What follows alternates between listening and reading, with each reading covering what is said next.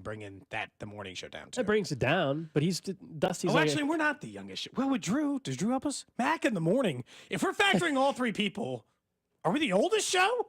No. Because Rob and I are about the same age. Carrington's like a year or two older than me. What I'm saying, though, is that Drew and I's average age with yours, that's right in that same wheelhouse, man. I'm driving our average up. Yeah, not to throw Bob's business out there, but isn't he like 10 years older than you?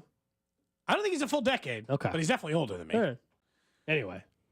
Mac's over here. Mac's still over there shaking his head. What is Mac? We are debating it Drew, right now. You just turned what, 27? I just turned 29. Oh, okay. Dude, we're screwed. We're the oldest show Mac at the is station. 25? I can't see over. There's a glare. Sorry. 26. Okay. 26. And then he said, Mac told me Fesco's 47. How old's Dusty?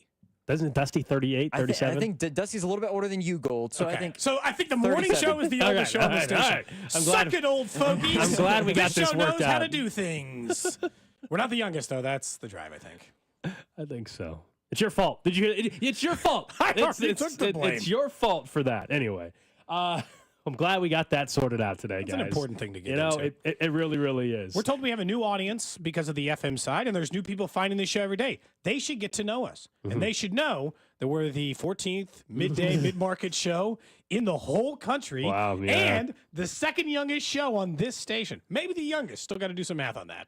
That is true. Yes, that is very true. All right. Well, while we're talking history and we're talking years and all that, let's put some context behind what we're seeing from this defense this year, because it deserves to be discussed as one of the all-time great defenses. It does. And I think that we started this conversation a little bit last year correctly in the pre-show. You'd mentioned last year we talked about this. Should this be considered the Chiefs' greatest defense of all time? And then people cited some from like the 60s and 70s that you and I certainly didn't get to watch. And some of the ones we did watch with Tom Bahali and Eric Berry that were top 5 in points per game and had several, I think, people who were on pace to be and are Chiefs Hall of Famers, at least on that end. There is no way you can't tell me right now this defense should not be considered for all-time great defense run. It starts with the stats that they're currently in the active part of, which is the Chiefs' streak of 28 games of not allowing 30 points. It is the first time in 17 years that teams have done that, and that was the Ravens, a team that, Gold, in our lifetime, we probably deem the greatest defense we watched. Ray Lewis, Ed Reed, we remember them being a dominating force every single year. I do not know why we would not give the Chiefs that kind of credit, and the only reason I could think of is there aren't enough Hall of Famers on the field. Chris Jones is going to be a Hall of Famer. There is no other player I can guarantee you will end up there. I would say the early career for Trent McDuffie is certainly a positive sign. Right. And then really nobody else probably has a realistic chance of being in that. But look at the numbers. The stats support that this is as good as the Bucs. Early 2000s, the Ravens in the 2000s. Yeah, I mean, look, I didn't watch the Steel Curtain or the whatever. But thinking of age, none of us were around to watch that, and even the '85 Bears. So there's definitely that perspective that is warranted. But even last year, we were having a conversation just in terms of how this defense had stacked up in Chiefs history. That was the conversation last year. Now we're taking it a step further and talking about in the NFL history. But last year, I know we got some pushback when we said last year's defense was the best in Chiefs history. We got a lot of people saying, wait. And it probably goes back to the Hall of Fame stuff because people were bringing up guys like Bobby Bell and Emmett Thomas, et cetera. Yeah, Hall of Famers. Looking at what that defense was capable of. And there's definitely some context that is needed. But I think what makes this so special, not only because they're winning multiple rings during it, that's definitely part of the equation during the stretch. They've already won one ring and they're the favorite to win another one this year. That has to count for something when the team is being led by the defense. Correct. That's part of it. The other equation is when you reference the 2000 and the 2002 Ravens, and heck, I'll throw in the Bucs team even from that 03 Super Bowl against the Raiders. Warren Sapp, Derek when Brooks. it was Dungy versus Gruden and all that. That was before they flipped spot, or before Gruden went to Tampa. And that was still an era in football where it was not as pass-friendly. It was getting there. It was definitely trending in that direction at that point, but the rules hadn't fully shifted to be even more offense-friendly. And so, to me, in 2023, now 2024, what defenses are doing, if you're dominant like the Chiefs, if you're led like the Chiefs are by this defense, to do that now in this era, I think is somewhat more impressive, man. We see the NFL has become way more of an offensive league, and I know early this year we discussed how scoring was down. It's not really anymore. And so I think that context is needed if we're going to have the historical conversation about the defense, is that let's give them credit. I think it's harder to play defense right now than it was then. We hear all the time from former players that, oh, I could have hit that guy and I wouldn't have been a penalty at all. And now you can barely touch the guy or whatever. Like that kind of stuff, that makes your job tougher if you're McDuffie, if you're Chris Jones, anybody. If you're a defensive lineman trying to take a quarterback out of the game. I'm sure I could hold a team to 12 points a game if I was allowed to, I don't know, essentially commit attempted murder on the quarterback for 14 plays a game where you could wrench into their legs, twist around their body, a million other things. And I think that's part of the reason it doesn't get mentioned. In my lifetime, there are the two we mentioned, the Bucs and the Ravens. I think about those in my childhood. I would say the Seahawks Legion of Boom. For sure, 2015 certainly, Broncos. Because that's back-to-back Super Bowl trips that were led by the defense when Russell Wilson was a very young thing. Maybe this comes down to they need a nickname. Legion of Boom, Steel Curtain. Do they need a nickname? Maybe a nickname would help? I don't know if they need a nickname. I don't think they need a nickname. I mean, I don't have any suggestions. I'm just saying, is that holding them back? The 2015 Broncos defense that carried Peyton Manning to a title, I don't think they had a nickname. Not that I remember now. No, but like that defense, if you look at the numbers, truly was one of the all-time greats. That's why they were able to win the Super Bowl. But they carried Peyton Manning's corpse to a Super Bowl that year. Yeah, I don't have a name for you. I mean, I also think this goes back to us talking about Steve Spagnuolo. It all ties together. You're right that maybe there's one Hall of Famer in Chris Jones, but the scheme is why this works, and that's where Spags to me should become the first coordinator to ever go into the Hall of Fame based on what he's been able to accomplish. Because what you said about there maybe being just one, we'll see the rest of the careers for Trent McDuffie and maybe somebody else. But that, to me, speaks to how great of a scheme it is for Steve Spagnuolo. They can kind of plug and play in some certain spots. Right now with what they're doing at corner opposite Trent McDuffie due to the Jalen Watson injury. Hell, that it was Jalen Watson before. He was playing at such a high level. No disrespect to him, but like he's kind of just a guy. You know what I mean? Yeah, he is. And so that makes this more impressive for Spags. I don't think there's any argument that this is the single greatest defensive run we've seen in Chiefs history, which probably adds to the whole we're in the golden era part of it, right? We're getting the best 2-3 year run of defense in Chiefs history, coupled with Patrick Mahomes and Super Bowl rings and a million other things. You see the suggestions. We're getting a lot for a nickname of this defense. We're getting the Red Wall from multiple people. The Red Wall. I don't hate that. The Red Storm. The Red Scare. The D of Red. Someone says the Broncos were no-fly zone that year. Is that what it was? But that one didn't stick. I don't remember it now. Okay. But I do think if you're talking about from like this sounds so stupid. But these national, Bleacher Report's got an article up, and they put the 1969 Chiefs in the top 10 of greatest defenses of all time, right? So not all of them had them. Someone had to do some research. But for the ones that we remember, some of them just they had nicknames. And if you want national pundits talking about them, sometimes you need to have stuff to say like that. It sounds stupid, but sometimes the closest we have to that here is Chris Jones being the CEO of Sack Nation, right? That's the closest we kind of have to anything right now attached to this defense. They don't even have a single player with a nickname, Like, do they have a single defensive player with a nickname? No, not that fans know. That kind of not that nickname, fans know and stuff. I'm sure in the locker room some players have a nickname or whatever. Like the Royals have Pasquatch, our viNFL insider, who'll join us coming up in 20 minutes. He is going to join us in 20. But yeah, I just don't know. The Red Scare? Do we want to bring back stuff? Look, I don't have a better suggestion. I'm not really digging many of the names so far that have come in, but that's why we can workshop this here. The Red Wall, I understand it. I get it. None of them have been stood out and been obvious though, where they're like, okay, that's the one. I think in order for Sack Nation to just be like the name of the defense we remember, I think they would have had to lead the league in sacks one of those years. They were second and third. I don't know where they are now this year, but someone says Stone Cold Jones. We do have a nickname. Okay. Oh, that's a good point. Yeah, sorry. But again, if somebody's just casually mentioning him, I don't know that they say it that way. Furious George. Yeah, I don't know if that one is. People will call Karlaftis that, but I don't know if that's fully stuck at this point or not. I think they'll say better than the Georgie Porgy thing that our old producer tried to get going. Nick, shout out Nick. You're still anti-Georgie Porgy pudding pie? Yeah, that one never took off. I know the shirts were made, but it never took off. I don't even have one of those shirts. No, I don't either. I never got one. We gave those. We were when we did our guest bartending with our friends over at Social in Waldo. The owner of Waldo, not Waldo, the owner of Social at Waldo, liked the shirts a lot. Someone said every single name that you've listed so far is better than Club Fantastic. Look, that didn't last long. That's why we got rid of it. We moved on. And we still haven't had a permanent sign made because we're still. I'm still leery on the fan club. I'm still. I know you think didn't. that's I know you didn't fine. like it. The fan club is fine, but also I think we should just kind of just made it simple. Instead of Club 610, we just called it the 965 Club or Club 965 and just been done with it. Yeah. In retrospect, that kind of does sound better than the fan club. Just be done with it and just go with the numbers of the station again and let's move on. Mm-hmm.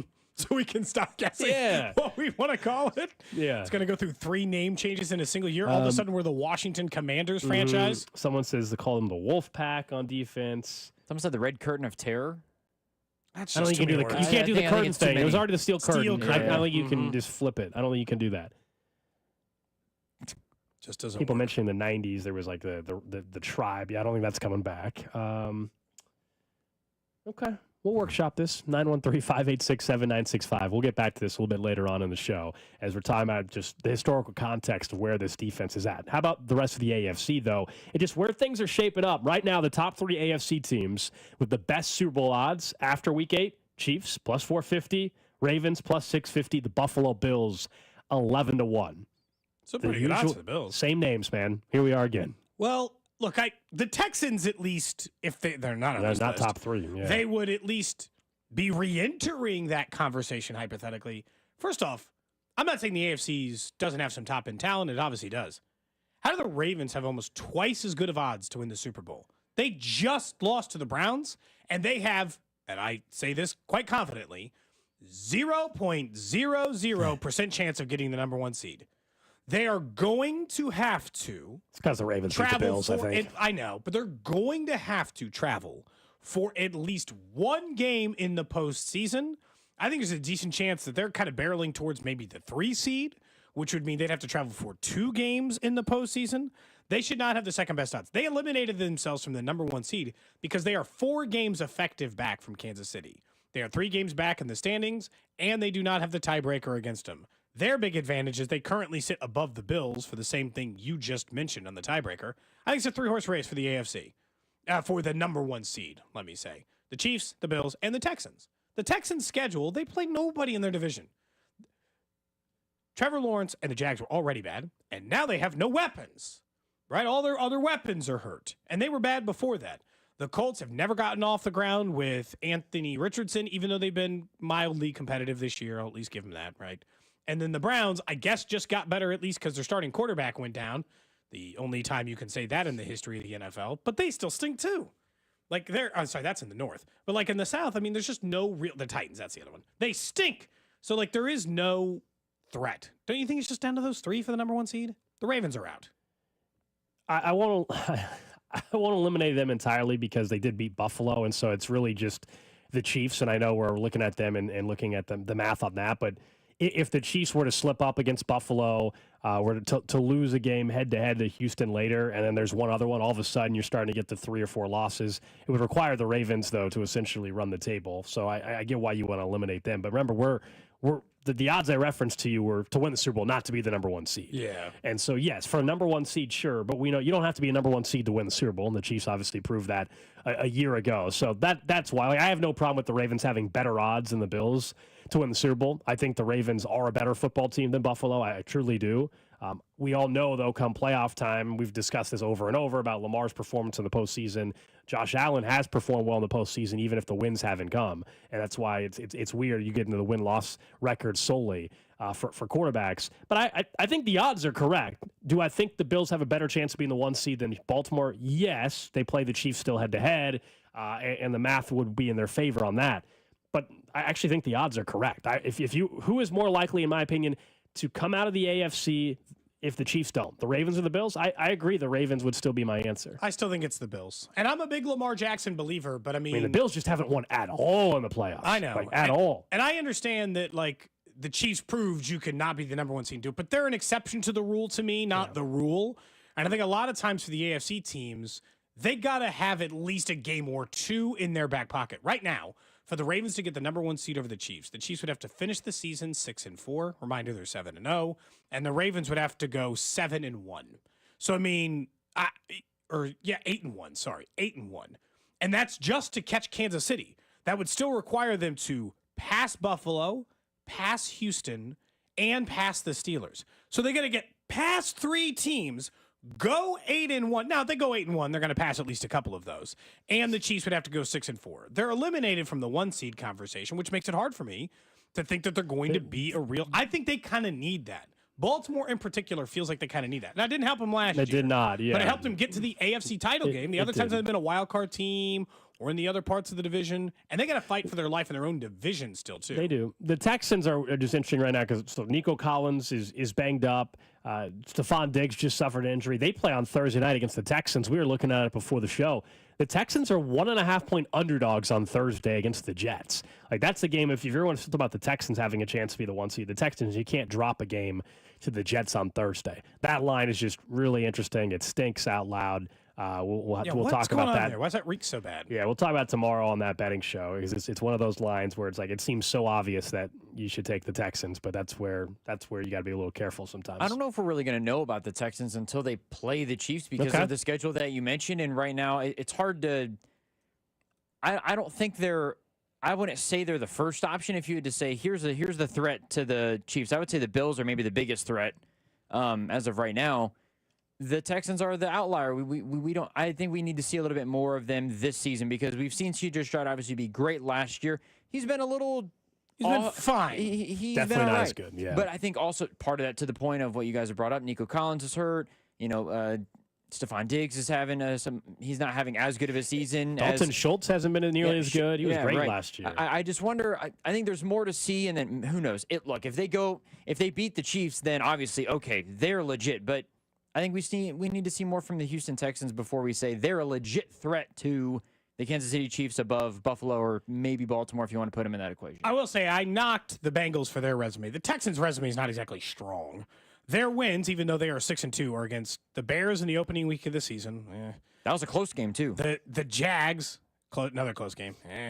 The Bills, that's an impressive win. That you really did something there. Then the Patriots and the Colts. You're like, I mean, okay, I guess. But they're getting ready to take on the Jets on the road, then the Lions at home, and then a couple weeks after that, like maybe a month after that, they'll get the Chiefs too. Like they'll be tested by the time thing comes around. This is what we've talked about in the AFC just before. The Chiefs are a massive front runner. What are the odds? You pulled up the odds for the Super Bowl. What are the odds when the Chiefs win the AFC at this point? Even money? 2-1? Like if they're 4-1 to win the Super Bowl, they got to be 2-1, even money maybe to win the AFC as it rates right now. They are the prohibitive favorite to do 2-1. Ravens plus 350, Bills plus 420, Texans 6-1 right now to win the AFC to go to the Super Bowl. So, I mean, I just think, and to be the number 1 seed, they're minus 290. Okay, so they're, minus 290 to be the 1 seed. The Bills are 6-1. The Texans are 7.5-1. And then to our point about the math not being there for Baltimore, they're 23-1 to be the number 1 seed. But again, I still have no problem with the Ravens having better odds to go to the Super Bowl than Buffalo. But the number 1 seed conversation, the Bills and Texans still have the head-to-head matchup with Kansas City. That's why they're still showing their odds the way they are. For some reason, I don't think the Ravens are that much of a threat to the Chiefs to go to the Super Bowl because of what we've seen when they've played each other and what we've seen previously, where the Bills are more of a threat to me because Josh Allen can literally be Superman. He can but he can literally be Superman. Lamar Jackson has never been Superman in that game where he's elevated them, and the way that they look against the run. That's basically the Ravens' MO. I think that's, to me, I would be more concerned facing the Bills right now than I would be the Ravens, just because of the style of the play. And everybody was like, well, the Ravens, that wasn't the best Ravens team in week 1. The Chiefs weren't. That's not the best version of the Chiefs either. And they won the game. I just think that if you had to rank the threats, I think the Bills are 1. The Ravens might be 2, depending on what we see out of the Texans the rest of the way. I will say your Cincinnati Bengals still have the 6th best odds to come out of the AFC, despite being nowhere close to the 6th spot in the playoffs. They are at better odds. I intentionally left them off my list, but now that you mention them, I mean, hey, leave them off the list. They have Chargers with Worse odds at 28-1, Colts 38-1, Dolphins 40-1, Broncos 55-1. Not that I think any of those Broncos are in teams the are winning 5 it, seed. but that's what's interesting about. Not that I think the Broncos are winning the AFC by any means, but No. the Bengals aren't anywhere near a playoff spot, and yet they still have much better I think it's odds just than those other because teams. it's because the Broncos and Chargers are in playoff spots right now, right? As the 6 and the 7. No, that's what I'm saying is Yeah. they have playoff spots, but they still have worse odds than Cincy to win the AFC even. I think it's just because when you look at those teams play, you think the Bengals are better than them. It's just, I mean, but I guess, are they? Right. I don't think Better so. than the Broncos? They They do aren't. play each other. They aren't better than the Broncos. The Broncos are not a good team, neither is Cincinnati. But the Broncos are elite on one You guys side watch the of the ball. They're Steelers? very good Did you watch defense. the Steelers last night? I'll give Russ credit again. That was another nice performance. It's 2 in a That's row. the best he's looked in Yeah. 2 years. I mean, seriously, that was better than the performance last week. Last By week he far. got bailed out by some unbelievable catches from Pickens. But last night I thought Russ was really good No, I against was a Giants team that overall stinks, but their defense is legit. no. That was Russell Wilson looked good. I mean, look, I've said this before, and I'll still say this. If for some reason the Steelers ended up being the number 1 seed, a team that we did not even entertain in this conversation, by the way, for the number 1 seed, even though they have only 2 losses, just like all the other teams mentioned. If that's the team that gets you for the number 1 seed, okay. Oh no, not the Steelers. But if we're just individualizing, they're playing very well. Russell Wilson looks good again. The weapons are still good. Pickens is very talented. They're the most your frustrating hope team. should be that the Steelers somehow end up as the 2 seed or something, and they knock off Bills or Ravens. or Exactly. one of these Yep. teams who has Yep. at least more consistently been a pain in the Well, it's just ass. quarterback play. Like, Yeah, if sure, I agree. if Pittsburgh ends up as the 2 seed and they win a playoff game, they obviously are playing good football. You don't accidentally fall into that. But we all just know in the playoffs, usually it's about the quarterback, right? Usually the Chiefs' defense is incredible and all that. Usually it's about your quarterback and how they perform in that game. And if I have to choose between playing Russell Wilson or Josh Allen and Lamar Jackson, I mean, come on now. Obviously, I'm going to choose playing Russell Wilson. I don't care how great they're playing at the time. That playoff, if we get a Steelers Chiefs AFC title game, that's going to be a 13-9 Chiefs win or whatever the hell it is. Oh, It's yeah. going to be the ugliest. might be It's going to be the beautiful. the I might take nastiest under game. those points. Oh, I'm not even sure 13-9 is the final of that one. that's going to be like a Might be 32.5 game 9-6. spread. That'll be gross. Last night's Giants game, what was it, 9-9 at halftime? Giants and Steelers? And then a punt return eventually was the first Oh, touchdown yeah, of the damn that's thing. true. 16-9. So it took a while before we even got an offensive score. We mentioned your Bengals. I was really proud of Nickelodeon and the NFL for being smart. They figured out a way to make Cowboys and Bengals interesting, animating them and making it a giant cartoon. I don't think it's Nickelodeon. I don't think it's Or whatever it is. It's the Simpsons, Simpsons, so Fox, I guess. Yeah. At least on this end. Nickelodeon, it's essentially the same version of those, but you're right. Fox is animating a full game between the Cowboys and the Bengals as the Simpsons. I am now more interested in watching those two teams Are play you football watching the Simpsons version than I though, of was. the game? If I watch that game at all, it'll be the Simpsons version. Because otherwise, why the hell would I want to watch Cowboys Bengals right now? Those teams are no good. On December 9th, Bart will team up with the Bengals while Homer joins the Cowboys. You also Jeez, have we get Marge, Bart? All Lisa, and Maggie. Drew, you've always been a big fan. You said we need more whiteouts in the league and we need more things to be excited. Now you've got this is pretty close for you. This will get you more excited for the game. I'll be honest, I don't get excited about the whole cartoon thing. I was excited about the whiteout over the weekend But until that was watch wasted. Scooby-Doo. You not watch The Simpsons? I have not watched a single episode of The Simpsons in my ever? life. I'm not a one. Simpsons guy either, but I Gosh, am I'm surprised raised. you're not based off of what we've discussed. The Simpsons Fun Day Football telecast will be on ESPN Plus and Disney Plus while the game airs over on ESPN I will not be watching and the ABC. Simpsons It's the version. second year. Last year they did this with Toy Story. It was the Falcons Yeah, I remember Jags that one. game. I think that game might actually be exciting because both defenses stink. That game might be 45-35. That might be a barn burner. If you're a Cartoon you fan want of to see neither next? Ooh, good question. Well, they've been doing the Got Toy Story ones on Simpsons ESPN and Plus. Toy Story. We got SpongeBob doing this thing over on Nickelodeon. I'm trying to see a Monsters Inc. one. That's actually not a Mike- bad Mike suggestion. Wazowski, you know, That's come pretty on now. good. That's pretty strong. Sully is all the offensive line. That's actually a really That's good pretty one. good. A Um, lot of variance in that. Yeah. Any of this? trying to think what else you could do. Yeah, Toy Story is one of the best options. You've got kids. Is there a newer cartoon that I'm missing or something? A new animated show that I'm missing? I mean, they're not going to make like Inside Out characters, right? What, a Frozen version of the NFL? Oh gosh, we'll be singing throughout the whole freaking broadcast. Again, not enough characters, you know? Like, there's really like 6 main characters essentially in those. You need something like an ensemble cast, you know? That's why Toy Story works. Can they just do Cars, but football? Sure. What's wrong with that? Lightning McQueen at quarterback, obviously. Yeah, Cars with football. They could do that. There's multiple. I mean, you know, Tomater feels like he's probably offensive Someone lineman said or a Shrek. blocking Someone tight end. said Shrek. Shrek's No. pretty good, honestly. That's a good option, but I haven't. Goodness, Shrek. You What weren't about, like, a the- Shrek guy? What about the Incredibles? I Why not was do that until they one? ruined the Incredibles series. has enough power to do Incredibles, it. right? Incredibles is good. I was a Shrek fan until they made 5 different versions I of that only movie. saw the first 2. First 2 are the only good ones. First 2 are the only ones I've seen. Frozone feels like a wide receiver type, right? Gliding. Oh, like, yeah. I mean, it definitely feels like there's some play there. Incredibles feels like it works. All right, up next, though, let's keep talking NFL with our viNFL insider, Vinnie Pasquantino, joins us. Maybe we'll ask him the same question, a suggestion for that alternative telecast next. This is Cody and Gold on your new home for Royals baseball. 96.5 The Fan. Brought to you by Heartland Men's Health, the leader in men's sexual health. Thousands of men have been successfully treated for low T, ED, and more, all with discretion and compassion. Make your appointment at heartlandmenshealth.com. The NBA is back, and FanDuel, America's #1 sportsbook, wants you to catch all the action. Because right now, FanDuel is giving all users 3 months of NBA League Pass. All you have to do to catch every tip-off and buzzer beater is place any $5 bet on the NBA. I'm really excited to see if the Knicks can back up what they did a season ago. And even the MVP market, where Luka's the favorite at plus 330. If you're new to FanDuel, just visit FanDuel.com/Alex to get 3 months of NBA League Pass courtesy of FanDuel. Make every moment more with FanDuel, the official sportsbook partner of the NBA and 96.5 The Fan. 21 and present in Kansas. After a 3-month free trial, the full price of League Pass will automatically be charged monthly. Cancel anytime. No refunds. Terms, restrictions, and embargoes apply. Limit 1 pass per customer. See terms at sportsbook.fanduel.com. FanDuel is offering an online sports wagering in Kansas under an agreement with Kansas Star Casino, LLC. Gambling problem? Getting help is your best bet. Call 1-800-522-4700 or visit ksgamblinghelp.com.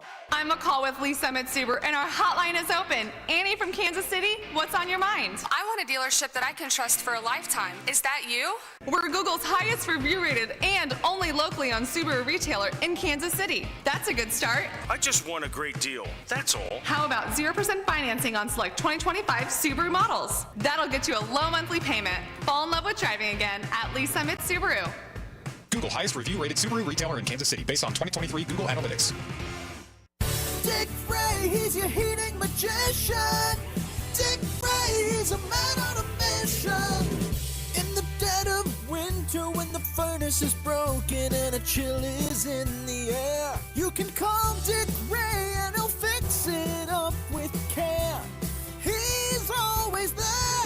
Call Dick Ray, he's your heating magician. Hey, it's Dick Ray. Schedule your furnace tune-up today. Only $79. Call 913-DICK-RAY. The nightmare stories are all too common with home services companies. Shoddy workmanship, subpar materials, or everyone's favorite, getting halfway done with the job and taking a 2-month break. So, if you need to replace your windows, siding, or doors, you could spend hours online researching companies. Or you can start with the perfect company and call Thermo King. With over 25 years selling and installing energy-efficient windows, James Hardy siding, and the most beautiful entry doors available, Thermo King will make your home project hassle-free and easy. Their triple glass replacement windows will save you money on your energy bills. Their James Hardy siding will last decades. And their entry doors will make your guests say, "Holy cow!" Right now, you can save thousands on replacement windows, siding, or a new entryway door. Great financing plans are available to make paying for your project easy. Get the process started today. 888-KING-WIN or online at thermokingwindows.com. This is an announcement to all United States vehicle owners who own a 2003 or newer vehicle with a manufacturer's warranty about to expire or no warranty coverage at all. With a struggling economy and the cost of living on the rise, Endurance is now offering an affordable, low-cost vehicle coverage plan to the general public. As of today, you could be one of millions of drivers that now may qualify to have your vehicle protected under this coverage and have all future covered auto repairs paid directly to the repair shop for you. You pick your plan. You pick your deductible. You even pick the repair shop. Roadside service, towing, and rental coverage is included. Get your vehicle protected now and save your wallet from costly vehicle repairs. A toll-free number has been established for you to call for your free 5-minute quote and to see if you qualify. The number to call is 800-290-0239. 800-290-0239. Again, that's 800-290-0239. Coverage, deductibles, and claims may vary. For details, go to endurancewarranty.com. It takes a lot to prepare for game day as a dedicated fan. And preparing the perfect tailgate meal might be most important of all. That's why Hellmann's Real Mayonnaise is the MVP. Hellmann's Mayonnaise is the secret to bring out the rich and creamy taste to all your game day dishes. From buffalo chicken dip to your favorite sub sandwich and everything in between. So give it a try and mayo game day be delicious with Hellmann's Real Mayonnaise. Shop at your local Walmart, Kroger, or grocery store and add some extra deliciousness to your game day dishes this football season. Halloween's coming alive at Target. Jackie and Gordy, the Jack-O-Lanterns, here with last chance Halloween deals. Looks like Mom's got the old pumpkin bucket stocked with the best candy, starting at $5.99. Lucky pumpkin bucket. Oh, there's Dad party planning with a same-day delivery order. Yes, it's a BOGO 50% off pizza party with Target Circle. Plus, buy 3, save 40% on soda 12 packs with Target Circle. Nice saves, Dad. Make your Halloween come alive at Target. Need it last minute? Get same-day delivery with Target Circle 360. Restrictions apply. Get in zone, AutoZone.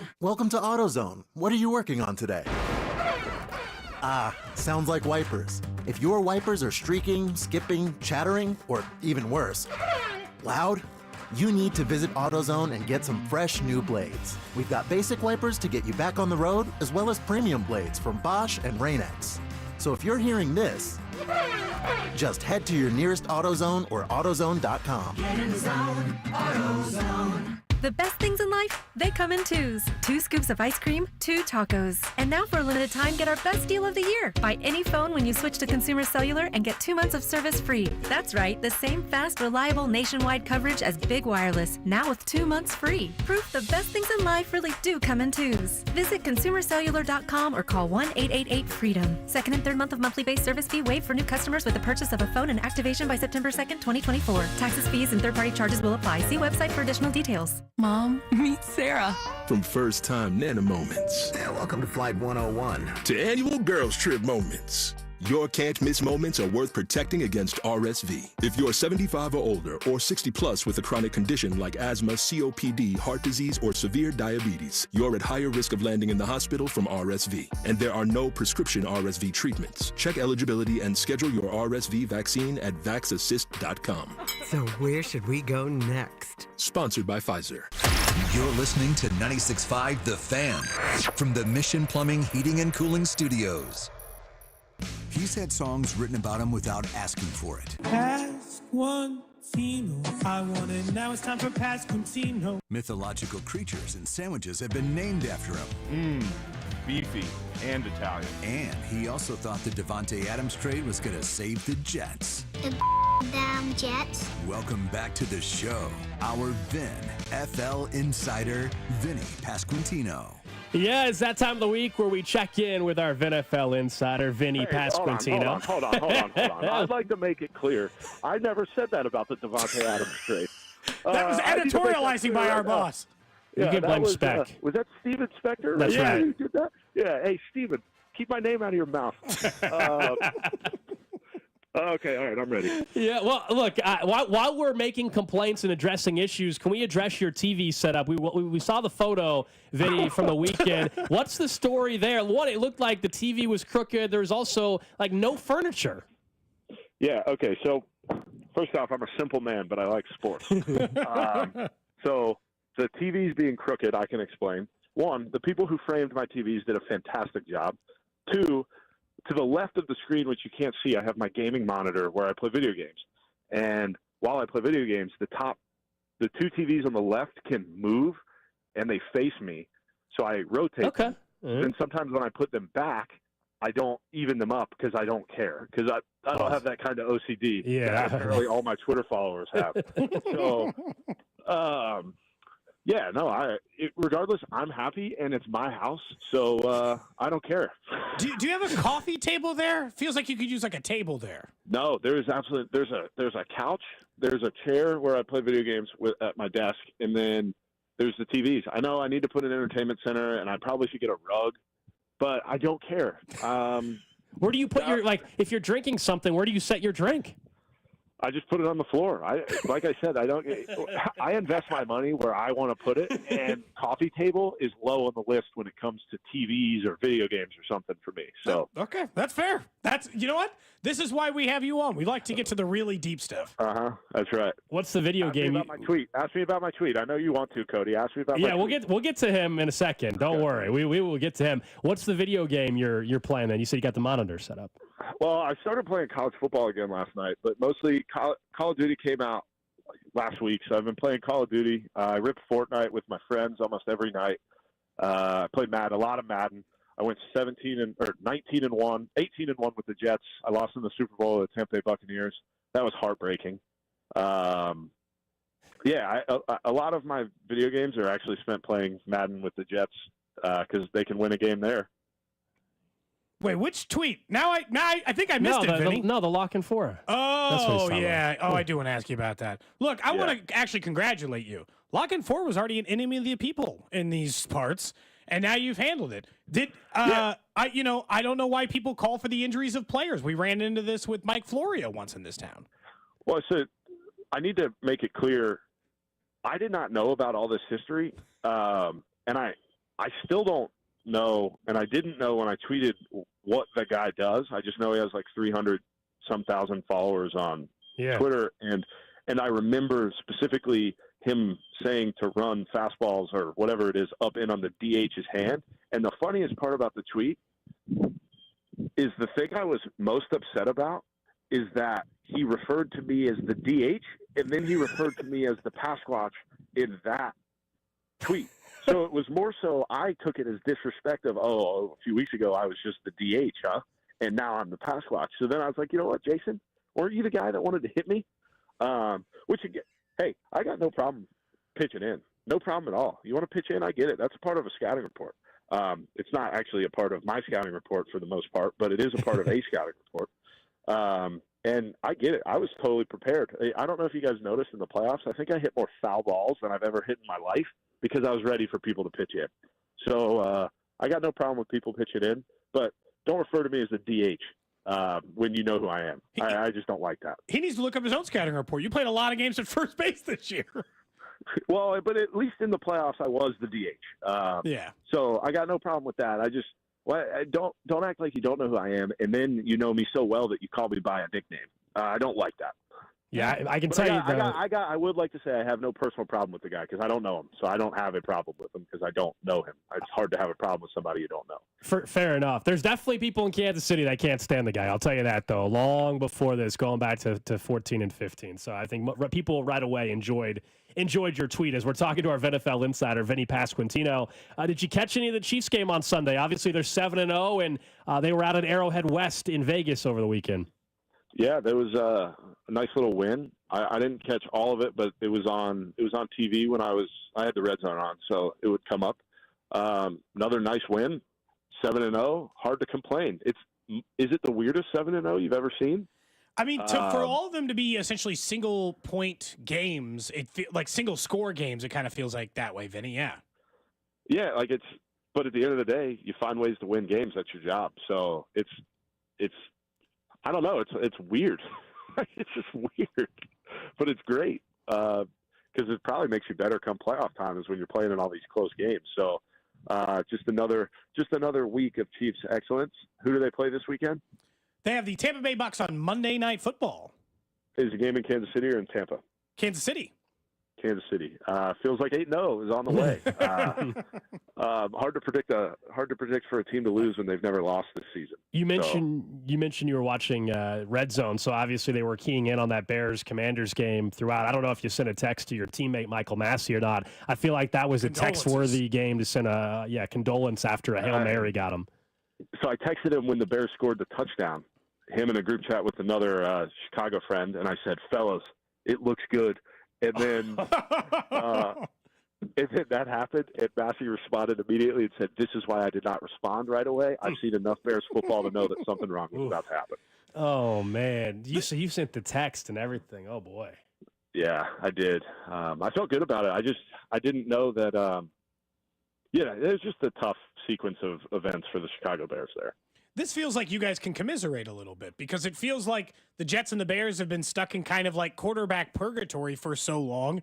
They don't know like which way to go. Yeah. The Jets are just no good right now. They've actually been no good for 13 years. It's tough. It's really tough. I think I saw something. It was somebody my age said that the last time the Jets were good, I was in 8th grade. That was a long time ago. I'm getting up there in age, so it's just did you see the stat? Did you see the stat that 750 games, if you gave up less than 250 yards, you score more than 20 points, you don't commit a turnover. In the NFL, you're 756-0. Now in the NFL, you're 756-1. Like I don't know what it is, Vinny, but like when franchises have really lost their way, they will lose in ways you're like, I didn't even think this was possible. Well, okay, like we were just talking about with the Chiefs, right? They find ways to win. The Jets are the opposite. They're going along, doing fine, and then they just find a way to lose. And it's not the most fun I've ever had as a fan, but I keep the faith. And guess what, fellas? Thursday night, Jets football in primetime again against the Houston Texans. Now, that's in the Meadowlands, right? Are you going out to a game? Have you been there this year yet? I have not been there this year. I was planning on going for the Sunday night game against the Colts in a few weeks. I don't think that'll be a Sunday night game anymore, and I don't know if I'll be going. But I will be on a trip this weekend, so I will not be in New York. When you look at what the Chiefs are doing, we asked ourselves the same question, so I'll ask you, our NFL insider. What chance do you give the Chiefs to go undefeated? 10%, 5%? What chance do you give them to actually go undefeated? To go undefeated, I mean, it's never been done before and win the Super Bowl, right? So it's funny, a team that has been so clear that they want a three-peat as bad as they do, you would imagine that the cherry on top would be to not lose a game. Yeah, that would add to it. I don't know. I'd probably say less than 5%, but it's not 0. It's just hard to win every single game. I mean, you'd think something would go wrong. I'm not saying something will go wrong, but you would think at some point, there will be a fumble or an interception or, just something that doesn't bounce your way, because the game is hard enough that you need some things to go your way, and they've earned it. Like, I'm not saying by any stretch it's lucky, because it's not lucky. It's just hard to predict an undefeated season, even if things look pretty good for it. Yeah, I think we believe that if they were to go to Buffalo and beat the Bills in a couple weeks, that's when maybe the conversation starts to become real for a lot of people at that point, because they'd be 10-0, I think, after that game, and at that point, the Texans and Steelers would really be the toughest remaining games on their schedule. Yeah. Well, I think the thing that's like weird about teams potentially going undefeated is it feels like it's always like the game you don't think about that gets you. Like, they play the Raiders again, right? Like, division games are just weird. They're just weird all the time. Like, it would be the division that would probably scare me the most, even if the teams aren't very good, just because it's like, it feels like it means a little bit more for those other teams. Vinny, I want you to know that people in the text line are offering to chip in to get you a coffee table if you really want one. Take that money and donate it to Wayside Waifs. I can get my own coffee table, but go help out those animals at that shelter. Before we let you go, I did want to ask you, we mostly stick to football, but Salvador Perez winning the Roberto Clemente Award last night, how happy were you for Salvi to get the award? Awesome. Couldn't have happened to a better guy, better teammate, better pillar of the organization, and better, almost face of the city. He's just great. And, I mean, the road he's had to the big leagues and being in Kansas City for as long as he has and winning a World Series, being the World Series MVP, I mean, it's just incredible what the guy's done for the city. And this feels like a cherry on top, too, of just being recognized by the league for what he does. And couldn't be happier for him. I know the whole team was pumped for him, and it was great to see him last night in New York. I know he would have rather been playing last night, but I'm sure that was just as sweet for him to be able to get recognized by the league like that. That was really incredible. I think from the outside, we talk about how big of a deal Major League players look about it. Salvador Perez said it was the most important award he's ever won. How do baseball players view that award, contextually? Because, like, I'm not an MLB player, but it seems like it is maybe one of the most coveted things you can do. Yeah, it's probably the most prestigious award you can get, because it's great to be honored for the things that you do on the field, but we have such a big following and kind of profile that to be able to do things off the field is just incredible. And then to be recognized for kind of the efforts that you give off the field, it's really second to none, because playing Major League Baseball is great, and all the awards that come with that and all the accolades and everything is fantastic. But being able to actually take what's kind of being given to you and provide for your city and provide for people around you is just, that's why you do it, right? Is for that, and for him to win that award, it's just fantastic. Well deserved, awesome. Part of his legacy in Kansas City continues to grow with something like that. Vinny, appreciate it, man. Enjoy the trip this weekend, and we'll check in next week. Thanks, guys. There you go, Vinnie Pasquantino, our viNFL insider. And yeah, you asked about like the view of that award within baseball.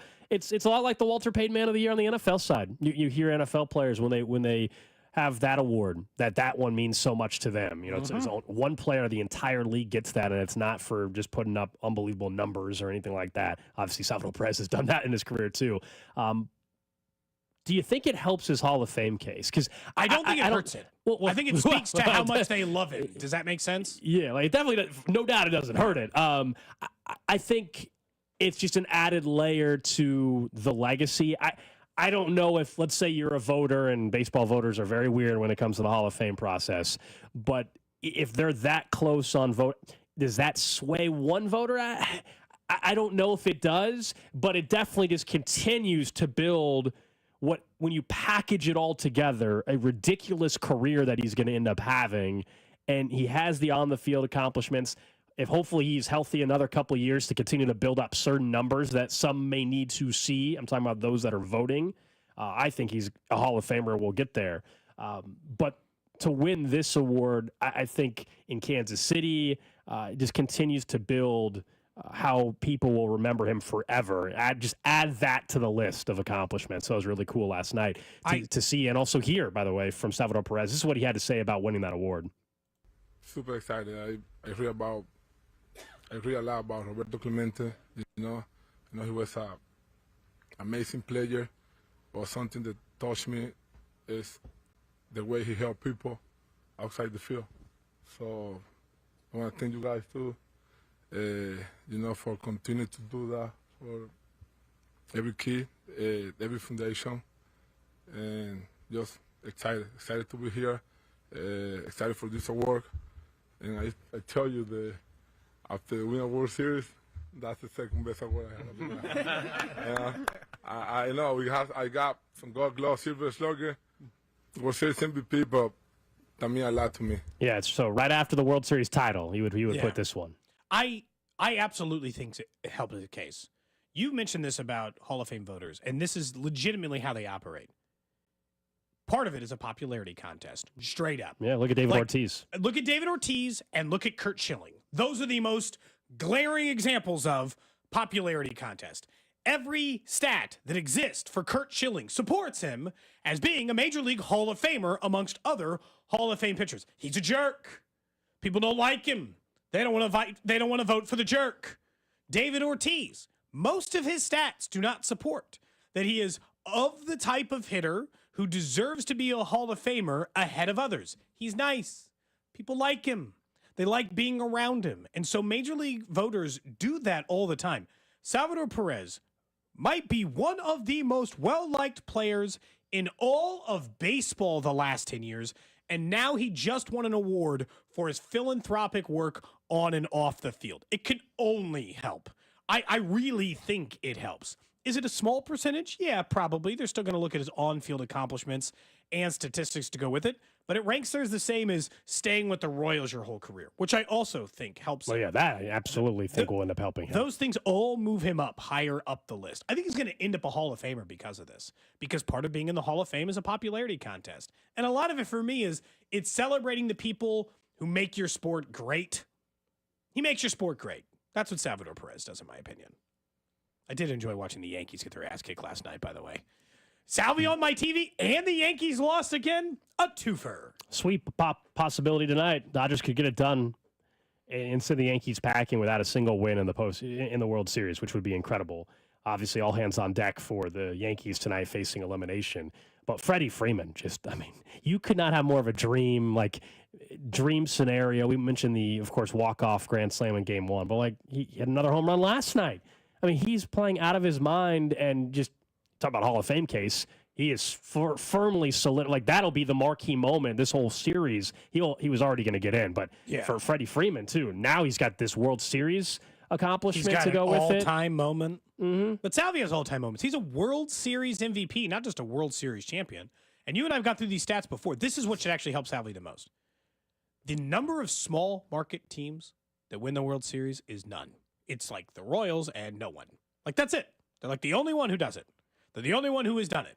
Like the Rays and some of these other ones have gotten close. The Marlins, right, 20 years ago. It is not very often that a small market team actually cracks through, and they did it. I also think that should help him. I was really happy for Salvador Perez. Sure, of course. For a variety of reasons. And I guess the other thing Vinny said about, I guess he should probably get a rug, though, and a coffee table. It was pretty. It really, kind of make the place feel homey. Now, I'll be honest. But he also said he don't want to spend his money away, and I don't really want to tell people to spend their money. That part is obviously not relatable, right? On the dollar amount side, I can totally relate to him. Now, he's married, okay, but I can relate to him on one thing. If it weren't for, like, my sisters telling me, hey, you should probably get a rug or a coffee table, I would probably be fine not having a rug or coffee table as well. So I can relate. I'm surprised his wife hasn't made him get a coffee table or a rug down there. Maybe that's Vinny's space. Maybe the basement is Vinny's land, It's like the man cave or whatever. Yeah, that's Vinny land. Do with it as you please. I like the TV setup. I'll guarantee you they got area rugs on the main floor. Okay? Guaranteed. I like the TV setup. He is correct, though. It would drive me crazy if he didn't have the TVs aligned. Like he says, he tilts the gaming monitors or whatever. That would drive me crazy. I would have to straighten him out. That would drive me crazy. It doesn't bother him. Yeah, that part I would have to. The TV wall though, jealous, very jealous. I've never done that. I've never really considered making that a thing. I guess I could do it in my basement, but it's not. I mean, I can gotta have a big enough basement to make it happen, man. It's not a very big basement, and it's not as big as Vinny's. That's just from the photo. And also, he does advice and donate money to Wayside Waves. He's done a lot for them. We got to do that for the Chiefs Jets watch party. It was on his bat for Players Weekend this year. He's just a good dude. Plus, he's a great NFL insider, you know? Someone said, how could he not know who the Chiefs are playing next week? I'll be honest, sometimes I have to think harder about it than I want to admit. Because the week just ended yesterday. I said, like, last week, I got it wrong in the schedule order and kept saying they had the Panthers before the Bills, and the Panthers are definitely after the Bills. They got the Broncos in between that. A game I should not ignore because that is a annoyingly salty team so far in the NFL. In fairness, if you're a Chiefs fan, who cares when they play? Also, we're going to play you audio here in about 10 minutes from a national analyst, if you want to call that individual that, here in 8 minutes or so. Wow, dismissive. That's like, you talking about lock and four. The audio we're going to play at 11 o'clock, I do question whether or not the individual should be an analyst. And in that piece of audio, that person also said the Chiefs were playing the Broncos this week. So, trust me, I think Vinny is just fine as our viNFL insider. And he's an actual, Vinny's an actual NFL insider. He comes on the show, and he's been doing Rich Eisen. Yes. I think Rich Eisen's trying to steal him. Can I just say?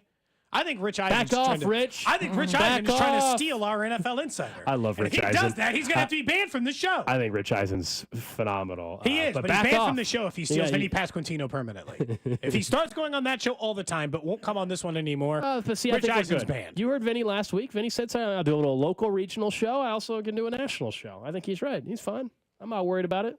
You're saying as long as he says Tuesdays, I'm off limits. Sorry. Yeah, just as long as it's like, not all of a sudden I see some highlight like, every Tuesday, Royals first baseman Vinnie Pasquantino joins and be like, whoa, Rich, slow down. We don't need this in our life. That's all. Just want him to handle those things. The NFL, it's been a wild NFL season. So the Chiefs definitely can get upset. Each of the next 3 weeks are all losable games for Kansas City, which actually hasn't been the case for a little while, it feels like, because of when they were facing teams and why not. The Bucs showed that they have enough life next week that they will give you a challenge. The Broncos are giving teams a challenge. And obviously we know that they can lose to the Bills, one of the better teams in the entire AFC. So this becomes an interesting stretch for the Chiefs before they get to lighten the load a little bit and they get the Raiders again and the Panthers and all these other, I almost cussed, bad teams across the league. Teams, yeah, that's what I was going to say. Really bad. What exactly how I said it, but that's what I wanted to say, at least on this. Someone says, what if next time he comes on here and he says, well, sorry, guys, I got to go real quick. Got to go do Rich Eisen's show. Damn it. I don't need this. Or he says, it would be pretty funny if at the end Vinny would have said, well, about time you guys are finishing up, I got to go on Eisen's show. That would be a pretty incredible moment. Are you enjoying the Yankees getting their ass kicked every night? I had it on You want this to briefly be a better yesterday. series? Yeah, I did. I'm definitely enjoy this side of it versus the Yankees dominating. We've got over it already. You know my feelings about Yankee fans and East Coast fans for the most part anyway. So yes, I'm enjoying it. There's part of me that still would like it to have been a competitive series. But now I just want the Yankees to get swept. Screw it. They're a game away from getting swept. Let's just end it tonight. Go ahead, Freddie Freeman, another home run. Become Mookie the World Betts. Series MVP. Yep. Mookie Betts can just come up with an RBI double early, get him on the board, let the Yankees fans get all depressed during the game. That's what I want Judge to can have go happen. 0 for 5 with 4 strikeouts, and then we can continue to say that Zach Greinke has more World Series hits than Aaron Judge. He does, by the way. He has 2. Aaron Judge has 1. I feel like for also Aaron Judge is like in his 30s too. It doesn't have like unlimited World Series games to collect more hits. It would be it would be fun to see the Dodgers win the World Series in Yankee State. I think that would be like the chef's kiss moment. And then the Yankees were so desperate, they're sending Stanton around third, who we all know how slow he is. He's moving in slow motion. Yeah. It was Stanton or Cody in the hot dog derby, I'm telling you. I think I still take Stanton, but not by much. Cody, I think could you get beat him. Stanton. I think you would He might beat be him. the only major league player I could get. Yes, you could beat him. I don't know. I think it'd be close. I think it'd be close. Really, it's whack. I think it'd be really close. All right, up next, I mentioned there's some audio that we got to play about the way one person at least is viewing the NFL. And the Chiefs, they're just not undefeated enough. We'll explain next. This is Cody and Gold on your new home for K-State Athletics. 96.5, The Fan. Brought to you by Heartland Men's Health, the leader in men's sexual health. Thousands of men have been successfully treated for low T, ED, and more, all with discretion and compassion. Make your appointment at heartlandmenshealth.com. Hey, it's Bob Fesco, and I'm here with my friend Brian Manning of Manning Roofing. And Brian, if I have friends with insurance claims, why would I recommend them to you at Manning Roofing? Well, Bob, we're a one-stop shop for all trades, roofs, windows, siding, and gutters. We have licensed and insured subcontractors and a dedicated project manager that'll be on site to deal with your insurance company and make sure we submit all the documentation needed. So do what we did and set up your appointment today at manninggc.com or give them a call at 816-448-8208. The choice is simple. It's Manning Roofing. Protect yourself. Get the updated COVID-19 vaccine and your flu shot at the same time at Hy-Vee. That's right, you can save time and get your COVID-19 and flu shot at the same time. Schedule your updated COVID-19 vaccine and flu shot online today, or just stop by any Hy-Vee pharmacy whenever it's convenient for you. No appointment necessary. Plus, when you get your flu shot at Hy-Vee, earn a 20-cent fuel saver. Your Hy-Vee pharmacy is here to help you and your family stay healthy. Some restrictions apply. Right now, 38 states allow sports betting, including 7 of Missouri's neighboring states. Amendment 2 gives Missouri sports fans the freedom to bet on games too, and that will generate over $100 million for our schools. Amendment 2 is endorsed by the Chiefs, Cardinals, Royals, Blues, and Missouri's 2 biggest newspapers, the St. Louis Post-Dispatch and the Kansas City Star. Here's Hall of Famer Ozzie Smith asking you to vote yes on 2. Back in my day, I was the wizard of the infield. Now, I'm a grandfather. That's why I'm voting yes on Amendment 2. It means over $100 million for Missouri schools and teachers, and no more broken promises. There's a constitutional guarantee that the money goes to our schools, and legalizing sports betting is great for us fans too. That's why the Royals, Chiefs, Blues, and Cardinals all join me in saying yes on Amendment 2. Paid for by Winning for Missouri Education, Mike Pridmore, Treasurer. Men, this is Jeff for Heartland Men's Health. It seems like everything we hear these days is about political races, and yet there's a far more important race that you run for yourself every day. It's the race to be the best that you can be. But if your libido is low, if your workouts aren't productive, if you've got brain fog and you're tired all the time, you may feel like you're losing that race, and maybe even that your best days are behind you. But the truth is that they're likely not, because if you're feeling like this, it's probable you're simply suffering from low testosterone, a condition that affects a huge percentage of men as we age. At Heartland Men's Health, we're experts in treating low T. We've successfully treated thousands of men for the condition, and if you're like most guys, you'll start seeing results in just a few weeks. Better sleep patterns, higher energy, improved mental clarity, more productive workouts, and your libido will likely increase as well. So get back to winning your race by calling us. Your initial visit is only $99 and includes blood work and a medical consult. And if you start on testosterone the day of your appointment, your visit is free. Call 844-447-6600 or go to heartlandmenshealth.com. It is one of my favorite times of the year. The NBA is back, baby, and FanDuel, America's #1 sportsbook app, wants you to catch all the action because right now, FanDuel is giving all users, yes, every single user, 3 months free of NBA League Pass. All you need to do to catch every tip-off and every buzzer beater is place a $5 bet on the NBA. You can place this on LeBron having the most assists, Victor Wembanyama to win MVP, or who you think is going to win the NBA Cup. If you're new to FanDuel, all you need to do is visit FanDuel.com/CDOT. Use my promo code to get 3 months free of NBA League Pass, courtesy of FanDuel. Make every moment more with FanDuel, an official sportsbook partner of the NBA, and also 96.5 The Fan. 21 and present in Kansas. After a 3-month free trial, the full price of League Pass will be automatically charged monthly. Cancel anytime. No refunds, terms and restrictions, and embargoes apply. Limit 1 pass per customer. See terms at sportsbook.fanduel.com. FanDuel is offering online sports wagering in Kansas under agreement with Kansas Star Casino, LLC. Gambling problem. Getting help is your best bet. Call 1-800-522-4700. Visit ksgamblinghelp.com. At Main Street Credit Union, your success is our goal. Whether you're a financial rookie or a pro, we're here to help. If you're looking to pay down debt, improve your credit score, or buy a car, we'll be right there with you. We're dedicated to providing guidance, education, and essential resources to empower you on your journey toward financial success. We'll help you understand your financial options so even financial rookies will be on their way to reaching their goals. Go to mainstreetcu.org for more information.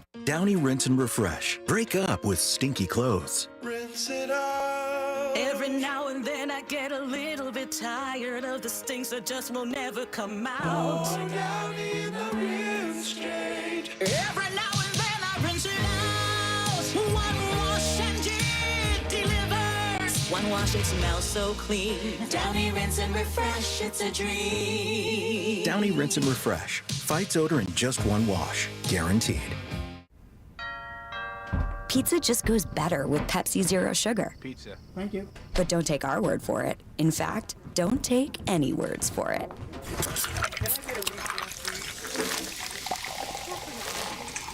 Crispy and cheesy, paired with delicious and refreshing. My mouth is watering already. Ooh, too high. Yeah, we've all been there. Every bite is better with Pepsi. Robinhood is introducing forecast contracts so you can trade the presidential election. Through Robinhood, you can now trade financial derivatives contracts on who will win the U.S. presidential election, Harris or Trump, and watch as contract prices react to real-time market sentiment. Each contract you own will pay $1 on January 8th, 2025 if that candidate is confirmed as the next U.S. president by Congress. Learn more about the presidential election contracts on Robinhood at robinhood.com/election. The risk of loss in trading commodities interest can be substantial. You should therefore carefully consider whether such trading is suitable for you in light of your financial condition. Restrictions and eligibility requirements apply. Commodity interest trading is not appropriate for everyone. Displayed prices are based on real-time market sentiment. This event contract is offered by Robinhood Derivatives, a registered futures commission merchant and swap firm. Exchange and regulatory fees apply. Learn more at robinhood.com/election. What's up? It's Patrick Mahomes. Catch me every Monday during the season with C-Dog right here on your home of the Chiefs. 96.5, The Fan. KFNZ FM and AM, HD1 and HD2 Kansas City, an Odyssey sports station. Halloween tomorrow, or Thursday here in the building. It's tomorrow. Should I dress up? I don't know. Why are we? I have no costume currently. We're doing it tomorrow. I think it's because there's people maybe are already getting out of work early with their kids or something. I'm assuming that's why we're doing it tomorrow. I admitted I did look last night to see what options were. If there's anything on Amazon I could get quick enough. Cannot. So I'm not going to go to Spirit Halloween. Beanie Baby costume from last year, but you can wear it this time instead? No, I don't. It's just a giant Snuggie, essentially. It's been cleaned. Yeah, I mean, I'm sure it has. It's just been hanging up in the closet since then. Yeah, I don't know. I don't think I'm going to go to Spirit Halloween and spend $70 just for a work day. It is that much. It's less now. Is it? What? 2 They days get before? discounted. 2 days before they get discounted. Oh, yeah. Really? People usually have their costumes by now. See, to me, is when a lot of people are running out last minute to get the little accessories and things like that for Halloween. This is where, like November 2nd, you go to Spirit Halloween and you pack up for next year. Like, hey, what do you want to be next year? And you get. Were you thinking sexy convict or sexy cop? Is that what you were going for, Alex? You going with the sexy theme? I mean, interesting. Top, That would be so good. Crop top? Oh, That'd heck be no. so funny, dude. Come on. Crop top? Nah. You in a crop top tomorrow on the video stream for 4 hours? Yeah. If you are willing to, not the crop top, but if you gave me 3, like if you guys were willing to pay for it and you gave me 3 to choose from, I would probably wear one of them. But One I'm of the not ones paying. that has sexy in front of it? Or, well, have to why are choose- you stuck on the sexy theme costumes? Because you being in it's funny. Remember, I'm we're guessing on you've never video, worn- which is even better on Wednesday and Thursday. So as of now, I do not have a plan to wear anything for the company. It's not a Halloween party per se. It's in the middle of the day. We can run downstairs for like 5 minutes during our show. It's not like there's like a full party. Well, other you people guys can be a part of it, but yeah, but we're talking about us. Yeah. Selfishly, we're talking about us. All right, Drew, are you wearing something tomorrow? Are you going as the bad football team's quarterback? Are you wearing Joe Burrow I was jersey gonna or what? say, the best I can do is wear my Joe Burrow jersey because I don't have anything, and I don't also feel like, nor do I have the capability of dropping $70 to $100 on a costume. Can you wrap all your limbs in like ace bandage? He's constantly hurt. Cover Yeah, all but he's the not right injuries now, on your though. body. Just to wear a wrist I was brace. gonna say, Wear a you're saying I wrist need to- brace and just the Burrow jersey. You're and saying I then need you're to good. tape my wrist. Tape your wrist, cover, put a knee sleeve on. Someone says I should go as a sexy tour guide with a pamphlet about the Grand Canyon. Oh, boy. Good text. That's a good text. Literally nobody else in the building would understand what Have we're like, talking about. have like a canteen of water or whatever. Oh, yeah. That's a good text. Someone says go as Bink. Get a pair of shorts, a can of chew, and a 6-pack of beer and just carry it around. You have bought chew. I have what? You Bought chew. You You bought dip.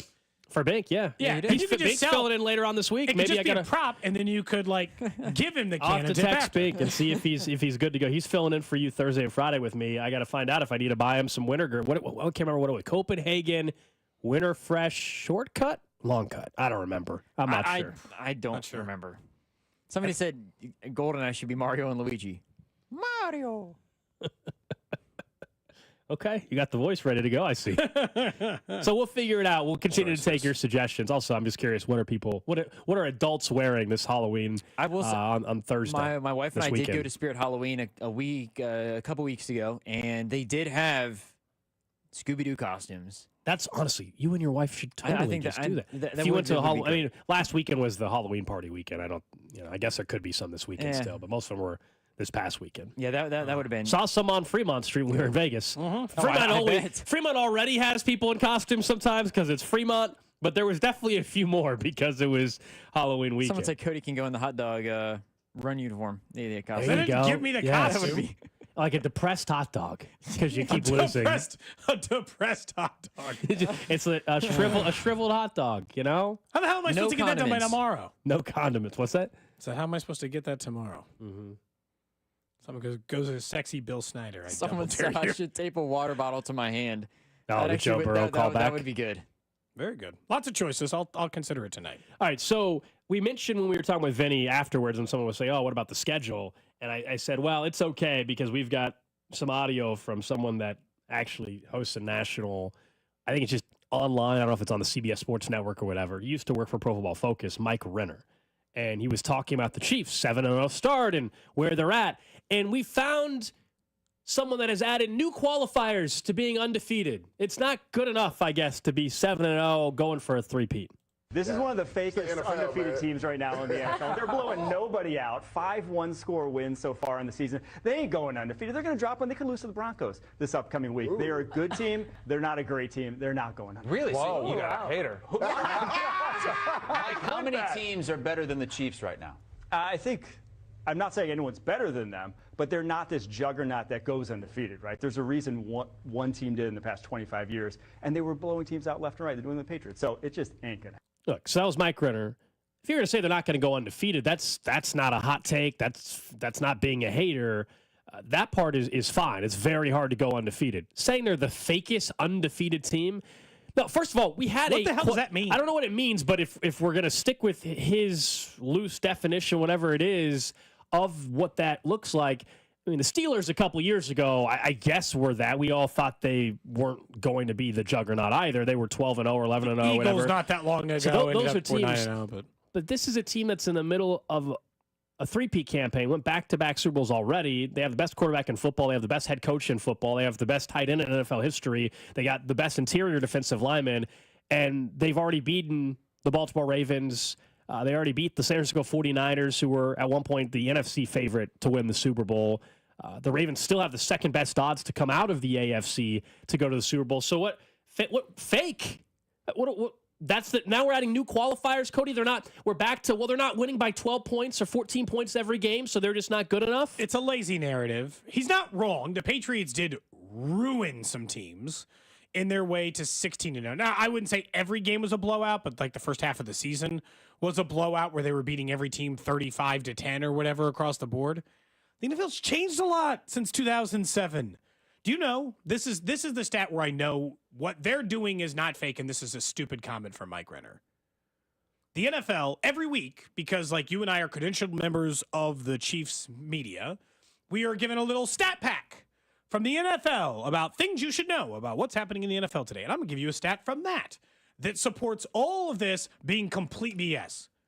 This is the most one-score game settled by 6 points or less in NFL history this year. The league has never historically been closer than it is now.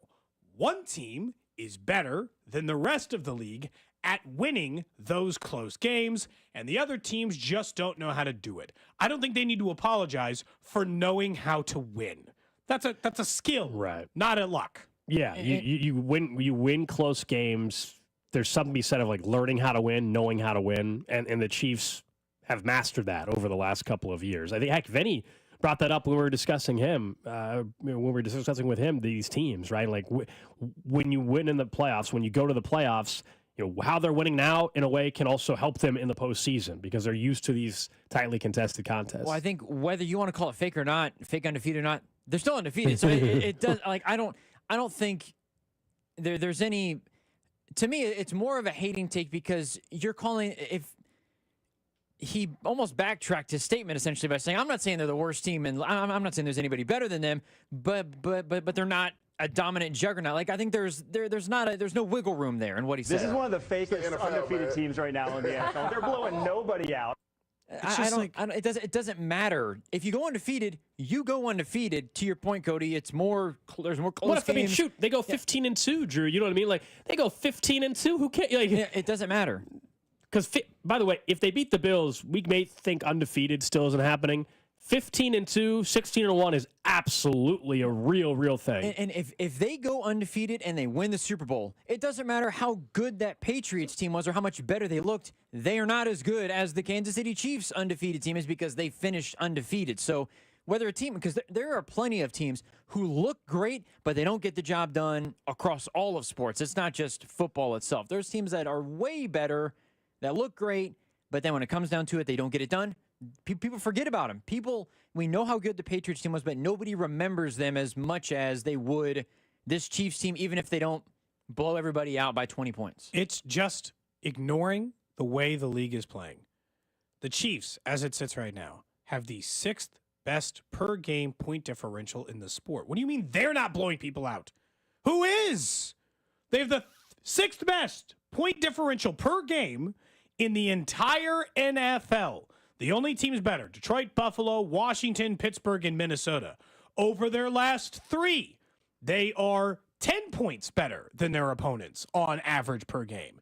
If that continued, that would be good for 3rd in the NFL. It's a joke. It's a joke to suggest that being close in these games doesn't matter. And he was, you know what? If you're going to have the hot take of it, then just lean in and say that they aren't the best team. And admit all the teams you think are better than Kansas City. Yeah, he was attempting to audition, I think, for what Greeny's show or whatever, since Greeny had the worst take last week, and he's trying to one-up him. What was Greeny's take last week? Remember that the Ravens cannot be beat with Henry and Lamar playing at a healthy spot, healthy level. Unfortunately, he also called this Jets season one of the worst failures. They lost the Browns 4 days later, whatever. That was pretty rough. Not to be rude, but I honestly don't know if we put up a survey right now or even just pulled the text line. How many people have ever heard of the name Mike Renner? I have, but not us. Not us. We work in the media, Cody. We obviously have. That's not what I'm saying. That's not what I'm saying. Obviously, we have because we've talked about his crap over at PFF before when he used to work there. I'm saying just a typical Chiefs fan. I bet you 10% have heard the name Mike Renner before. So congratulations. you did what you wanted, I guess, and here we are talking about you. Yeah. I just think there's no way, like he tried to make it seem like it wasn't a hating comment because he was called out for being a hating comment, but he was also hating at the exact same time. While saying First two responses on Twitch were no and agreed. Never heard of it. Yeah, no, I mean, I just to me, like, I'm pretty don't know who it confident is. in saying that, like, you know, there's some names that everybody just kind of know, or there's no way most people have heard that name before. Now, let's talk about something that I think is concerning. If you were to nitpick about this football team right now, it flared back up, didn't result in a loss or anything. Again, they find ways to win, but Andy Reid was asked about the left tackles yesterday. Wanya Morris, Kingsley hasn't played since week 1 of the season or week 2 of the season. But he said they're very young. They were really young at that spot, and we saw it become an issue at times in game. Wanya Morris had, 3 holding calls? Felt like 2 or 3 were within 5 or 6 plays of each other. They were legitimately inside of 5 minutes of actual game time. 2 backed up against the end zone. Then he had another one called essentially on the subsequent drive. So the first 2 weeks, it was Kingsley Suamataia. Then all the Juwan Taylor penalties creeped up for the following weeks after that. And now Wanye's a problem because Wanye had 3 holding penalties in that game. Just as a reminder, Juwan Taylor has 7 penalties on the year. That ranks him in the bottom 10 of 140 qualified tackles. And Wanye just got 3 in a game. So he's probably creeping up the list a little bit. It is the only actual concern I have about their offense. Because the thing about their offense that maybe has not been pointed out enough is that they are 9th in points per game. And they have managed to do that, Gold, without their number 1, number 2 wide receiver and their number 1 running back. And they are still the 9th best offense. If that doesn't speak to Patrick Mahomes' winning ability or his ability to get offense out of nowhere, I don't know what does. 9th. The tackles are the one weak link. Somehow they're the weaker link than the wide receivers. Because, and this is probably less for Juwan now, who I actually think is playing better this year than he was last year. I don't know if you agree with that, but I think he's actually having a better year this year than last. But the penalties have got to get reduced down. And I'm going to be scared about Kingsley or Wanye. Right now it's Wanye all season, if you want me to be honest. Because when they face elite level pass rushers, those guys are beating them up on those spots. Max Crosby just made him look bad. He's a great pass rusher. But, I mean, it wasn't a competition. The one adjustment we've seen the last couple weeks, though, and it is from Mahomes and his willingness to take off and run, and that has allowed them to convert some key third downs. As long as that ankle is healthy, and there's no reason to believe it wasn't more than just getting rolled up on, and he'll get treatment during the week, and nobody's expecting anything to be concerned about. We'll talk to Nate Taylor in the 1 o'clock hour today about that as well. That's the adjustment I think we've seen from Mahomes, is he's decided, all right, I can also utilize my legs a little bit more. We know in the postseason that's typically something he's doing. I think Wanye, the holding calls were in large part because he was going up against Max Crosby. And so it really, really stood out. You know, they're going to go up against the Bucs this week. This defense, the Bucs, is not nearly the same Bucs defense that we saw the Chiefs face a couple times over the last few years. It's just not the same defensive unit. They have some pieces. Vita Vea is still in the middle, but a couple years ago when they played the Bucs, and obviously in the Super Bowl as well, completely different Bucs defense. Well, Levante did. That was a really very good good defense. So this is not the same daunting task. And then in a few weeks after that, they'll take on the Bills.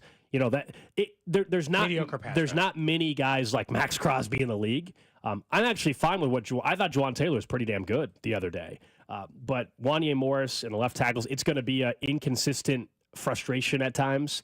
I think throughout the year, there'll be a strong couple of drives, and then we'll say, all right, here we go again. It's another holding call or whatever. That's going to be the reality of having average left tackle play at times and also just so young at that position. And now we've just accepted it, but it is still amazing to think back that all training camp, it was Kingsley was running with the ones, and he played a game or so, or a game and a half, or whatever it was. And now it's just been one. It's just his job, and that's a whole offseason conversation, I guess. Yeah, it's kind of crazy because Kingsley obviously was the better player for the entire training camp, but there must be just enough rookie stuff he messes up that I don't trust him. Here's where the next 3 teams match up if we're curious how we're going to be following this. Tampa Bay is currently 10th in the NFL in sacks per game right now.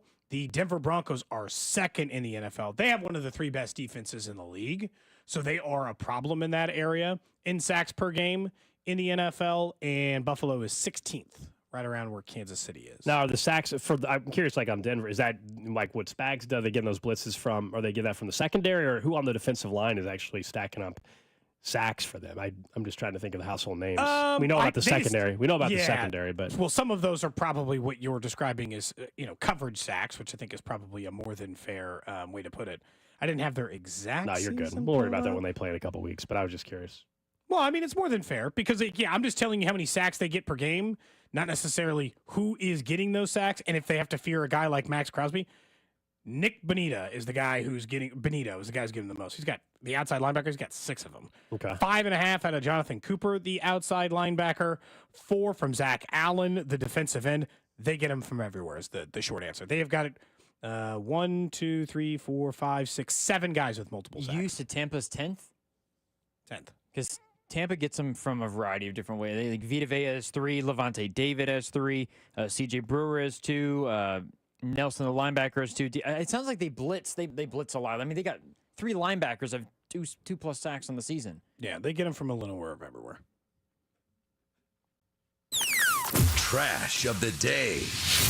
We got an update, guys. You might have remembered a month or so ago, we brought up the bank hack. That wasn't really a hack. It was fraud. Might have recalled people were going to ATMs, taking out money they didn't actually have, and then they were stunned to hear that they might get in trouble.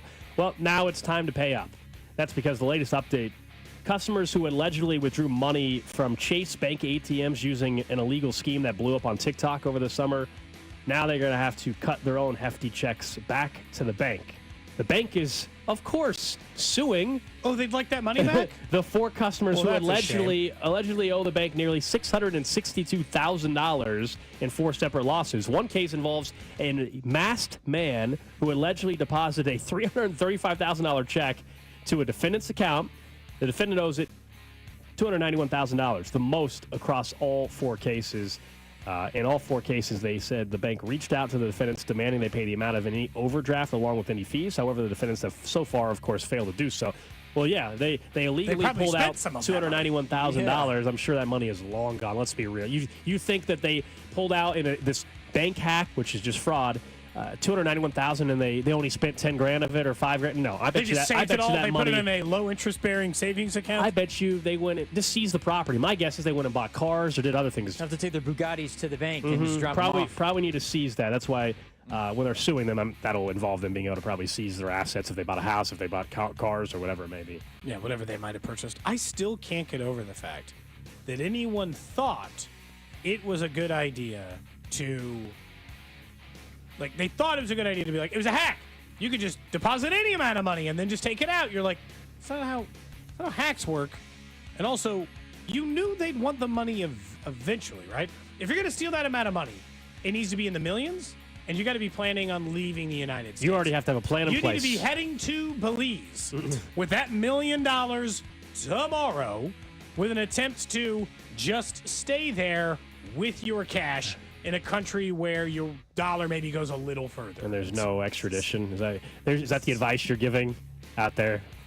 I mean, I'm just saying, if you're going to steal, don't steal 100,000. That's not enough to get away with it. Cody's saying he works at a bank in 3, 2, 1. I didn't say that. Somebody said that money bought a lot of gold teeth Cadillac shoes, and McDonald's.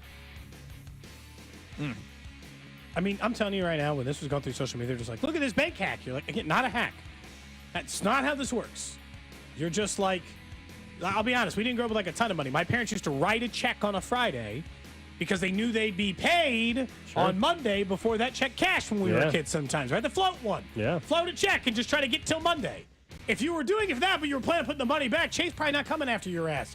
But if you were planning on just writing a check for $200,000, pulling all of that cash out somehow before the bank caught it. That's what I still don't understand. How is the bank just giving away these $200,000? That's what I don't get is they wrote a check. They knew they didn't have the money in their account, and the bank still let them withdraw that. You can't take $290,000 out of an ATM. So I'm very confused how they actually got that kind of money. Aren't there like limits as to what, like even like if somebody came up to you, Cody, and was like, hey, I want $200,000, are you even able to give them all of that? Yeah, technically. I mean, if you have it on hand. You might have to do an order for that amount of money, right? But you are. I mean, it's their money. I mean, you're supposed to give it to them. I don't think you have to have it on hand. By the way, not Belize. They have an extradition treaty. All right. They want to choose a different country. They speak a lot of English. Still reminds me of the story from Easter Sunday. We don't have those people are long gone. They robbed basically one of the Garda or Brinks facilities and got away with tens of millions. Clearly a professional job, if you will. And they've never recovered the money or anything. They have, as far as we know, no leads or anything. They are long gone, right? You be in a foreign country? You be somewhere else? If you somehow had the master plan, if you've gotten away with $100 million, how do you? But here's the problem. It's heavy. It's very heavy. Yeah, you can't. You have to claim anything over $10,000 to travel. Well, I think that's what I'm saying. I think it was a pro job that the people that got away with. I think was it $20 million. Mm-hmm. They probably already had somebody set up with a plane ready to roll and professionals. I doubt they just dug a bunch of money in a hole and are waiting 10 years to access it. They're probably out of the country. Yeah. It's like Walter White's desert barrels. I doubt they buried it in the desert. I'm saying, I bet you a good chunk of that money is overseas and they're out of the country. You're saying if they knew what they were doing, then that's the route. Do you think they're ever going to catch those people that stole $30 million or whatever it was for the Garda facility? Do you think they bought anything before they left, or do you think that I think that was a completely professional job. You can't. There's no way, or their inside job. There's no way you're stealing from one of those facilities without knowing what you're doing. Yeah.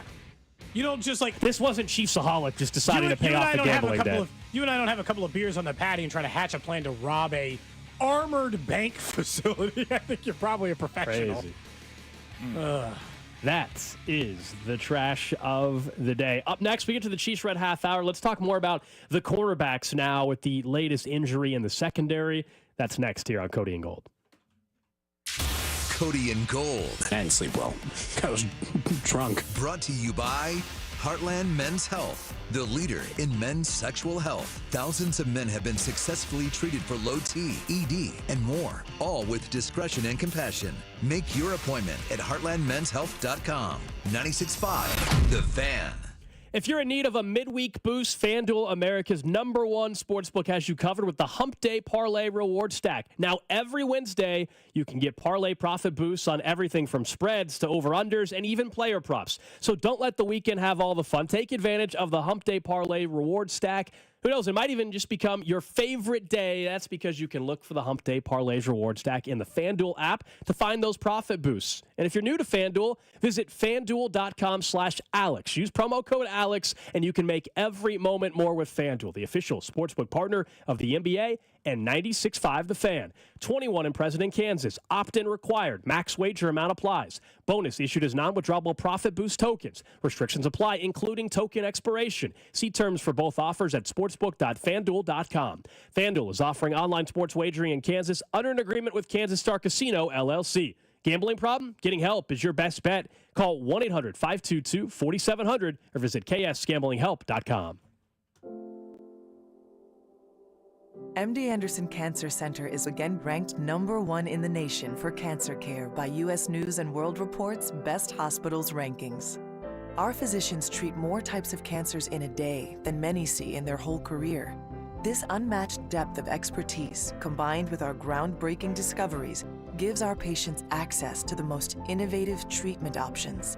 Learn more at mdanderson.org. Thanksgiving's my favorite holiday. This year, I get to host, and Hy-Vee's going to make it convenient for me. They have made fresh, ready-to-heat and serve favorites like succulent turkey, honey-glazed spiral ham, prime rib, savory side dishes, and dessert. Hy-Vee's Taste of the Holidays event is coming up Saturday, November 2nd from 11 a.m. to 2 p.m. You can sample all of the amazing ready-to-serve meal pack options or just get a little holiday inspiration. This holiday season, let Hy-Vee do the cooking while you take the credit, only at Hy-Vee. Score big savings with Hy-Vee and the Kansas City Chiefs.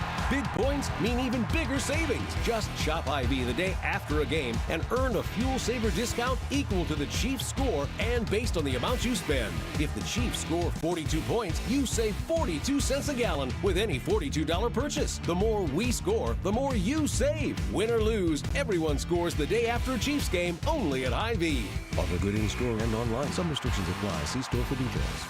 The best things in life, they come in twos. 2 scoops of ice cream, 2 tacos. And now for a limited time, get our best deal of the year. Buy any phone when you switch to Consumer Cellular and get 2 months of service free. That's right, the same fast, reliable nationwide coverage as Big Wireless, now with 2 months free. Proof the best things in life really do come in twos. Visit consumercellular.com or call 1-888-FREEDOM. Second and third month of monthly base service fee waived for new customers with the purchase of a phone and activation by September 2nd, 2024. Taxes, fees, and third-party charges will apply. See website for additional details. Why choose a Sleep Number smart bed? Can I make my side softer? Can I make my side firmer whenever I want? Can we sleep cooler? Sleep Number does that. Cools up to 8 times faster and lets you choose your ideal comfort on either side. 94% of Sleep Number smart sleepers report better sleep. And now, during our biggest sale of the year, save 50% on the Sleep Number limited edition smart bed. Plus free home delivery on select smart beds when you add any base. Ends Labor Day. To find a store near you, visit sleepnumber.com. What makes a good real estate agent? They just know what makes your home sell. And homeowners all over Kansas City trust the Sharp Homes team, brokered by Epic Realty, to sell their home. And I trust Dawn as well. If I needed to sell my home, Dawn Sharp is the only call I would make. Dawn and her team know how to price your home correctly and how to market it to as many potential buyers as possible. She has over 200 5-star reviews on Google and Zillow, and you can see them when you Google Sharp Homes Team or visit them at homesforsaleInKC.com and start packing. Did you know that Wendy's has any size soft drinks for just $1? Yeah, any size, anytime. Like $1 Coke, $1 Sprite, or even $1 strawberry Fanta. Okay, could we maybe switch up the sound effect, please? Because I'm losing it. Wow, no, not that. Any size soft drink for just $1? Gotta be Wendy's. Limited time only. Price and participation may vary. A la carte only. Not valid in a combo. Exclusions apply. O'Reilly. Need a little help? O'Reilly Auto Parts can help. Need advice? We've got advice. No matter what you need, we have thousands of professional parts people doing their part to make sure you have it. Exceptional customer service. Just one part that makes O'Reilly stand apart. The professional parts people. O'Reilly Auto Parts. Prescriptions require an online consultation with a healthcare provider who will determine if appropriate. Restrictions apply. See website for details and important safety information. Subscription required. Price varies based on product and subscription plan. Hi, I'm Dr. Peter Stahl, board-certified urologist and Senior Vice President of Men's Sexual Health at HIMSS. In my 12 years of practice as a reproductive urologist, I've helped many guys with ED, and it has never been more convenient to treat than it is right now, thanks to HIMSS. It really wasn't easy before. You had to take time out of your day, come to a physical office, and see a specialist like me in person. Now, through HIMSS.com, you can get world-class sexual health care and a full range of treatment options for ED through a 100% online process. It starts with a free assessment from a medical provider licensed in your state who can determine if ED treatment is right for you. If prescribed, your medication is shipped to you for free. So don't wait. Join the hundreds of thousands of guys who've gotten help for their ED through HIMSS. To start your free online visit and find ED treatment at up to 95% off brand name prices, go to hims.com/joy. That's hims.com/joy for your free online visit. Order for Jennifer C. Is this my double shot, double cream, double pump, double hot, double whip, double sleeve? Can you handle that much caffeine? Did you know Discover automatically doubles all the cash back you've earned at the end of your first year? I'm cutting you off. You earn, we match. Unlimited cashback match. See terms at discover.com/credit card. First time seeing my son, I feel like my life did a 180. He really a definition of why he loves somebody. Through all of fatherhood's first, never stop being a dad. Visit fatherhood.gov to hear more. Brought to you by the U.S. Department of Health and Human Services and the Ad Council. Brought to you by Gomers. 5 locations in the KC Metro or online at gomers.com. Stock up for your tailgate or Halloween party with Gomers. 5 great locations in the Kansas City Metro. Voted KC's #1 liquor store in Kansas City again for 2024. Excellent in price, selection, and service. 5 locations in the KC Metro and online at gomers.com. You're listening to 96.5 The Fan from the Mission Plumbing, Heating, and Cooling Studios. Welcome in to the Chiefs Red Half Hour. Every day at 11:30 with Cody and Gold on your new home for Chiefs football. 96.5 The Fan. It is the Chiefs Red Half Hour, and a reminder at 1 o'clock today, Nate Taylor going to talk some Chiefs football with us, our Chiefs insider from The Athletic. It'll be good to check in with him again.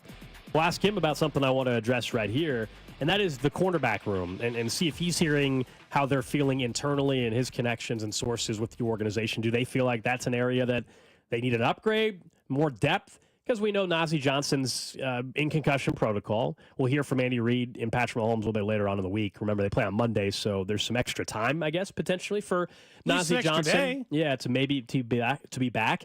And Andy Reid yesterday acknowledged that, look, they're also, just like the left tackle, they're also very young, and guys need reps in that cornerback room opposite McDuffie. And so maybe that will help Joshua Williams. Well, I just thought at times it didn't have a great game on Sunday. He made some mistakes, had the mistake on the one play, the personal foul, unnecessary roughness or whatever it was on top of it.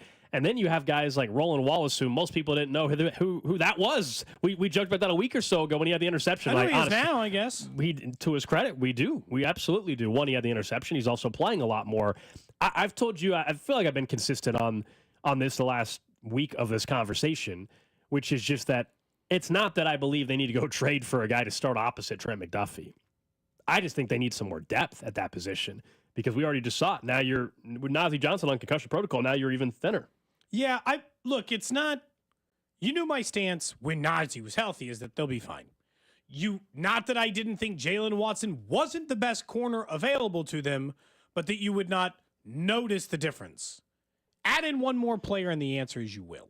Okay, we had talked about this. There's only so much water a boat can take on. And yeah, as a result of that, Joshua Williams got picked on. But we've also decided that Joshua Williams has moved down the depth chart. Joshua Williams, when Najee Johnson comes back, is what? Fourth on the depth chart now? Stays kind of behind Roland Wallace, doesn't it? Sure. I don't think Joshua was behind Roland Wallace. He's definitely behind Najee Johnson. Well, sure. And I think that Roland Wallace has a chance. Let's just say he's going to get more playing time this week, and let's assume that Najee Johnson can't get through concussion protocol in a single week. You can, but it's a tight timeline. Typically, it's 2 or 3 weeks before you come back from that. And Roland Wallace, he can usurp him just the same. And so if that's going to be the case, I still feel okay about their depth. I wouldn't be any more panicked over a concussion. If he had a soft tissue injury, a broken arm, something like Jalen Watson, we're probably having a different conversation. But concussions, for the most part, for players who are just getting their first one, not a Tua situation, they have a definitive timeline. We'll see them next week or the week after. And by that metric, I'm still fine with where they are at corner. If they wanted to spend another, 7th round pick, that would be fine. Because I think the way we played this clip a little bit yesterday, this is the way they should view the trade deadline on corner. It's the same way Bill Belichick and talking about the Joshua Uche trade yesterday, which is essentially they've been giving up nothing. Well, I assume it was a 25-6th. If it was a 26-6th, then honestly, then they didn't give up anything in my mind. And then if you like the player and re-sign him, then you re-sign him. Look, Josh Uche is a really good rusher. He hasn't had a chance to rush much this year for the Patriots because they've been behind a lot, and it's the situation hasn't been good. But he had a big year 2 years ago. Now he had Judon on the other side of him, so it was 2 good pass rushers. And he's just like, it was a 26. 26 doesn't mean anything. There's a clip later in that too where he's just like, so they gave up a 2026 6th and a 2025 5th for 2 players who help them immediately, and he's like, dude, you don't even know if the 5th round guy a year from now or the 6th round guy 2 years from now will have anything to do with this team, will have any impact on this team, would even make a roster on this team.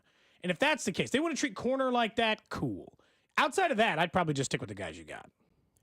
I just think the depth and the drop off that we already are seeing. Like at some point, there's still limitation. I know it's not as obvious because it's not wide receiver position, and so we don't focus it on it. And there's a track record. I think you brought it up yesterday. Yes, there's a track record of Dave Merritt and Spags, of course, developing. And I do actually, on that position, I do believe it when Andy says, hey, we just got to get them more reps. Like as Josh Williams starts playing even more, as Roland Wallace starts playing even more, that they will get better. I truly believe that at that position, with that coaching staff on that side of the ball, I actually buy into that. So that'll be something to watch Monday night. Now, they're not going to get the big test. It's good for Kansas City. There's no Chris Godwin. There's no Mike Evans. So it helps when you're going up against that test won't come till Buffalo? Cooper, Yeah. Khalil Shakir, Yeah, some probably. guys who can. I Yeah, mean, like Keon Coleman. Yeah, I'm not saying that those are like superstars, but that's a good where group of wide this, receivers. This Monday night, I mean, it's like McMillan and Sterling Shepard and Trey Palmer or something like. I mean, like that's basically what they're going up against. In fairness, once again, it'll be their tight end Cade Otton that people will talk about because he's been better. So yes, big deal. Yeah. Cade Otton on Monday night can go get 78 yards. Okay, that's fine. That's not going to beat you. It's more about Bucky Irving, their running back, and honestly, just Baker doing Baker things at times. Again, if you've got a good tight end, congratulations. Start him in fantasy against the Chiefs and move Yeah. on with your life. But the leading wide receiver for them was Jacoby Meyer. He needed 6 catches just to get 52 yards. Good touchdown, good blitz. That wasn't bad corner play. That was just the blitz didn't get home, so they didn't disrupt the pass. 4 for 28 for DJ Turner, 2 for 26 for Trey Tucker. Like, you're right. It's like no wide receiver all season has truly fried them. And I know for part of that, they had Jalen Watson. So, like, now we'll see. You're right. I probably can't give you the definitive answer until they're given a real test. They're probably not going to be given a real test at wide receiver until Buffalo. So we're going to have to wait a couple of weeks because the Broncos wide receivers are and the Bucs wide receivers are even worse because of how hurt they are at the position. The other part about it, though, is the only team that I think has, I would say, top 5 wide receiver weapons possibly in the NFL that they would face in the postseason, and that's down the postseason. When Najee would be healthy, and I don't think Jalen Watson would be, but they said there's a chance he could play in the postseason, so we'll just leave it up maybe as to a slight possibility, is the Texans. And that's only when healthy. That's with Nico Collins healthy, with Stefan Diggs healthy, with Tank Dell healthy. So they got to get through the rest of the season, which they haven't been able to do so far. If they got all their weapons together, that's a unit that I'm like, can you cover with the corners you got? Like, could you cover that team with the corners you got? That one's the only one I'm not sure about out of the rest of the competition. The Bills wide receivers are good. They're not as good as the Texans when healthy. Because Nico was he was like a top 5 wide receiver before he got hurt, wasn't he? Top 10? I don't know about this year, but he was trending in the top 10 He was like direction. Rashee Rice, where it's like these guys might both very well by the end of the season be top 15 wide receivers.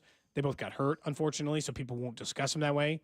But Nico Collins was the NFL's leading wide receiver before he went down. Just that receiver group, that's true. I mean, I'm sure we'll talk as the season goes on, heck, even on Thursday with Thursday Night Football. The Texans have other problems right now to where, it's hard to view that wide receiver room, not only because of injury, but their offensive line is problematic. Their defense is banged up right now, and they're very, very fortunate they won this past weekend against the Colts. C.J. Stroud hasn't been playing at as high of a level, and that is Same why problem. He's missing all of his weapons. Yeah, I mean, and that's why still, despite the stat line for Mahomes and stuff, why it's impressive. Like they have injuries and all that, and they're finding ways to still win. The Texans did find a way to still win against the Colts, but in general, like C.J. Stroud's play has been severely impacted as well because of the injuries. So this is not just happening to Mahomes or anything else. Like, you start losing weapons, at some point you reach a point. C.J. Stroud put together the best rookie season we've seen from a quarterback in NFL history. And this year, he's come back down to earth quite a bit. This also probably speaks to why Kansas City has been so impressive this year. Not just the record, which is obviously super impressive. The Texans, right? They didn't even lose. They lost Nico Collins after the Chiefs lost Rashee Rice. This would be the first week Stefan Diggs missed. So it's like some of the weapons we're talking about that have been missing for this team have not been missing all year. Kansas City is currently a better points per game offense than Houston. So they're going through the same problems, right? They're all losing people. One of these teams have been able to overcome it. What's most impressive is the only teams really above Kansas City who has had issues keeping their offensive weapons healthy are from a points per game perspective, are San Francisco and Tampa Bay. Well, San Francisco, kudos. That is just a well-designed offense, and Brock Purdy's done a nice job because they have been like Kansas City. They've been at a lot of their weapons like at all different times a year, kind of constantly, including their star running back from the beginning of the season. Tampa Bay only lost their weapons last week. They actually haven't been tested in that regard. They just lost them all. Up to that point, they still had their full complement. Everyone else who scores more points per game than them has had a healthy group. Minnesota, Green Bay, Buffalo, Washington, Detroit.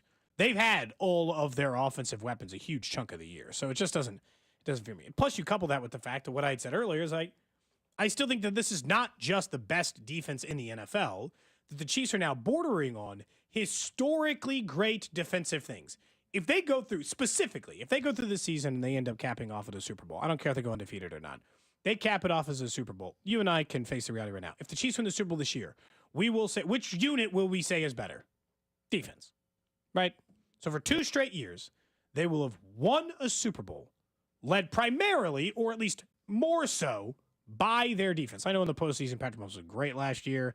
He's a huge reason why they won, but they've been a defensive team lately. Well, then why wouldn't they deserve the credit to be amongst those great defenses and the ways that we discuss them? The way do we discuss the Bucs or the Ravens or the Legion of Boom or any of the other ones that we talked about earlier in the show? All of those is where Kansas City's defense deserves to be, especially if they win a 3rd title. Although they've won 2 in a row. I don't know what more you're asking for.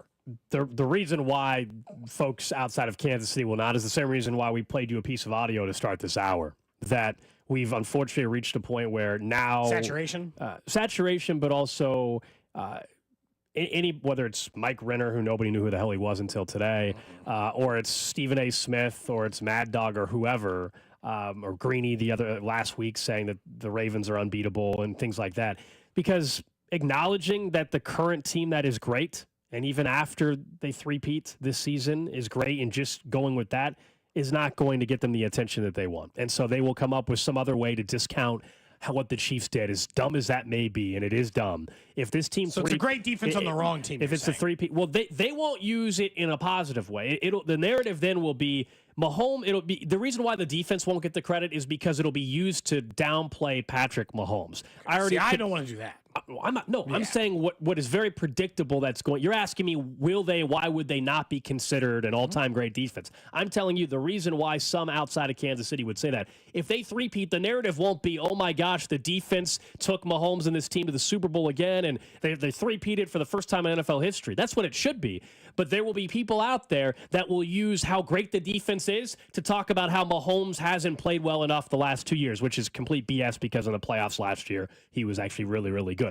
That'll be the narrative outside of Kansas City, I think, more than giving them their flowers for being a great defense. You know, this is actually where Mahomes probably hurts him, is because Patrick Mahomes is one of the single greatest quarterbacks to ever play the sport. Could go down as a single greatest when the thing's done. All those defense I previously mentioned either had a rookie quarterback in Russell Wilson, right, or a bad quarterback. It was, look at what they did. Now, Peyton Manning was on one of those all-time defenses, but he stunk in that year, so that's part of it. Trent Dilfer, Jim McMahon. Yeah, Trent Dilfer doing a great job down at UAB these days. These are not statistically good quarterbacks at the times that those defenses were great. I think part of the reason that those guys, who was the Bucs quarterback in the early 2000s? Brad Johnson. I think that's why they actually get more clout. I think they get more clout because they drug a corpse of a quarterback across the finish line most of the time. The all-time great defenses, unless we're going back to like the steel curtain in the 70s, whatever, they were dragging not a top 10 quarterback across the finish line. And so Mahomes takes all the heat away from him in the postseason. People are like, well, that was a really good defense. Not all-time great because look how good Mahomes is. Yep. You're like, no. Come on, man. It's both. That's why they've won 3 Super Bowls in 5 years. It's been both. They were also the 18th ranked points per game defense 2 years ago when they won the Super Bowl. The 2nd ranked points per game defense last year when they won the Super Bowl. They are currently top 5 again. This is where I'm saying, and it was the second half 2 years ago. Mahomes hurts them. You're right. Mahomes hurts their odds. I also think, though, why they should be considered that already. This era of the NFL is just so pass happy, and the league has bended rules to make it tougher to play defense. And so, when people bring up, of course, the 85 Bears and the Steel Curtain, and heck, even the Chiefs, the 1969 and 1970 season, and what they were able to do, multiple Hall of Famers is part of it. But also, I think when you watch the league today, anytime we see a guy go across the middle and all of a sudden there's a penalty for whether it's targeting or whatever, I'm not saying that some of those rule changes aren't great for safety, but there's a difference. I'm sure Dane and Hughes would discuss this well, even in the 90s. Like, difference going across the middle in 1995 than it is in 2024. You're protected now. Makes it tougher for defenses. I think that's what makes what they're doing that much more impressive. You can't even hit a quarterback in the knees anymore.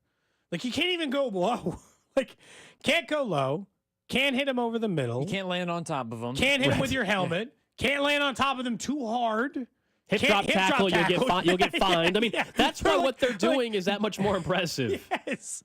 Then some of those other teams would be like, well, the Chicago Bears defense in 1985, only allowed 9 points per game. Like, yeah, I'm sure they did. Well, they physically ran someone over there with the Buick Regal on the field. Like, you do whatever the hell you wanted in those days. It didn't matter. Like, I'm sure it was easy to play defense when you could commit attempted murder from a, from a defensive standpoint. It's nuts. I just think they deserve more credit. Always deserve more credit. I never feel like they're getting enough. I think it's hard. I guess sometimes it's hard to compare because Mac and I were talking about the basketball comparison as well in here just a moment ago. People who pull a Mad Dog and say, well, George Mikan, is one of the best basketball players of all time. It's like, dude, he's not even as good as Mikan drill. George Mikan might be able to start on an NBA team currently the way that things sit. Like, I know that, and there's no disrespect to the 85 Bears, the Steel Curtain, but I think that we're comparing the players now, along with the limitations on defense. It's much harder for you to cover players who are faster, who are more athletic, who are smarter, who are better, who are trained in a different sort of way than what they used to be. It makes it a lot harder, I think, for what they're doing now compared to what they did in the 70s, 80s, and 60s, and 90s. I can't even imagine. Like, you were just saying 90s. Imagine the 80s. Yeah, look, I'm sure there are some of you listening that remember watching, right, the 85 Bears, and I don't think we should completely... That can still be number one. It's fine. I'm just talking about one of the top 10. I just think when you're looking, like, if you put Lamar Jackson and Josh Allen in 1985 and what they can do, I just for you to be able to what the Chiefs are able to do in limiting Lamar Jackson, limiting Josh Allen, and Derrick Henry and the offense. I think it's hard to ignore how impressive they've been. Where they're not even forcing turnovers; they're just stone cold stopping teams. You can't even cross the 50 against the Chiefs defense for most of the time, especially last year. I will say, Chiefs fans, one thing I will tell you: when you get in this like bar argument with like some out of town buddy, or some lifelong Patriots fan, or any of the people nonsense in your life trying to bring negativity to the Chiefs' current run, do not let them make you feel bad for the Chiefs being led by a defense. Instead, do yourself a little favor, type an old Pro Football Reference, and look at the rankings of the defense of the Patriots and Tom Brady's Super Bowl wins. If you just want a little ammunition for someone who tries to rain down on your parade, being like, well, Mahomes isn't that good, the defense is having to carry him now, do yourself a quick little favor and look at the defensive ranks for the teams Tom Brady won the Super Bowl with, because not a single one of them ranked outside the top 5 in the entire NFL, including the team with the Bucs, and every single one of them in New England. It is fine when you have both an elite quarterback. That's when you're a dynasty. The key difference is if you got no defense, you got Patrick Mahomes, you got a chance. You might run into a ring. If you have Patrick Mahomes and a top 5 defense, top 3 defense, you're going to win the Super Bowl almost every damn year. And that's what's happening. That's what happened with Tom Brady's career, and that's what's happening with Patrick Mahomes right now. That's why I would still pick them to win the Super Bowl right now. Before the season, I assume you picked them to three-peat and win the Super Bowl? We all did. Well, I know you and I both did. I don't know if Drew did. He probably had sense. I think you had sense seat beating him in the AFC title game. I guess you thought it was 2022 still. I'm not sure. Hey, but the jury's still out on that. That's technically it has not been decided. You are correct. The jury's still out on you that. are correct. They have to wait till they are officially eliminated from the playoffs for that. For that prediction to be wrong, they have to be eliminated. That is true. They are not eliminated yet. I guess technically the jury's out, but like they're eating a casual lunch and they're not really sweating the decision. They're happy to just put this one away. Technically, the Raiders can still win the Super Bowl. So, in all technicality, sure. You know? Why not? Bo Nix could be rookie there. Sure. Could be MVP, technically, Drew. You know? Only the Panthers are eliminated. And I know not statistically, but they are. Emotionally, it's over for them. Oh, but they're still alive, actually. Hold on. There might be Cincinnati and Carolina both still alive. There might run 1,000 simulations. There might be zero would have. There might be one team that is fully eliminated, and it is the Carolina Panthers. I don't. That's one of the worst constructed teams I've ever seen. It's embarrassing. They're back to Bryce Young. You think Dave Canales? Do you think he just like lays in his bed at night and he's just like, "The hell did I take this job for?" Like, I know you'd be like, well, there's only 32 of them. That's exactly right. That's what he said from the jump. Because Dave Canales, no disrespect, but he wasn't discussed with any other opening, right? Any other opening. That was his one chance. Like, this was his one chance.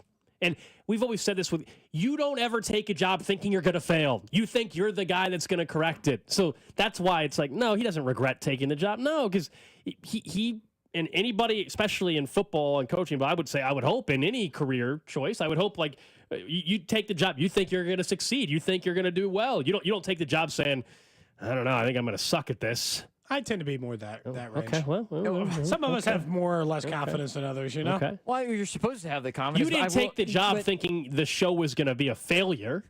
No, but I would say Dave I feared of its failure many times. David Canales didn't take the head coaching gig of the Carolina Panthers thinking he was going to be crappy at it and they were going to lose 14 games this year or whatever it's going to end up being. After seeing it, though, I think 16. If you're Canales, I think yes, because he was the hire out of left field almost. But if you're Ben Johnson, let's say the Carolina Panthers fire Canales, and you're Ben Johnson, you're not even entertaining. Like, let's say Carolina. He also is a much hotter candidate. Dave Canales was not. I know, but I don't think if you're after seeing what they've done and how the ownership goes with Tepper and all of that, I don't think you can seriously look at that job and say, this is a good move for me professionally. Like, I get it's a head coaching job, but I don't know if it's a smart one. I think you really have to question, even though it is a head coaching job, whether you actually want that job or not.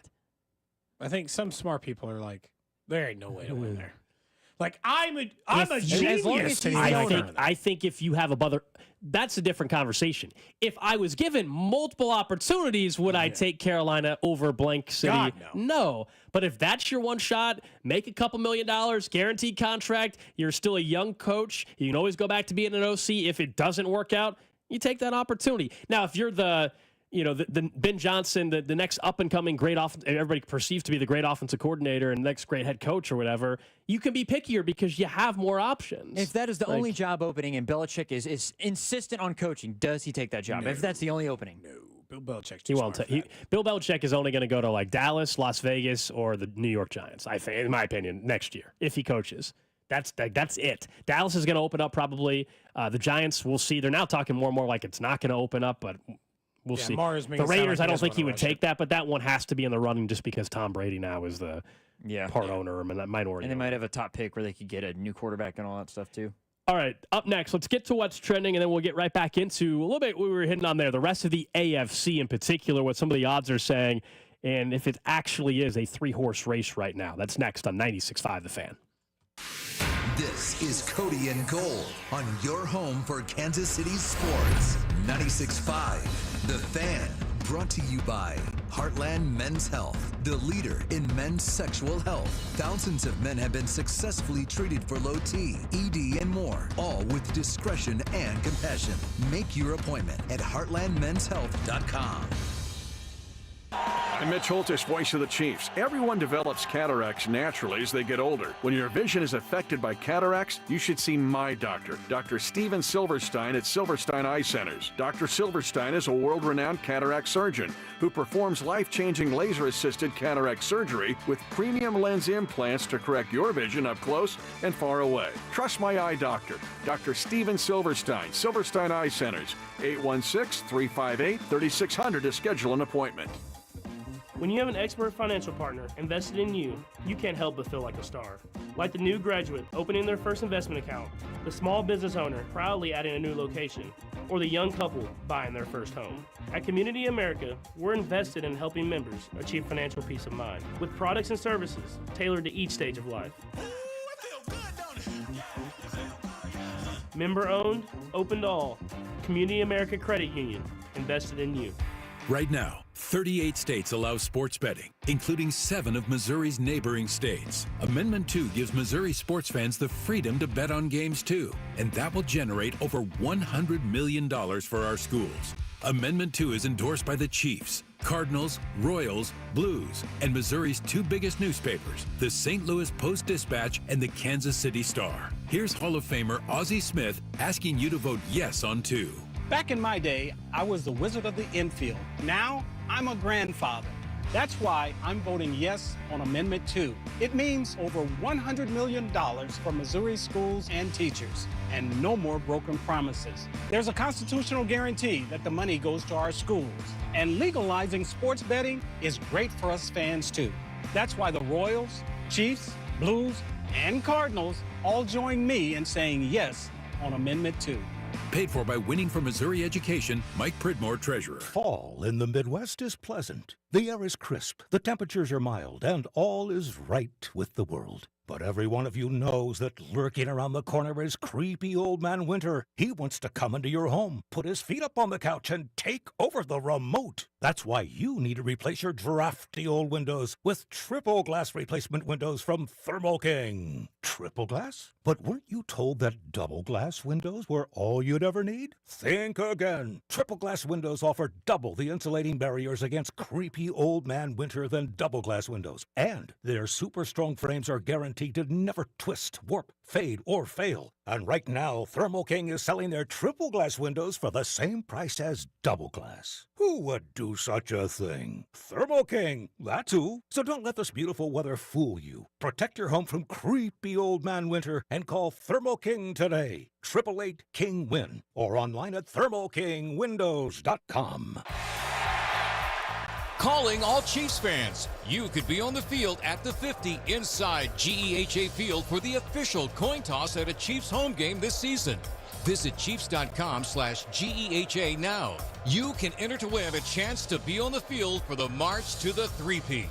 Plus, you can score other exclusive prizes. Enter for a chance to win at Chiefs.com/GEHA. GEHA is the proud partner of the Kansas City Chiefs. The NBA is back, and FanDuel, America's #1 sportsbook, wants you to catch all the action. Right now, FanDuel is giving all users 3 months of NBA League Pass. All you have to do to catch every tip-off and buzzer beater is place any $5 bet on the NBA. And who isn't excited to watch the Lakers this year with LeBron and Bronny playing together? If you're new to FanDuel, just visit FanDuel.com/610Bob to get 3 months of NBA League Pass, courtesy of FanDuel. Make every moment more with FanDuel, official sportsbook partner of the NBA and of 96.5 The Fan. 21 and present in Kansas. After 3-month free trial, the full price of League Pass will be automatically charged monthly. Cancel anytime. No refunds. Terms, restrictions, and embargoes apply. Limit 1 pass per customer. See terms at sportsbook.fanduel.com. FanDuel is offering online sports wagering in Kansas under an agreement with Kansas Star Casino, LLC. Gambling problem? Getting help is your best bet. Call 1-800-522-4700 or visit ksgamblinghelp.com. Wow, honey, have you seen the electric bill? Yeah, it's out of control. But have you heard of Navien tankless water heaters? Tankless? How does that even work? Well, instead of constantly heating and storing water, it only heats water when we need it. So much more efficient than our giant tank heater. That sounds great. Let's look into Navien. Already on it. Imagine all the hot water you need only when you need it. Bulky tanks are history. Navien high-efficiency tankless is the future. Compact, wall-hung units free up floor space, lower energy bills, longer life than tanks, and a 15-year warranty. Find out more at tanklessmadesimple.com. What if I told you that there was a single management software that could handle your CRM, accounting, manufacturing, marketing, inventory, sales, and everything in between for a fraction of the cost of the dozens of disconnected platforms most companies rely on to manage their business? Sounds pretty good, right? Well, that's Odoo. Odoo is the end-all be-all for any business of any size, and it's ready to help your company reach the next level and beyond. Learn more at odoo.com. That's ODOO.com. This is an announcement to all United States vehicle owners who own a 2003 or newer vehicle with a manufacturer's warranty about to expire, or no warranty coverage at all. With a struggling economy and the cost of living on the rise, Endurance is now offering an affordable, low-cost vehicle coverage plan to the general public. As of today, you could be one of millions of drivers that now may qualify to have your vehicle protected under this coverage and have all future covered auto repairs paid directly to the repair shop for you. You pick your plan. You pick your deductible. You even pick the repair shop. Roadside service, towing, and rental coverage is included. Get your vehicle protected now and save your wallet from costly vehicle repairs. A toll-free number has been established for you to call for your free 5-minute quote and to see if you qualify. The number to call is 800-290-0239. 800-290-0239. Again, that's 800-290-0239. Coverage, deductibles, and claims may vary. For details, go to endurancewarranty.com. You're listening to the all-new 96.5 The Fan, your new home for Chiefs football. KFNZ FM and AM, HD1 and HD2 Kansas City, an Odyssey sports station. What's trending?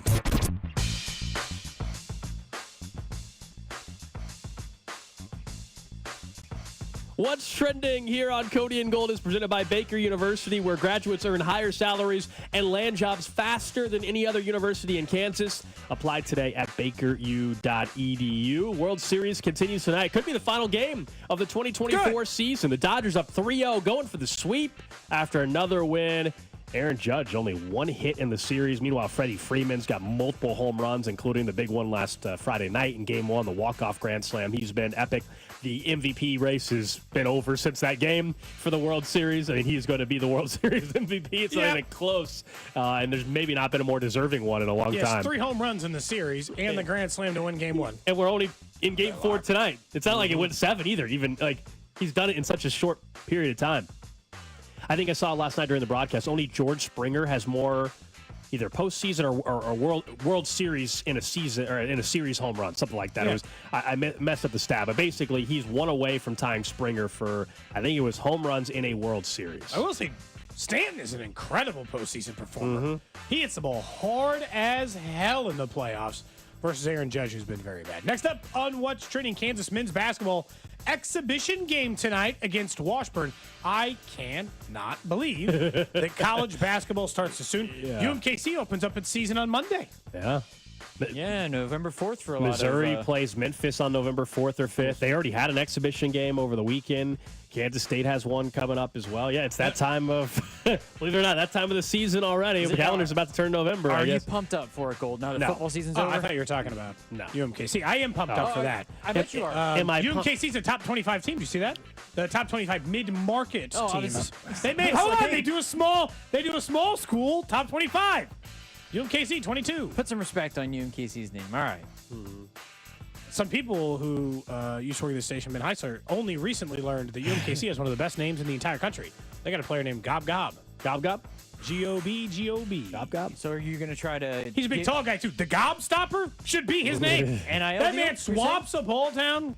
Call him the Gobstopper, and let's just call it a day. You want to give him some NIL. Student section it has got to pick up on that if there's a student section at these games. Around Thanksgiving, it should be Gobble Gobble. I mean, come on. There's just a million. There's a million choices here. The names are unlimited. As a professor at the university, I think you should form... I got to lead the charge? You got to lead the charge. You need to form the section. Yeah, but to answer your question, am I excited? Yeah, big picture, I'm excited for what it could be for the KU basketball season, but not on October 29th. October 29th. Yeah, AJ Stewart, even Bill Self acknowledged it's kind of a mess right now. He tried to figure out what aggressive means in Bill Self's system, and so he's kind of thinking too much right now out there. But AJ Stewart in the Jayhawks, a little bit later on in the year, I'll be way more excited. I'm in football mode. Am I watching the exhibition game tonight? Probably not. Okay. I'm going to watch the World Series. Ichabods? Is that what they are? What the hell's Washburn? Yeah, Washburn Ichabods. Nailed it. There you go. That was very Mitch Holtz. One of the most unique. I did not know that was really unique. Ichabod. Yeah, really unique mascot. Nailed it. Out there in Topeka. Found out my barbecue restaurant I liked out there closed. You know, I brought up Lonnie Q's before. He sold it a year or two ago, I guess. Someone told me, and then they've closed, which is really disappointing. Lonnie Q's. R.I.P. I'm glad he got out, though. He did. Made his money and left. I think so. I assume that's what happened. I don't know. That's what's trending. Here on Cody and Gold, we'll get to all 32 in about 8 minutes or so. Also, Nate Taylor coming up in studio in the 1 o'clock hour today, our Chiefs insider from The Athletic. It'll be good to get his perspective on wrapping up Raiders Chiefs thoughts and looking ahead to not only the Bucs game, but also if he thinks there's another move on the horizon after the Chiefs made the addition to Uche yesterday. So that's coming up in about 45 minutes or so. But the rest of the AFC and where we're at with this, I mean, the odds will tell you the top 3 AFC teams to win the Super Bowl. Chiefs plus 450. They're also the Super Bowl favorites. The Ravens plus 650. Then the Bills 11-1. Now, that is much different than the number 1 seed conversation. We can separate the two. I think the Ravens still should have the second best odds to come out of the AFC. I have no problem with that. Now, if you would disagree, well, then you probably love the Bills at 11-1. But from a number 1 seed perspective, the Bills have a better chance because they have a head-to-head still, and they're just better positioned because of that. Whereas the Ravens, it's very unlikely they can be the number 1 seed given the math. Part of the reason I think the Bills and the Texans should have better odds to win the Super Bowl than the Ravens is they technically can still get the 1 seed. That is a huge thing for me in an AFC that is primarily dominated by, and pretty much all the way, one team, man, Kansas City. The more road games you're going to have to suffer through, the worse off you are having any chance of getting the AFC. And the Ravens are straight up eliminated from it, in my opinion. Like 0% chance. They'd have to go 8-1. Kansas City'd have to go 6-4. A million other things would have to go right for them, et cetera, just for them to get the 1 seed. Bills could still do it. They can be only one game back with a tiebreaker with one win a couple of weeks from now. Even if the Chiefs don't continue to, don't lose another game, like don't drop one to the Broncos or anything else in between. The Texans, same thing. If they can continue to get other wins, they'll get a chance to make up one of those games and get the tiebreaker against Kansas City on their own. Those teams, in my opinion, should have a better chance to win the Super Bowl than the Ravens. The Ravens are one of the most talented teams in the AFC. I'm not arguing that. And if you made me just choose based on talent and talent alone, I would probably take the Ravens amongst the Bills. But having a chance for the 1 seed would make me say you have a better chance right now. Unless you just think the Chiefs are winning the 1 seed no matter what, and all we're doing is fighting for second place. Kind of, yes. Then, yeah, you might just be going for talent. That's exactly where I'm at. I mean, I think the Chiefs are getting the 1 seed. So after that, I mean, I would still give the Ravens the best chance in that regard. I really don't consider the number 1 seed conversation to be in doubt much. I mean, the odds would tell you also the Chiefs are minus 290 to be the number 1 seed. The Bills are 6-1. Texans 7.5. And then, there's the huge gap. The Ravens are 23-1. The Steelers 25-1. So the books think it's a 3-horse race for the number 1 seed, and even then, it's still in favor of the Chiefs. Now, the AFC, I already gave you the odds on that. The top 3 teams, Chiefs, Ravens, Bills, Texans are then 6-1 to win the AFC, go to the Super Bowl. And there's some teams that aren't even in the playoff spot right now that have better odds than current teams, because we'll talk about this more tomorrow, but right now, you've got multiple AFC West teams that would actually be in the playoffs if the season ended today. We'll see if it gets to that point. Yeah. The more you see Cincy and some of the other teams lose, like the reality of the Chiefs and Broncos or Chiefs and Chargers or whatever all getting in to the postseason, actually, I mean, it's not that far-fetched, but it's a 3-horse race. The Texans just have to get healthy, much like the Chiefs, for us to see. Drew, you brought the point earlier, like we maybe still don't really know if the Texans are going to be the factor we all thought they were going to be yet, because they're not healthy. They haven't really beat anybody. And like Kansas City, they're finding a way to win. They're finding a way to win, but their toughest games are still ahead of them. I mean, not only do they play Kansas City, but they've got some other challenges down the road as well. I think it's too far-fetched right now. We got to find out. Like we got to find out. By the time they play the Chiefs in December, my guess is I think we're going to say, yeah, they're actually a threat again. In the AFC picture. Right now, it's hard for me to take them as a huge threat with just what we've watched them when they play. But when they play in December, my guess is the Texans are going to be sitting on 10 wins or something like that, or 11 wins as well. And the Chiefs might be already at 13 wins or 14 wins, and it turns out to be a huge game, a 14-win Chiefs team against a 10 or 11-win Texans team at that point, because they play right around Christmas, don't they? The biggest advantage that the Broncos have in holding on to that, or the Chargers have in holding on to that spot, is they're playing a last place schedule. The Broncos you're going to find out real quick if the Broncos are for real. Do you know their next 3 games are? Well, the Chiefs are one of them, but at Baltimore, at Kansas City, at home against Atlanta. Well, there you go. They got a chance to prove a lot of people wrong. So if you want to, you don't have to buy or sell your Broncos stock depending on where you are. All of that will be decided in the marketplace coming up over the next 3 weeks. They also have to go to LA, to Cincinnati, play Kansas City again. Their schedule's a nightmare. So for all other purposes, they're going to be stuck in it. But the AFC, I mean, it's a 3-horse race. I'll give Texans the same credit I give Kansas City. I do not think they've looked good. I do not think C.J. Stroud has looked perfect. They have a legitimate defense and a great player in Will Anderson. And eventually, like we talk about in Kansas City, they will and are expected to get Nico Collins back. And the second they get Nico Collins back, I think a lot of their offensive problems are going to be solved. Yeah, they got some O-line issues, O-line issues, and they've got a couple linebackers. That's why they're underdogs on Thursday night against the Jets. That makes no sense. I think that's the reason why the line is what it is. I think at first glance, we all had the same reaction. And if I ran into Bob, Mac, and Dusty in the hallway right around about 45 minutes ago or an hour ago, and the first thing they asked me, they go, "Why are the Texans underdogs?" And I was like, "I get it. Everybody's had the same reaction to it." We're all just going to pick them in our in-house picking bet. I think I'm just going to. This would be one of those where I'm just going to completely fade the public, even though I don't believe it. You're going to bet the Jets? I think so. Yeah. I'd rather just not bet. Well, you're asking me if with this hypothetical, we're all required to make a pick. Yeah. No, I don't think you need to actually make the bet on that game. That just feels like one of those, like, something's weird, and so I'm just not going to bet. That's exactly what Sometimes it is. the best bet you make is no Short bet, because you're week. like, something stinks, Yeah. and I don't want to be anywhere That's near what I'm the saying. weirdness that exists in It this doesn't bet. make a whole lot of sense. But the reasoning possibly would be the Jets are the home team on a short week. The Texans are traveling. They're down. Their top two receivers, their offensive line is bad and banged up. Their two middle linebackers are out. That's the reason why we can. If you're so strongly thinking it's crazy that the Texans could lose that game, then bet the Texans. Go right you ahead. made it sound, Cody, was like, I have to bet on. I'm going to bet Aaron Rodgers. So I'm just not going to bet. I'm just not going to bet on. That's exactly how I feel. You're not going to bet on your guy? The one biggest. Don't even put that on me. I've been against this whole plan since the beginning. Since the second they traded him, I called it stupid. I thought that was your guy. Your boy. No, not really. Hey, the one Aaron. thing I'll say about Baltimore, and then we can get to all 32 in a minute. Have we under-discussed the fact that the reason why they have 3 losses and there's a lot of other teams with 2-0 is that their defense is no good?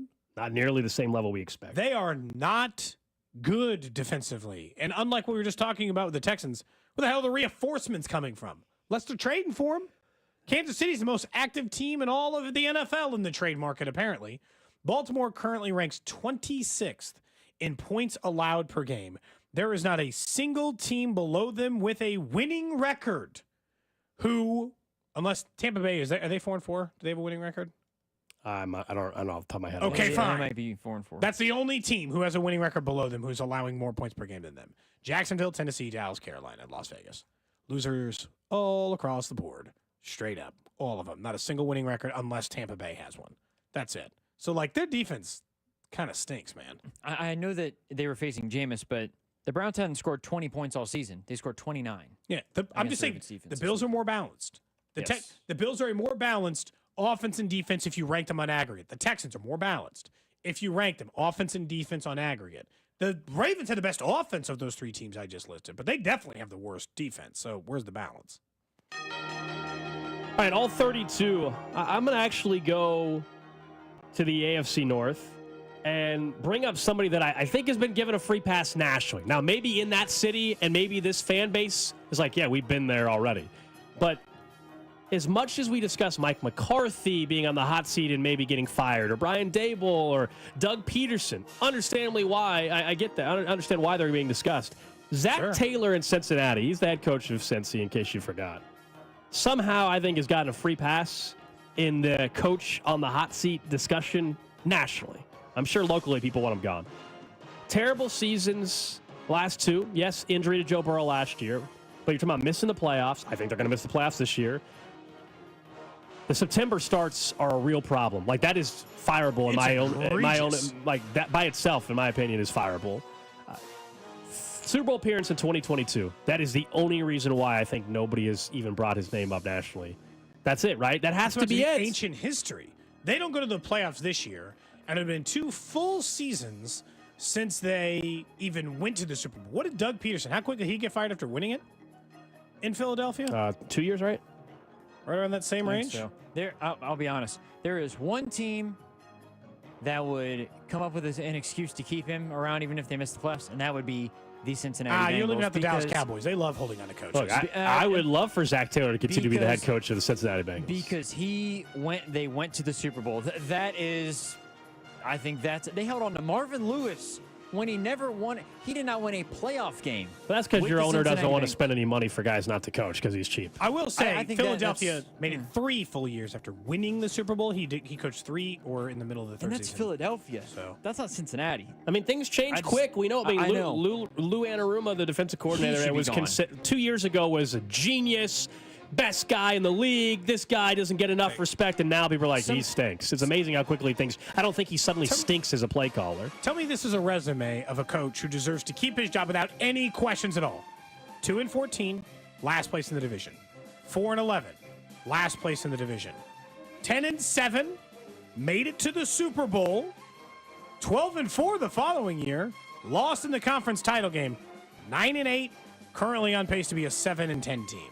The reason why that's not some world beater resume. That's like one really nice year. He also lost his offensive coordinator this year. Not good. The reason that this year is different to me than the other ones that you mentioned. So 2-14, just took over the team. They were tanking to get Joe Burrow anyways. It's not Andy Dalton, though. I mean, Andy Dalton won 2 games with the Panthers last year. I know, but they were Cowboys. They were losing on purpose. They were tanking.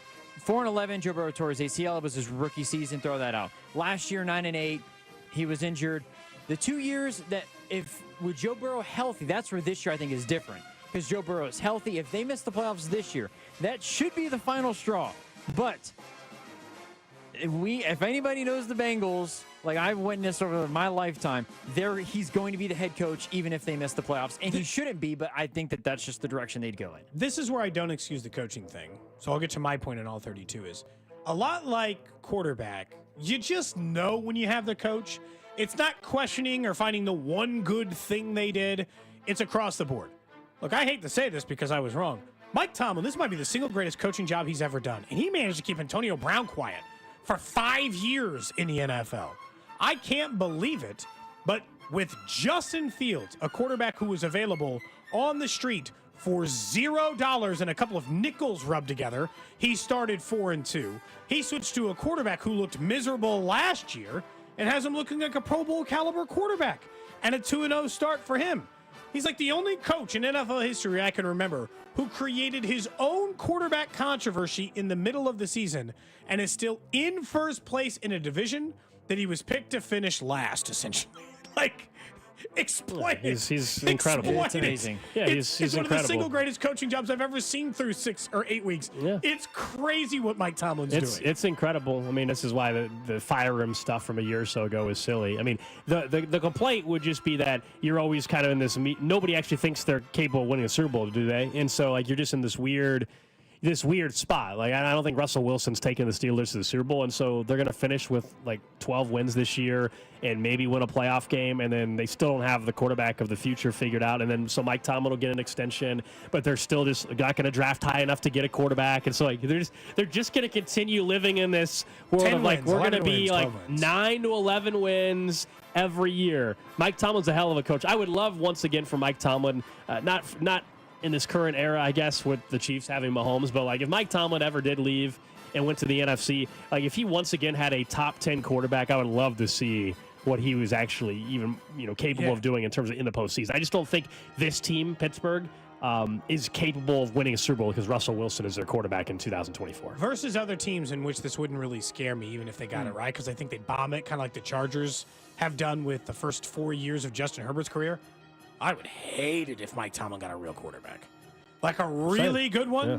Like even like a Kirk Cousins level quarterback. I'd be like, oh no. Well, they should have traded God, for. I don't need. That's who they should have traded for. I don't need the Steelers getting that level of quarterback. Mike Tomlin's too good. Yeah, that man's going to win 13 games with Justin Fields and Russell Wilson. I don't need him getting a real player. He won 9 games last year with like Mason. Who the hell started for them last year? Mason Rudolph. Mason Rudolph?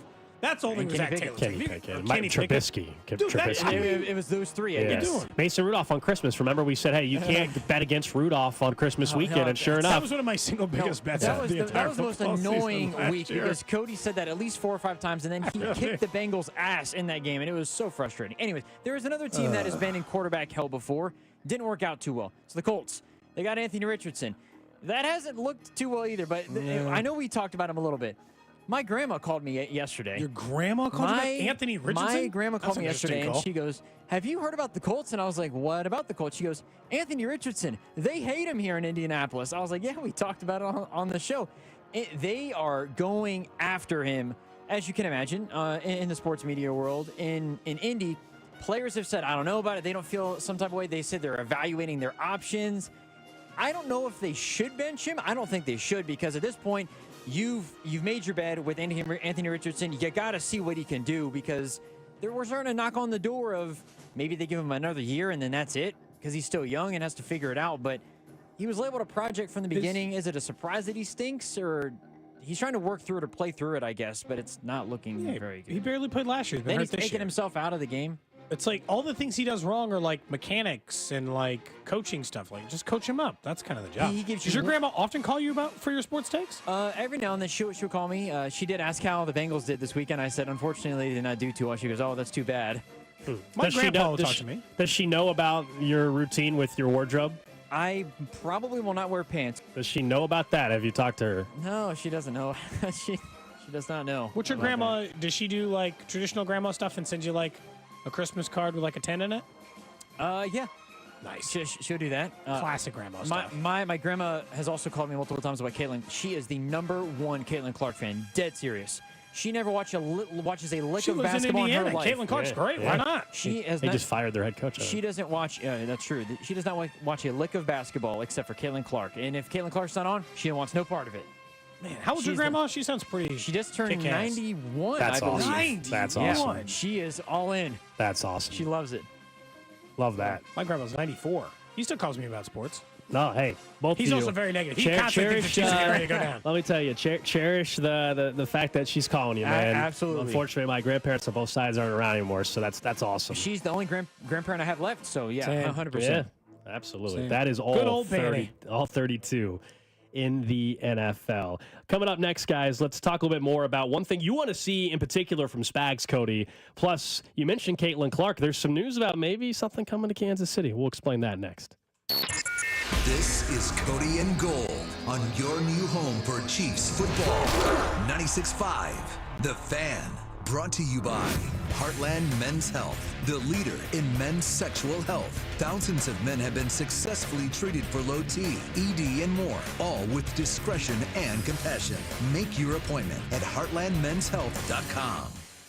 Inside the Huddle is brought to you by Blue Cross and Blue Shield of Kansas City. Discover the benefit of blue. We hear a lot from our patients after we've successfully treated their erectile dysfunction. But one thing we hear the most is, why didn't I get treated sooner? This is Jeff for Heartland Men's Health. And if you're suffering with ED and all the emotional and relationship problems it causes, don't wait. Call us today. ED is simply a medical condition like any other. And for most men, it's fully treatable, which means you can get your sex life back. And I'm not talking about sex that's just okay, by the way. I'm talking about good sex with the ability to enjoy intimacy without the anxiety that affects so many men who have ED. In fact, you might find you're performing like you haven't in years. At Heartland Men's Health, we're ED experts. We've successfully treated thousands of men with protocols that are successful in well over 90% of cases. And we have a variety of treatments and treatment combinations so you can get the one that's right for you. So stop waiting and call us. Your first visit includes blood work, a medical consult, and if medically advised, a test dose. And if that test dose doesn't work in the office, your visit is free. Call 844-447-6600 or go to heartlandmenshealth.com. Are you in need of top quality metal for your next project? Look no further than Metal by the Foot. Whether you're a DIY enthusiast, contractor, or business owner, Metal by the Foot has the perfect solution for you. Steel, aluminum, brass, and stainless. The Foot. Blue Demon Welding Supplies, filler rods, and wire. The Foot. Cronius Professional Welding Equipment, Service and Repairs. The Foot.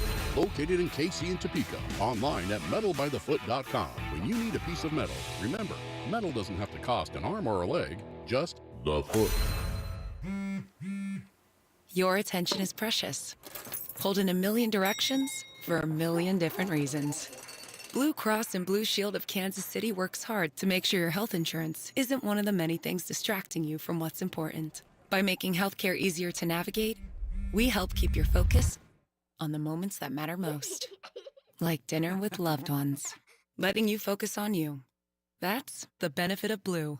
Learn more at bluekc.com. Did you know that Wendy's has any size soft drinks for just $1? Yeah, any size, anytime. Like $1 Coke, $1 Sprite, or even $1 strawberry Fanta. Okay, could we maybe switch up the sound effect, please? 'Cause I'm losing it. Wow, no, not that. Any size soft drink for just $1? Gotta be Wendy's. Limited time only. Price and participation may vary. A la carte only. Not valid in a combo. Exclusions apply. O'Reilly. Need a little help? O'Reilly Auto Parts can help. Need advice? We've got advice. No matter what you need, we have thousands of professional parts people doing their part to make sure you have it. Exceptional customer service. Just one part that makes O'Reilly stand apart. The professional parts people. O'Reilly Auto Parts. You hear that? That's the sound of another year counting down. Another year missing your revenue goal. Another year wondering why your marketing isn't more effective. Another year worried about next year. The clock is ticking, but you still have time. Time to contact the experts at Scale Marketing.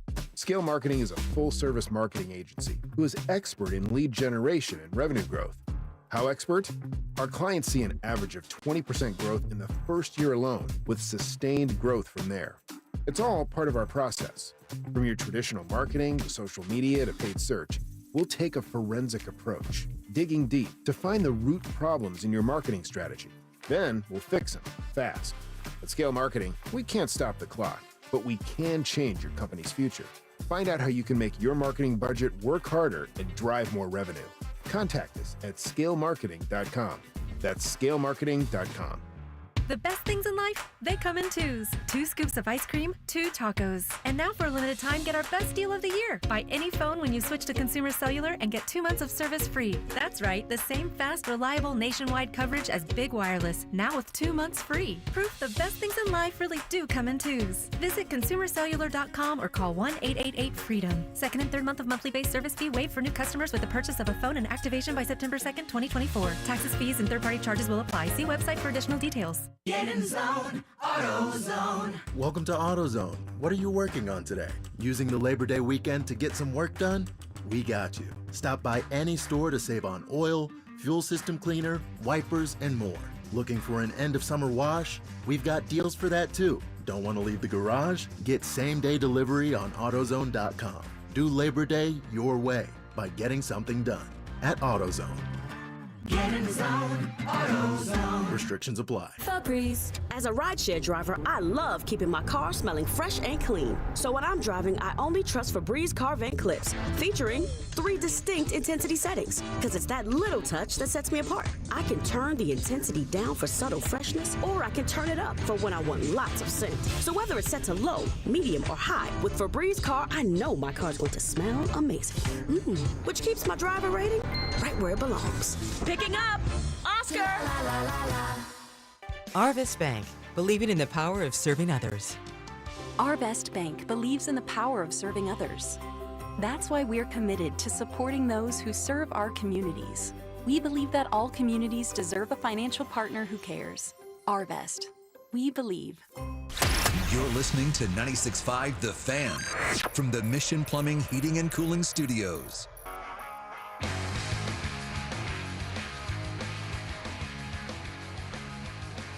Back here on Cody and Gold. We'll get into the defense in a second, but a couple bits of breaking news around the NFL, at least, during the break.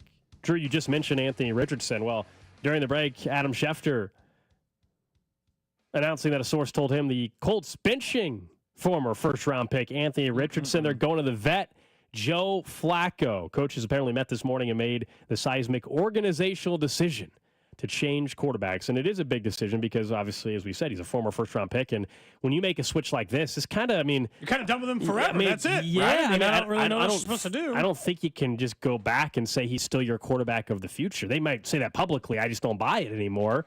Joe Flacco does give them a better chance to win if we're just having that conversation. Yeah, I don't doubt that for a second. But Joe Flacco is also not a long-term answer.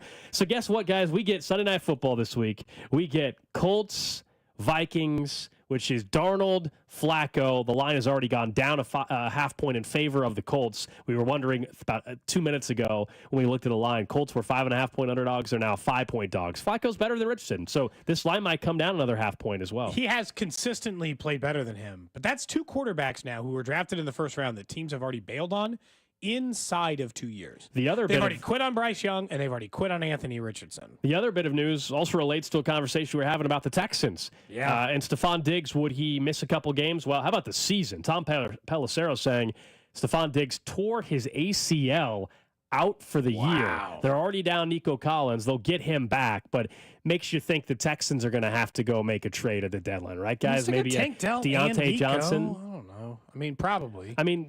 Of course, the Bills trade, the way that all worked out, looks even better now. Not the injury aside, it was already trending that direction. But Stefan Diggs was on a 1-year deal in Houston, so he'll be a free agent the next time he's available, and going to miss the next half of the season. So it'll be interesting to see what kind of market there is for Stefan Diggs in the offseason. But that's a huge blow to a potential contender in the AFC. Never want to see anybody get hurt, but that's also potentially something that could help the Chiefs, I guess, down the road. They're going to play him head-to-head, number one, but also they might play him in the playoffs. Yeah, it absolutely could help him because obviously it's one less weapon across the board. Now we'll see what happens with the rest of the trade deadline before those decisions are made. But that is massive news on both ends. But the other part about this is always, if you're an NFL team and you got no answer at quarterback, I'd call just to make the trade now, just to find out myself. Like if I'm the Raiders, I'd rather play Anthony Richardson or Bryce Young the rest of the season. Look, they may have made their decision on either of those players, and that's cool with me. But, like, if you're one of those teams, you don't know where you're going to draft, you don't have an answer at quarterback, and those guys were former first-round picks. If you had a decent, high, pretty high, whatever, great on them coming out of the draft, I don't know why you wouldn't take a chance that you are better at coaching them up than bad organizations were, you know? Doesn't it depend on how you think that, like, if you think Anthony Richardson is as good as Cam Ward can be or as Shador can be, then maybe, sure, you take the flyer. But I wonder if you're like the Raiders and you know that you're behind those guys, you know? You can just take those guys still anyway. Sure, but I just wonder, like, if the Raiders, if they're bad enough where they get the third overall pick, I mean, I don't know. I don't know if they need to. I'll be honest. I mean, I also have to question. I mean, I don't think it's a coincidence. What Richardson wasn't playing well. I don't think it's a coincidence, though, after a game in which he admitted he took himself out, that the next couple days he gets benched. Like, now he has plenty of time to be rested, and he's not tired anymore. Like, I don't think that's a coincidence here. Yeah. And as Shefty points out, 2 of the top 3 quarterbacks in the 2023 NFL draft have already been benched this season. Carolina, we all know, benched Bryce Young. He's now back. And then Indianapolis just benched Anthony Richardson. The difference is this is happening in week 8 for Richardson. Bryce Young got benched in week 2. We saw a full season of Young last year. We only saw 3 or 4 games of Richardson last year. We've seen 6 games of Richardson this year. We still have only seen like 10, 11 games of Anthony Richardson in the NFL. Well, I guess that was always the thing with Anthony Richardson, though, right? Is that when they drafted him, he wasn't. I think the one of the first things that a lot of people said was should have started him right away. Should he not even be playing right now because he's not ready? It was always a project pick. I don't think the Colts are quitting on him necessarily as much as maybe it would lead on to be. I guess if I were another team, I would just convince that he's my project behind an aging veteran quarterback. Let's use a team that's stupid by nature, but also should do this. The Jets. Oh. Aaron Rodgers. He's going to be their quarterback next year. But yeah. Fine. Who cares? I got all the time on Anthony Richardson in the world. I can Jordan Love his ass. I can take all the time in the world I want with him, right? Like, that doesn't mean, within reason. I mean, yes, I understand, but like, I mean, he's already going to be entering year 3 of his contract next year, so it's really not. It's really like a year and a half. But I hear you. But a year and a half is long enough to make a decision on a player. That's essentially what they did with Jordan Love. They just gave him 1 additional year on the contract in order to make a decision. Was that just one of? I mean, is this going to end up going down to just one of the single worst quarterback draft classes of all time? Because there were C.J. Stroud, he's too good to be one of the worst ever. Because he was the other guy taken, right? Yeah. Oh boy. So he's the guy that everybody will remember, obviously, but because Will Levis was in that draft too. I mean, that was a really, really, really bad quarterback draft class. Yeah. I'm surprised. Like, you know me, I'm team like if they just stink, move on. But in a lost season, I understand the point. Like if you're the Panthers, you're in a lost season. There's no point to have Andy Dalton start for you. Correct. It's already gone. Find out every conceivable bit of information you can find on Bryce Young. And if he stinks, you just write it off. And if for some reason he shows you a little bit of life, but you're still not convinced, maybe some other team will give you some kind of draft pick compensation. The Colts aren't in a lost season technically they're 500. yet. They're still competitive. They're 500. They're 4-4, and they have a chance to make the playoffs. Obviously, with the way the AFC is set up, they're 2 games back of the Texans, although they just lost to them head-to-head twice. I think they're actually 3 games back of the Houston Texans. So and really the Colts, we're talking about a potential wild card team. And Joe Flacco makes them better now, but yeah, they're still not the long-term solution anymore. I mean, next year, Joe Flacco, you're not going to next season with Joe Flacco as your starting quarterback. Right. So right now, the draft order, I guess, again, it can change, of course, but the Raiders, Panthers, Browns, Titans, Jets would be top 5. Of those teams, you can make an argument that all of them need a quarterback or could utilize a quarterback for the future. So I don't know. I wonder if you're the Jets, do you make that move or do you just wait and see what happens in the draft? I think, is Bryce Young going to be available during the offseason just as much as he is now? where you just see how the cards fall and where you're drafting? I mean, if you're the same thing with the Raiders, do you just wait and see, and maybe they're still available in March just as much as they would be now? Yeah, we'll see how the top 5 shakes out. There's a ton of teams that are tied at 2 and 6. I mean, once all the tiebreaker stuff gets sorted out and ultimately we don't know. We just don't. I mean, as of right this second, it's actually Carolina, Tennessee, New England, Jets, and Jacksonville at the top 5. Okay. So we'll see. I mean, the Raiders most likely we all think will end up with a 5th worst record in football, but That's just there's projection stuff. there's 10 teams that are a half a game from being, or a game or a half a game from being the number 1 overall pick. How many teams next year will need a quarterback that they don't know who their starting quarterback will be at the beginning of the 2025 NFL season? Because that's the most interesting question. Like, will Anthony Richardson or Bryce Young start for a team next year? Panthers don't know who's starting for them next year. Titans don't know. Jets do, right? I mean, the Jets. I think Rodgers is supposed to be back. Yeah. The Raiders Giants don't know. The Raiders don't know. Patriots can be Drake May still, so we're good. Jacksonville does. Jacksonville does. Cleveland does. New Orleans is kind of stuck between either rock and a hard place. Spencer Rattler or Derek Carr. I mean, but either way, it's not a drafted quarterback or a guy in the free agency. Miami market. is 2-5. Now I think they're going to start winning some games with Tua back, but they're not drafting a quarterback. Does Pittsburgh know who they're? No, but Pittsburgh is going to be 12 win. I thought we were talking about. Yeah, we are. Teams at the top of the draft. Oh, okay, I thought you were just talking in general. There's only like 3 quarterbacks even worthy of a first-round conversation. Most teams don't even love them. Like, if you're one of these teams and you're not Gold, like you said, you're 3 wins, you're 2 wins, and you're like, I don't know where the hell I'm going to land in all of this mess. Who's to even say I can get Cam Ward? Who's to say I can even get Shadur Sanders? Like, if you're the Panthers, you can be pretty sure you're getting one of those 2 guys. But if you're the Saints or the Raiders or the Browns. Saints have lost 6 in a row. Are we sure, though, that the Panthers aren't, or that the Colts aren't just sticking with their, like, I think Bryce Young. They're going to bench him and go back to him. That's so stupid. I That's think Bryce even worse. Young is more likely to be gone than Anthony Richardson, because from the jump, Anthony Richardson was always a project quarterback. I agree with that. That you just have to figure out. So now they're back to turning him into a project? To me, I just don't think Anthony Richardson would get dealt before. I think Bryce Young is more likely I agree with you there. to get dealt. Yeah, well, also Bryce Young just played way more. You know, he played a full season last year, and he was the number 1 overall pick. He wasn't just he played 20. He played a bunch of games in college where his expectations were always through the roof. For Anthony Richardson, played 6 games in college. Yeah, this will all get, we've got months and months and months, but it's interesting to see. There's what we view from the outside of, like, hey, there's a ton of teams we all agree that should upgrade their quarterback, but who actually, like, quote unquote has to. Let's look at. I think you have to look at who's the head coach. That impacts decision making.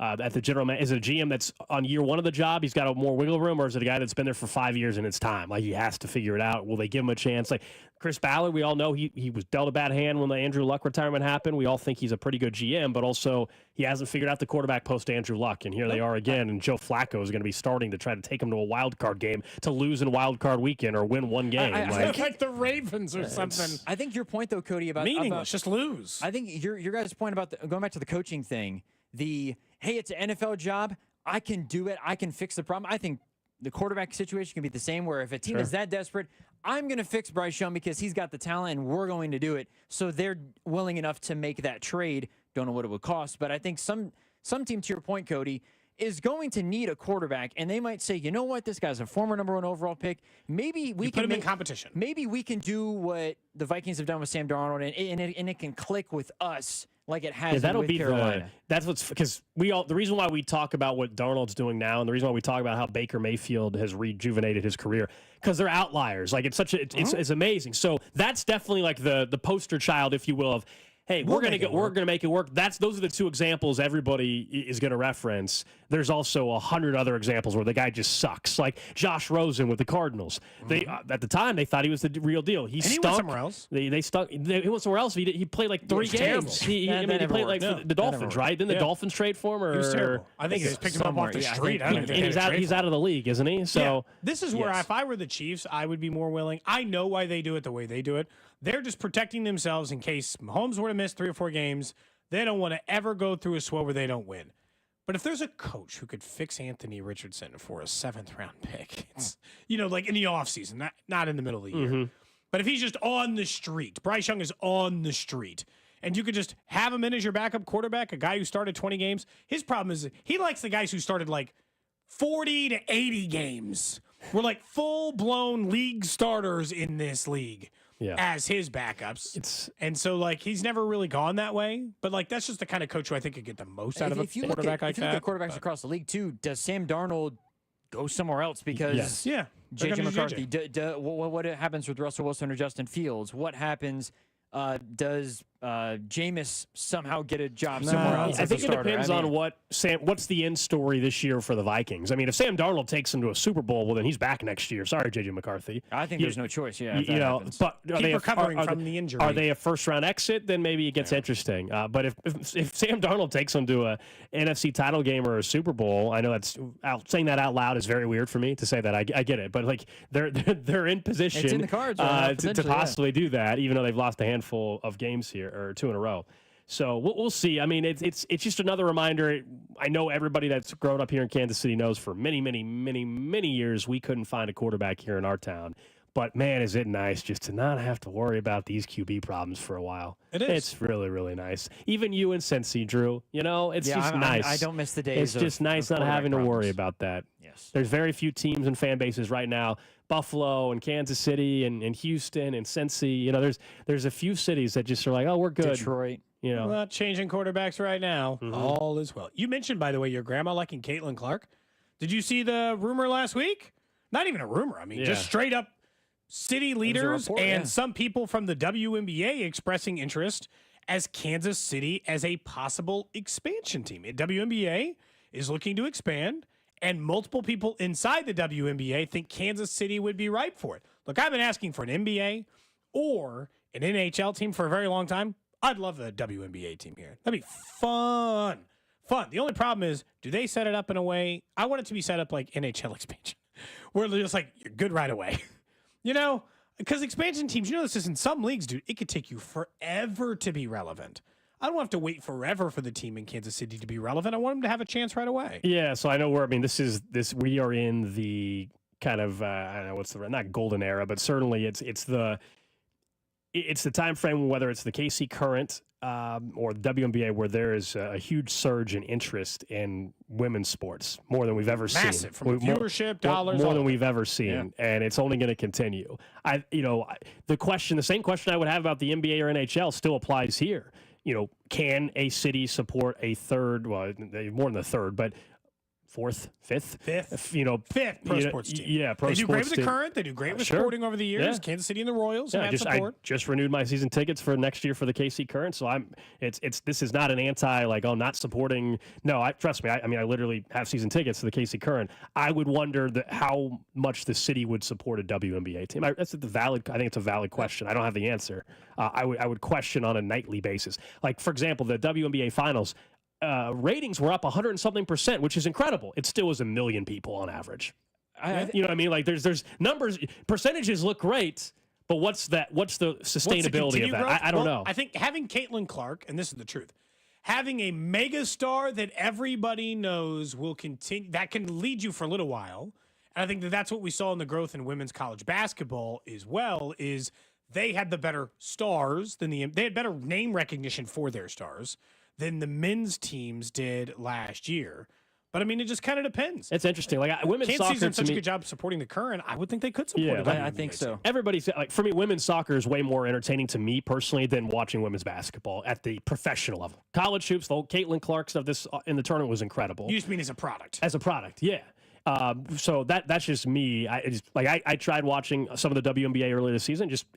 I gave it even more of a chance because of the Caitlin Clark effect. We talked about that. Would it lead to new viewership? It got me for a couple games this year. I watched more women's college. But that was it. It was like a handful of games. I've never even seen a dribble of a WNBA game, and I've seen some now. Yeah. So, I mean, it is working. The effect is there. I do think the fact that they only play 40 games during the regular season, and it's during a good number, and it's during the summertime. So there's not too many games. There's no real back-to-backs like that. It doesn't feel like you're having if you go to games, like you might end up going to, I don't know what the ticket, I mean, sure, tickets are for when the Fever are here, obviously it would be nuts, but I think it would be popular along the lines of what the Current have done. Obviously not, they need to have the success there, but they only play 40 games, so I think you're not going to be oversaturated with too many games going on in a season. It's enough to follow it, get into it for the summertime, and then be done. See, I just disagree with this. Someone says we have a championship level team. I'm assuming they're talking about the current. Yeah. And no one pays attention. You don't see stickers on cars. You don't see people wearing shirts. I I see actually people see wearing Shirts all the time. Casey Current yeah. all the time. Yeah. Also, their gear is fantastic. They get the best. I'll say the for color scheme's best very color good. scheme in the city. Yeah. Like, I mean, it is a great design work. They've just done a really good job with their marketing, and it's been a success. They sold out every game and all that. That is all true. It will be interesting to see. I think there's a real chance we do get a WNBA team. But they play but T-Mobile? but I would, yeah, absolutely, Yes. absolutely. I'm just checking. They would have to. In the Yeah. article, I think they mentioned T-Mobile as the spot. I wonder if would them actually getting the WNBA help. I don't think it would land an NBA team or convince you to do that, but I think in terms of that building, The fan support, how well it does, could that facility being used in that professional, setting, in that environment, as well as the fan base and people getting on board with it, I think would help certainly. Yeah, if the city really supported that league, I agree with you. I think it would potentially catch the attention of NHL or NBA, et cetera. There's some truth to that, but we'll see. It's definitely sounds like there's some traction there for this to happen at some point in the next 2-3 years. I did like the person said, wait, the Casey Currents logo is better than the old 610 logo? Yes. Don't even get me started on that logo. Yes, it is. By the way, Casey Current. The worst in Kansas City history. Next Saturday, they'll be hosting a playoff game. So there you go, quarterfinal action in WSL. You got your normal seats? I will not be able to go, unfortunately. Oh, I know, dang. it sucks. I know. Terrible. I have the game starts at 11 on a Saturday. I'm on the air till 11. And then the following weekend, when they would potentially host the semifinals, it's my sister's wedding. So no go. If I go again, it'll be the TVs No, there will not be TVs on. NWSL Championship would be the next one I could go to if they get there, because the city is hosting that. Anyway, Still time. Let's get to the random question of the day. Random question. It's actually going to tie in great. For you, Gold, for you, Drew, on the text line, 913-586-7965. You can also hit us up on YouTube, Twitter, Twitch, and Facebook. Like, subscribe. Set an alert over there on YouTube, the Fan 965. That way you know when we're going live, as you can catch us on camera every single day. The question I have for you today is, what is the thing about attending a live sporting event that you enjoy the least? The reason why I'm asking this question is, I'm assuming you've seen the recent stories about Steve Ballmer's new palace built for the Clippers. One of the things he personally was invested in designing and making sure is toilets. Yeah, there's audio. We have audio of the system from like 2 years ago. Yeah, this man put in more toilets than any stadium in the rest of the United States. He said he doesn't want anyone waiting in line to use the bathroom. And now that the stadium's out, someone gave a full review over on The Ringer. With more than 1,400 toilets in the stadium, is waiting in line for toilets the thing you like the least? I want to know. You remember this? This was from March of 2023. Toilets! 1,160 toilets in Europe! 3 times the NBA average number of toilets in Europe. We do not want people waiting in line. We want them to get back to their damn seats at the end of the half before the game. He was fired up about toilets. 1,400 is what they actually said on.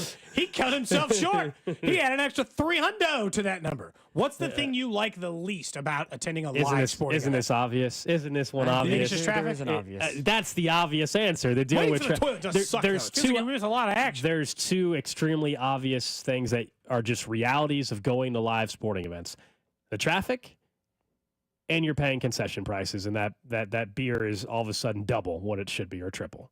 Quadruple? I don't know. whatever, I mean, yeah. good God. I honestly think I would vote for anybody who ran on a party that is only making it illegal to overcharge me at airports or stadiums. There's just no way you need to charge me $19 for a beer to make this profitable. There's got to be a more equitable number. People are paying it, right? Isn't that the whole? But I'm saying make it illegal. People are paying. Screw- are paying it. I think supply and It's demand not should a have a necessity. limit. Yeah, but this it's is not- a ludicrous. But it's not a necessity. I'm with you on like things that everybody has to purchase. But like at the airport's even worse.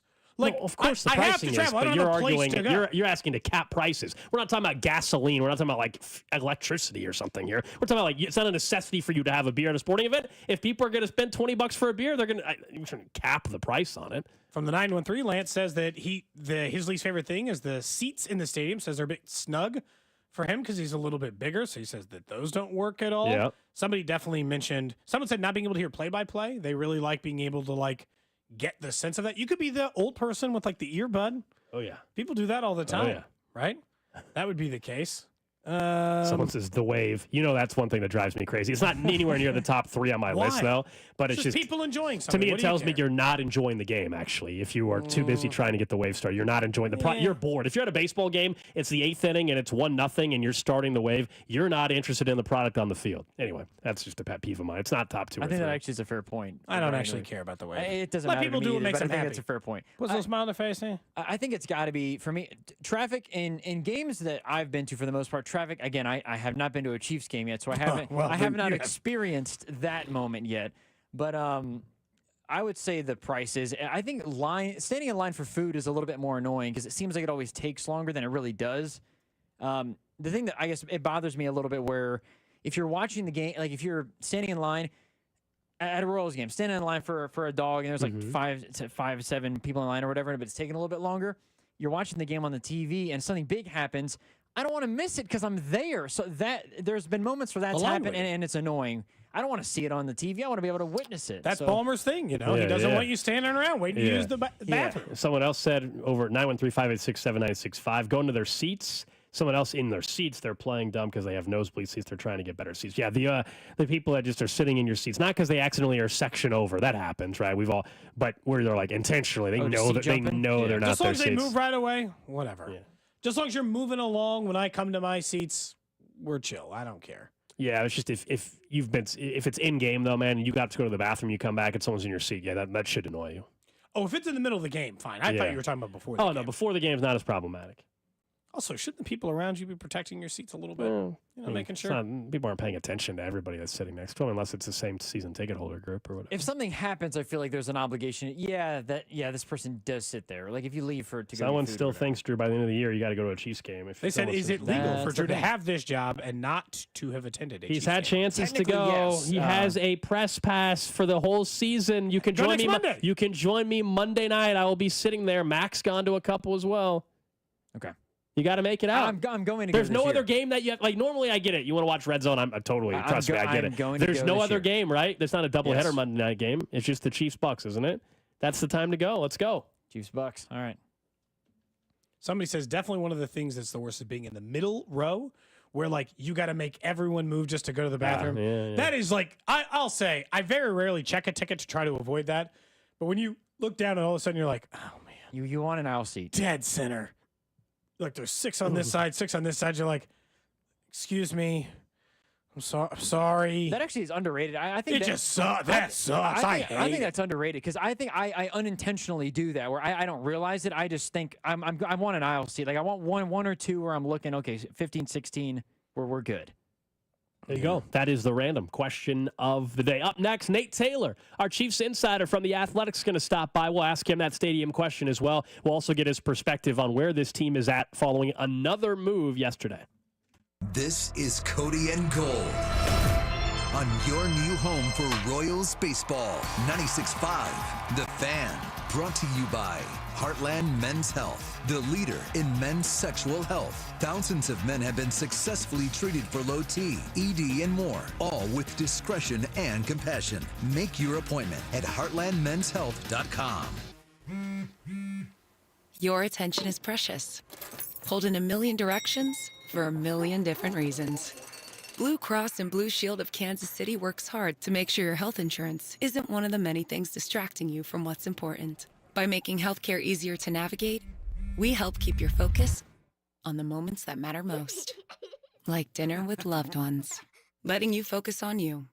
That's the benefit of Blue. Learn more at BlueKC.com. It's Bob Fesco, and I'm here with my friend Brian Manning of Manning Roofing. We know you guys are the best in the business when it comes to the roofing industry, but what truly separates you from everybody else? We have a great group of people that take care of our homeowners. Our number one goal is homeowner satisfaction, and we won't compromise the quality of our materials or the quality of our labor to do that. If you want to set up an appointment with Manning Roofing like I did, check them out at ManningGC.com or 816-448-8208. Manning is my one-stop shop for roofs, gutters, siding, and windows. The choice is simple. It's Manning Roofing. Finding an attorney can be an overwhelming process. Fortunately, since 1996, Mark Ferguson has helped thousands of Kansas Cityans during their time of need. Whether you're facing a traffic violation or a more serious crime, Mark and his team of seasoned, compassionate professionals are here to fight for you in all of your legal matters. Mark has built his career on integrity, knowledge, and an incredible reputation.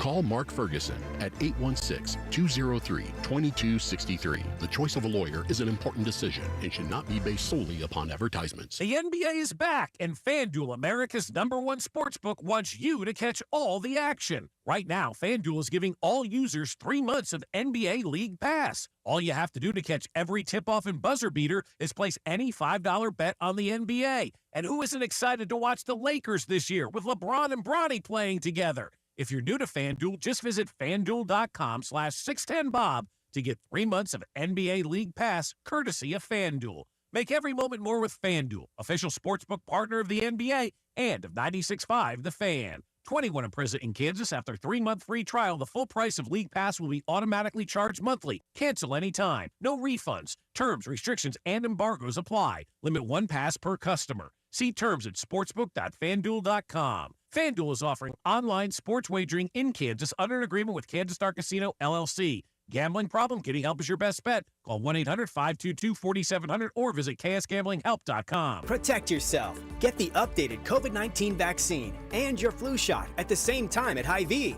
That's right, you can save time and get your COVID-19 and flu shot at the same time. Schedule your updated COVID-19 vaccine and flu shot online today. Or just stop by any Hy-Vee pharmacy whenever it's convenient for you. No appointment necessary. Plus, when you get your flu shot at Hy-Vee, earn a 20-cent fuel saver. Your Hy-Vee pharmacy is here to help you and your family stay healthy. Some restrictions apply. I'm Mitch Holtis, voice of the Kansas City Chiefs. Choosing the best doctor for your eyes is one of the most important medical decisions you'll ever make. Whether you're considering blade-free LASIK, all laser cataract surgery, and premium lens implants, or want a world-renowned doctor to help with your glaucoma, macular degeneration, dry eyes, or diabetes, trust my doctor, Dr. Steven Silverstein. Call Silverstein Eye Centers to make an appointment, 816-358-3600.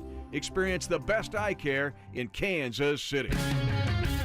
It's time to review the top 3 highlights of the day. I'm joined as always by my co-anchor Snoop. Hey, what up, though? Snoop, number 1 has to be getting the new iPhone 16 Pro with Apple Intelligence at T-Mobile. Yeah, you should hustle down to T-Mobile like a dog chasing a squirrel chasing a nut. Nice analogy, Snoop. Dogs do love to chase squirrels. And squirrels love to chase those nuts. On to highlight number 2, at T-Mobile, families can save 20% every month versus the other big guys. That is very impressive. You know, y'all can take some of those savings and buy some Snoop merchandise. That's exactly what I'm planning on doing with my savings, Snoop. Now, take it away, Snoop. Head to T-Mobile.com and get the new iPhone 16 Pro with Apple Intelligence on them. Now drop that jingle. 24 monthly bill credits. Eligible trade-in on Go 5G Next. Well-qualified customers plus tax and $35 connection charge. Cancel entire account before receiving 24 bill credits and credit stop and balance on required finance agreement too. Bill credits end if you pay off device early. See how you can save versus the other big guys at T-Mobile.com/switch. Apple Intelligence coming fall 2024. Did you know that Wendy's has any size soft drinks for just $1? Yeah, any size, anytime. Like $1 Coke, $1 Sprite, or even $1 strawberry Fanta. Okay, could we maybe switch up the sound effect, please? Because I'm losing it. Wow, no, not that. Any size soft drink for just $1? Gotta be Wendy's. Limited time only. Price and participation may vary. A la carte only. Not valid in a combo. Exclusions apply. You're in hot water, mister. What'd I do? I told you months ago our utility bills were getting higher because of that old outdated tank water heater. Maybe it's time we finally switch to a Navien tankless. Learn about Navient's high-efficiency tankless water heaters, endless hot water, all while helping you save on your energy costs. Hey, look at this. Our utility bill is lower since we got the Navien tankless water heater. Who's in hot water now? We are, all the time. Learn more at tanklessmadesimple.com. All right, when it comes to getting life insurance for your family, a lot of excuses can get in the way. But ask yourself this: if something were to happen to me, who would pay the mortgage, the kids' education, and the other bills? Then forget the excuses and check out Ethos Life, the online, easy way to get life insurance in 10 minutes. Ethos has rates that you can afford, like a $500,000 policy for a 40-year-old male starting at $1 a day or $30 a month, with a few health questions and no medical exam. Get your free quote right now at checkethos.com. That's checkethos.com.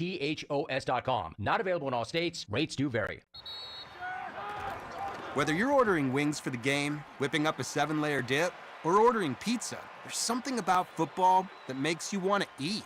And this football season, Uber Eats has the best deals on game day food, no matter what you're craving. From 2-for-1 pizza to buy one, get one wings. Uber Eats will be dropping new deals each week, all season long. Uber Eats, official on-demand delivery partner of the NFL. Order now. Terms and conditions apply. See app for details.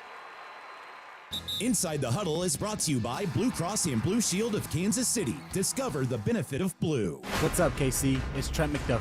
Catch the play-by-play all season long with Mitch, Danon, and Kling right here on your home of the Chiefs. 96.5, The Fan. KFNZ FM and AM, HD1 and HD2 Kansas City in Odyssey Sports Station. 1 o'clock hour here on Cody and Gold. Alex Gold, Cody Tapp, Drew Nixon with you, and our guy Nate Taylor from The Athletic just walked in the studio. He joins us every Tuesday, our Chiefs insider from The Athletic. Back from Vegas.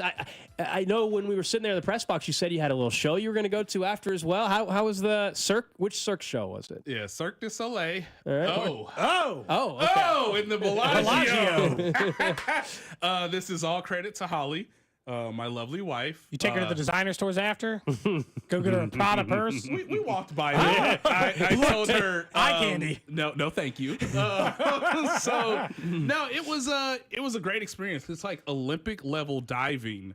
Wow. Like 50, 100 feet in the air, and you're just like, and the landing zone is not, it's not very big. So beyond just the dramatic music and the acting, obviously with Cirque du Soleil, I think this is the majority of their work outside of maybe the Michael Jackson one, which I guess is pretty popular. I saw that one here in Kansas City. Yeah, so it was cool. In Las Vegas. Outside of that, they don't really talk. They let you sort of feel the vibes, the emotions. So it was enjoyable.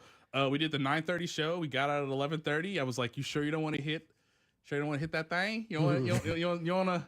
You want to get to the old slots, the old poker, the table, the old blackjack. She loves blackjack until blackjack breaks her, and it happens to us all.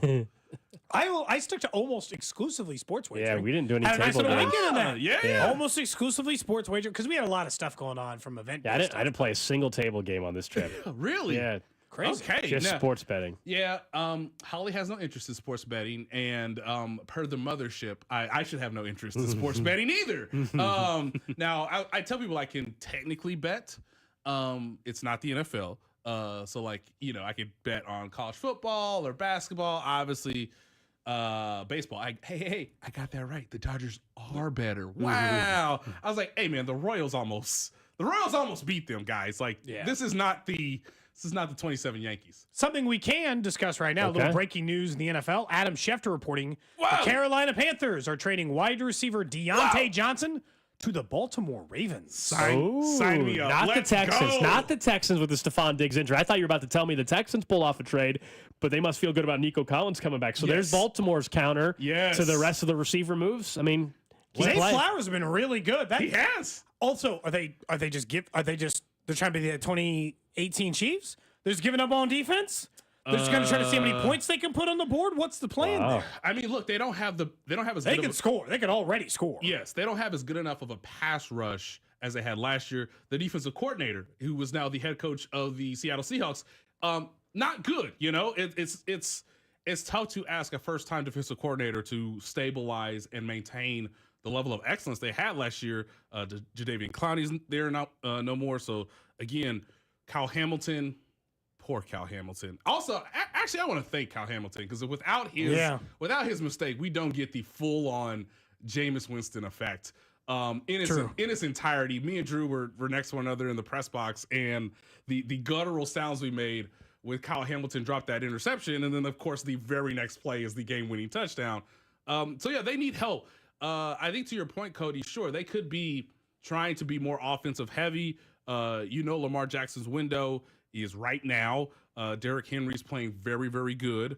But they need another reliable receiver because Isaiah Likely and Mark Andrews is not going to cut it in January. So having another receiver like Deontay Johnson, who apparently wants to be in Baltimore. Wants to be on the... Ladies and gentlemen, you've asked me. Now I can give you the answer because we have the news. Deontay Johnson like being in the East Coast. East Coast boy. Really? East Coast guy. So Is that really Kansas what City it- going calling around. He didn't want to be in the middle of the country. I think the trade compensation, I think his desire, hey, how many targets can I get is also something that you have to think of from a receiver standpoint. There's more opportunity in Baltimore right now, considering Juju will come back, we believe, relatively soon. Obviously, DeAndre Hopkins is now in the mix. So that was, sort of the counter to what you couldn't do in Carolina. Carolina almost also waited a week. I don't know if that made a difference or not, because whether if you try to wait it out as long as you can you get a better draft pick? Christian Kirk being off the market maybe helped, or with him having the shoulder injury or whatever Correct. it is down there. That's one thing. Like, now my thing is with Baltimore, now they're going to convince themselves in the playoffs, Nate, that they should just pass the ball again and not run it. So this is beautiful. This actually is going to help the Chiefs, because they're going to be convinced in January they don't need to run the football with Derrick Henry anymore. Honestly, it's a little bit lower than I was anticipating. It is a pick swap. Yes. Panthers getting a fifth round pick, rounder, Deontay Johnson in a sixth. Yeah. So look, I can't blame the Ravens for making that move. That's a relatively cheap price tag to pay for Deontay Johnson. I'd have done that same move if I were Kansas City had they not already gotten DeAndre Hopkins. Now, one thought I should also mention too is he going to agree to a extension? Oh, so they get him next year. Yeah. I'm going to double check this. I think Baltimore has more relative cap space. It's pretty close to the Chiefs. In Kansas City, it's close. Okay. Again, I don't know what their cap situation is. Obviously, the next couple years, I do not cover them, ladies and gentlemen. But it is a You don't just have that memorized? Yeah. I've just looked at it somewhat recently, so right. I knew the Ravens were in the range. They have Zay Flowers, and that's it in terms of wide receivers moving forward beyond this season. So again, is that also a part of in play as well? Like the Chiefs, based on their cap situation, Actually, maybe Ravens more? are worse. Ravens Really? are currently. Oh, sorry, that's this year. Yeah, The Ravens are technically negative $60,000. Yeah, I'm looking at the next 2 years, 2025 and 2026. They have obviously plenty of money in 2026. They have a decent amount. Kansas City and Ravens, just like I thought, 25. really similar. Kansas City has an effective cap space of $22 million. Next year, the Ravens have 14. Yeah. So again, what happens with Mark Andrews? I mean, there's obviously money that they can. I mean, Ronnie Stanley. I mean, he literally. Who knows what's going to happen with him just because it's a void year. And so, I mean, again, I don't know them inside and out. I could obviously talk to my buddy Zach Zarba, or Jeff Zarba, excuse me. There's a feeling though that with everything that's going on, does Deontay Johnson see more opportunities, being with Lamar, being on the East Coast, having a chance to obviously compete for a championship, and he could also get maybe paid more with Baltimore than Kansas City if everything goes well. Yeah, it's weird as we're joined by Nate Taylor from The Athletic, and if you're just joining us, the news here recently that Deontay Johnson is getting traded to the Baltimore Ravens. You mentioned maybe more of an opportunity. I mean, look, Lamar's incredible. He's going to be in the Hall of Fame one day. I know people think that's crazy, but he will. He's already won the MVP twice. Yes. He's never thrown for 4,000 yards. So I always question when, not you, Nate, but just anybody says, like, the production in Baltimore, more production for a receiver. I was like, the yards just aren't going to be there. He has never thrown for more than 3,800 yards. So I question that a little bit. A little. But I also know, too, that, like, that's why he brought in Todd Monken, right? To some degree. Now, hey, let's not go buck wow. But, I mean, look, he was throwing to, like, Odell Beckham and who was the other receiver? Rashad Bateman? Yeah, and Bateman's still there. Yeah, I mean, like, those were his second and third options in the AFC Championship game last year, and the Chiefs essentially smothered them. His only receiver that was effective was Zay Flowers, a rookie, and obviously we know his mistakes in that game. So, again, if you're trying to build and this is what I love, honestly, just from an observer, someone who's obviously, been a reporter, been covering the NFL for a decent amount of time. You just want to see relatively smart, competitive moves to elevate the competition. Because there was an argument that last year was the year you should have gotten the Chiefs, i.e. that's the Ravens' issue. And so to rectify that, you need to do as much as possible to give yourself a chance. I didn't think Buffalo was going to be this good. I didn't either. And now they're in the mix, right? Same with Baltimore. Baltimore fell back, obviously losing to the Browns, and so you're encouraged a little bit to do more. I think it's really a 4-team race now in the AFC. We pretty much know who is going to win each division, and then we move forward from there. So, I love this because he and I believe the Chiefs and Ravens will probably meet sometime in January. He was not involved in the first game. Neither was DeAndre Hopkins. Yeah. So all those Rasheed factors. Rice was, Yeah, right. Exactly. All those factors make it intriguing. I did look it up. Lamar is on pace for 4,460 yards this year. That'd be the first time in his career over 4,000. So he's well over the pace at the moment, so it's certainly been impressive. Where do you think they rank in the AFC? We did our rankings essentially we didn't do it in all so many words, but were the Ravens the second best team in the AFC in your mind anyway? Because I think their biggest problem is they are the least balanced of all the division winners you just said. Yeah. Chiefs have a good offense, good defense, top 10 in both. Bills, top 10 offense, defense. Texans, top 10 offense, defense. Stars on both sides of the ball. Yes. We'll get Nico Collins back. Ravens can't guard. So, for me, they're below all of those teams. And the fear I have for them to take the Chiefs down in the AFC right now, they have maybe the best quarterback and the best offense, but they're not balanced. The other teams are. And I think another reason why you would make this trade, too, is Lamar has to stay healthy, throughout the course of the rest of the season and be, at his as healthy as he can possibly be for his apex moment in the AFC divisional round or AFC championship game, whether that's a rematch. I'm still fearful of Lamar's legs with at least somebody else to throw to who could potentially be open, like Deontay Johnson. I want to believe in the Houston Texans.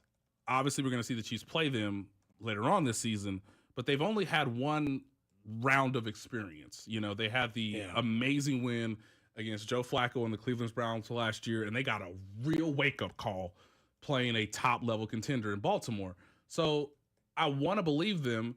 I never thought that, Stefan Diggs was going to be the reason they got to the Super Bowl or not. It's unfortunate. No, I wasn't a believer in that sign. I wasn't a believer in that either, and I felt that there was a wise move for Buffalo. And so I think CJ is the next guy, but it might take another year because that is the way it naturally progresses. I like to remind people all the time. Yeah. Patrick Mahomes is a freaking unicorn, man. He showed up and they've been in the AFC Championship game every year. That is not normal. So it might take the Texans another trip, right? I would love to see that rematch between them and Baltimore. And then for Buffalo, anybody but the Chiefs. I can see them getting through. Because that's so hard. Because their defense, if they have to face the Chiefs. I know their defense is not great either. It's good enough. They're opportunistic, but man, he is playing out of his mind, and it's been great to watch. So Josh Allen right now is my MVP front runner, I guess you could say, as we're nearing the halfway point of the regular season. But I do think Josh Allen can beat the Bills. Beat the Ravens. I do think he can beat the Texans. The matchups in the trenches are not good for Buffalo. But again, I would like to see it again. Are the Chiefs done making any making any moves? No. What corner are they trading for? Because that's where we've keyed our attention on is the cornerback market. We know they just traded for an edge rusher yesterday. Yes. We know that D-Hop. Do they have enough there at corner with the injuries now, including Najee Johnson, who's in concussion protocol? The Chiefs, this is great. I just cannot stress this enough that, Buffalo made their move. Chiefs respond. Now Baltimore's responding. Mm-hmm. So it obviously the arms race has really ratcheted up. The Texans haven't made a move, but again, they're a relatively young team. So who's to say, CJ's under a rookie contract, so they're in a little different timeline. The Chiefs will try. I don't know if it's going to happen between now and Election Day, next Tuesday, November 5th at 3 o'clock Central Time. Same time? Those are on the same day? Same day, man. Same day. Hey, man, the amount of texts I'm getting, guys, I've already voted. As I told you all last week, I've already done my civic duty. I'm going tomorrow. Stop texting me about issues that I've already made decisions on. Oh, the emails and texts are out of control. Out of control. Hey, Kamala. Tone it down. just a little, okay? Because I think, most people can get overconsumed by this stuff, and I think most people have made their decisions by now. But who's to say? Yes. Thank you, Nick Bosa. Thank you. I didn't know, but thank you. Thank you. Hey, just want to get the message out. Let me get the hat on, and not another ad, Nick Bosa. Not another one. God dang it. I just want to see the Chiefs continue to push the envelope, to push the chips. Now, I got to be honest, they don't have a lot of picks left because they gave up a 6. But one was in 2026. That's essentially giving up nothing, in my opinion. Yes. That's trading nothing. Yes. But in terms, if they're true to trying to maintain their 2 third-round picks, then I don't know how much you're gonna squeeze out of the next week. But they'll try, and I think the Chiefs should be given a lot of credit for finding a player that fits their offense. I mean, I think that was. Again, I think the idea of Deontay Johnson was really, really fun, really, really cool. I think he can be really, really helpful in the Chiefs offense. Now he's in Baltimore, but if you think he's a replicable or similar player to Hollywood Brown, and you've already committed to Hollywood Brown for this year and perhaps next year, okay, there might be a little bit of redundancy there. I get it. But you did find a player who was experienced and on 2 days of practice came in and was really effective in the first half, which is all you could ask, because that's all they could game plan for him before obviously getting into the second half. And I was a little bit surprised that he did play the amount of snaps he did, obviously that being DeAndre Hopkins. Isn't it kind of crazy? The one thing about DeAndre Hopkins that always stands out, and maybe it's just been because Rashee Rice was always like learning on the fly, and then we sadly did not get enough time with him this year to see it fully come to fruition. When I watch DeAndre Hopkins play, I'm like, man, that is a professional-ass wide receiver. That is just like, goes where he's supposed to go, cuts the way he's supposed to cut, catches the ball the way you're supposed to. This sounds stupid, but like catches the ball the way you're supposed to catch the ball. Like, it just like the thing that stood out to me is like he's just doing the job like a pro. Something I felt like we hadn't seen a lot in here over the last couple of years because they had some guys learning or guys who just weren't good at the job. Like, I mean, so it's been like it felt like it had been too long since I saw that. Hey, I completely understand it because I would like to remind people yet again, this is my job. Richie James was on the roster last year, guys. I forgot. Shout out Richie James. Shout out Richie James. Hey, man, the punt's going in the end zone. I got to take it out. McColl's got a case of that too sometimes. Hey, Richie, what are you doing? They had so many drops last year. Marquez Valdez-Scantling. Is he going to play again? I mean, I know he's with the Saints. Did he sign with the Saints or did he just work out? I think he signed. So he's going to play at some point, okay? But let me remind you, Marquez Valdez-Scantling is open in the deep portion of the field. The way you're describing this, Nate, is actually a really good point to talk about. Like anybody who like what was his name? What was his name again? Marquez. His name is Marquez, by the way. I'm sorry. So the way you're describing it though is actually a really good reason why like when people like Mike Renner calls like, oh, it's a fake undefeated. Oh, jeez, yeah. This is a really good reminder. The wide receivers you just listed last year, half of them don't have jobs. Sky Moore probably needed this surgery 5 weeks ago. They told him to get it to get a roster spot. So Sky Moore doesn't have a job. Yes. Richie James doesn't have a job. MVS just had to get a new job because he got fired from the old job. That's last year's wide receiver crew. Oh, and let's not forget Kadarius Toney, too. Also doesn't have a job. They got 4 guys out of work. They're at the unemployment line. It's crazy. I mean, so they're definitely better at wide receiver, even without Rashee Rice. Yes, to a degree. And again, Rashee was their saving grace to give them a legitimate third option. Because what was great about the postseason last year, it was a magnificent coaching job by Andy Reid and Matt Nagy and Mike Giardi, the quarterback's coach, to say we have 3 players: Travis Kelce, Isaiah Pacheco, and Rashee Rice. We might sprinkle in a little Justin Watson just to keep you honest, but ultimately that's where the ball's going. And so there's a chance with DeAndre Hopkins, getting better, getting more ingratiated, just getting the old chemistry and timing down with Mahomes even more. Travis Kelce, obviously, he's fine at it. Having a nice stretch over the last couple of weeks. Juju Smith-Schuster, he will come back from the hamstring.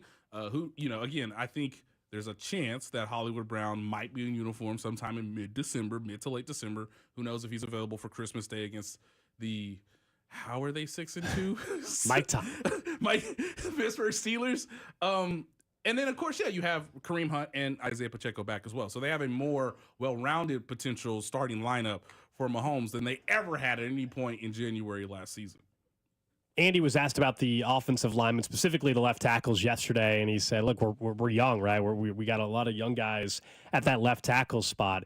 Wanya Morris had 3 holding calls in like an 8-play span or something like that. Yep. I mean, it's still wild to think that Kingsley was at one point we thought clear left tackle for this team. Now it's Wanya. He still gives him the best chance. You agree with that? And it's just what it's going to be inconsistent all year. There's going to be times where he's going to have mistakes like this, and this is what we have to expect the rest of the way. He is technically their best chance because he technically has more experience than Kingsley. Yeah. So he essentially is the starter by default. Now he's done nothing that's like truly catastrophic.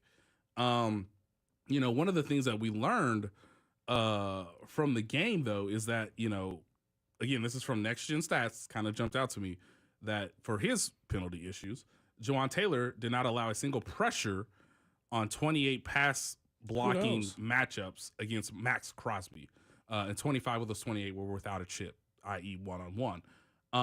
So if best game of the season, career for the Chiefs. I mean, man. Didn't allow a single pressure across 28 pass blocking matchups against Max Crosby, obviously the Raiders' best player, offense or defense. So yeah, Andy Reid's not wrong. They are young at that position. Rookie versus second-year player.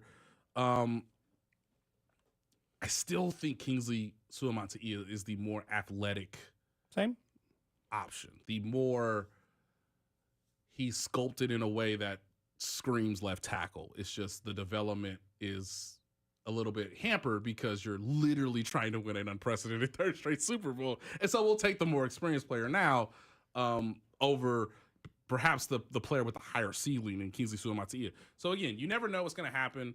At some point, Kingsley can be back in the mix. But for right now, they've scored 28 points against the 49ers and 27 points against the Raiders, despite the issues continuing at the position. You can shore up some things like pass rush, like cornerback potentially, like, hey, we have a functional receiver. They really can't fix this. So you just hope the more experienced Wanya Morris gets, the better he will play as the season moves along. I don't think that that's unfair, but it's also just like they've told you their history before. They have always chosen experience over talent. Yes. In important years, which is every year under Patrick Mahomes. At this point, yeah. So, sorry, but that's just life as we know it. And I guess that kind of goes into the same thing. I still think it's a good deal for the Ravens, good deal for the Chiefs. DeAndre Hopkins going to be fun. I'm glad he gets to be on a winning team. Yes. I always feel bad for, I shouldn't feel bad for DeAndre Hopkins. He could have gone anywhere. He chose a losing team. He did. I mean, he chose the contract. So he gets bailed out on the back end of choosing the contract. Mm-hmm. But I don't know. I mean, and he gets bailed out too because as you probably go right for the bleeding corpse of Deadspin at the major triple.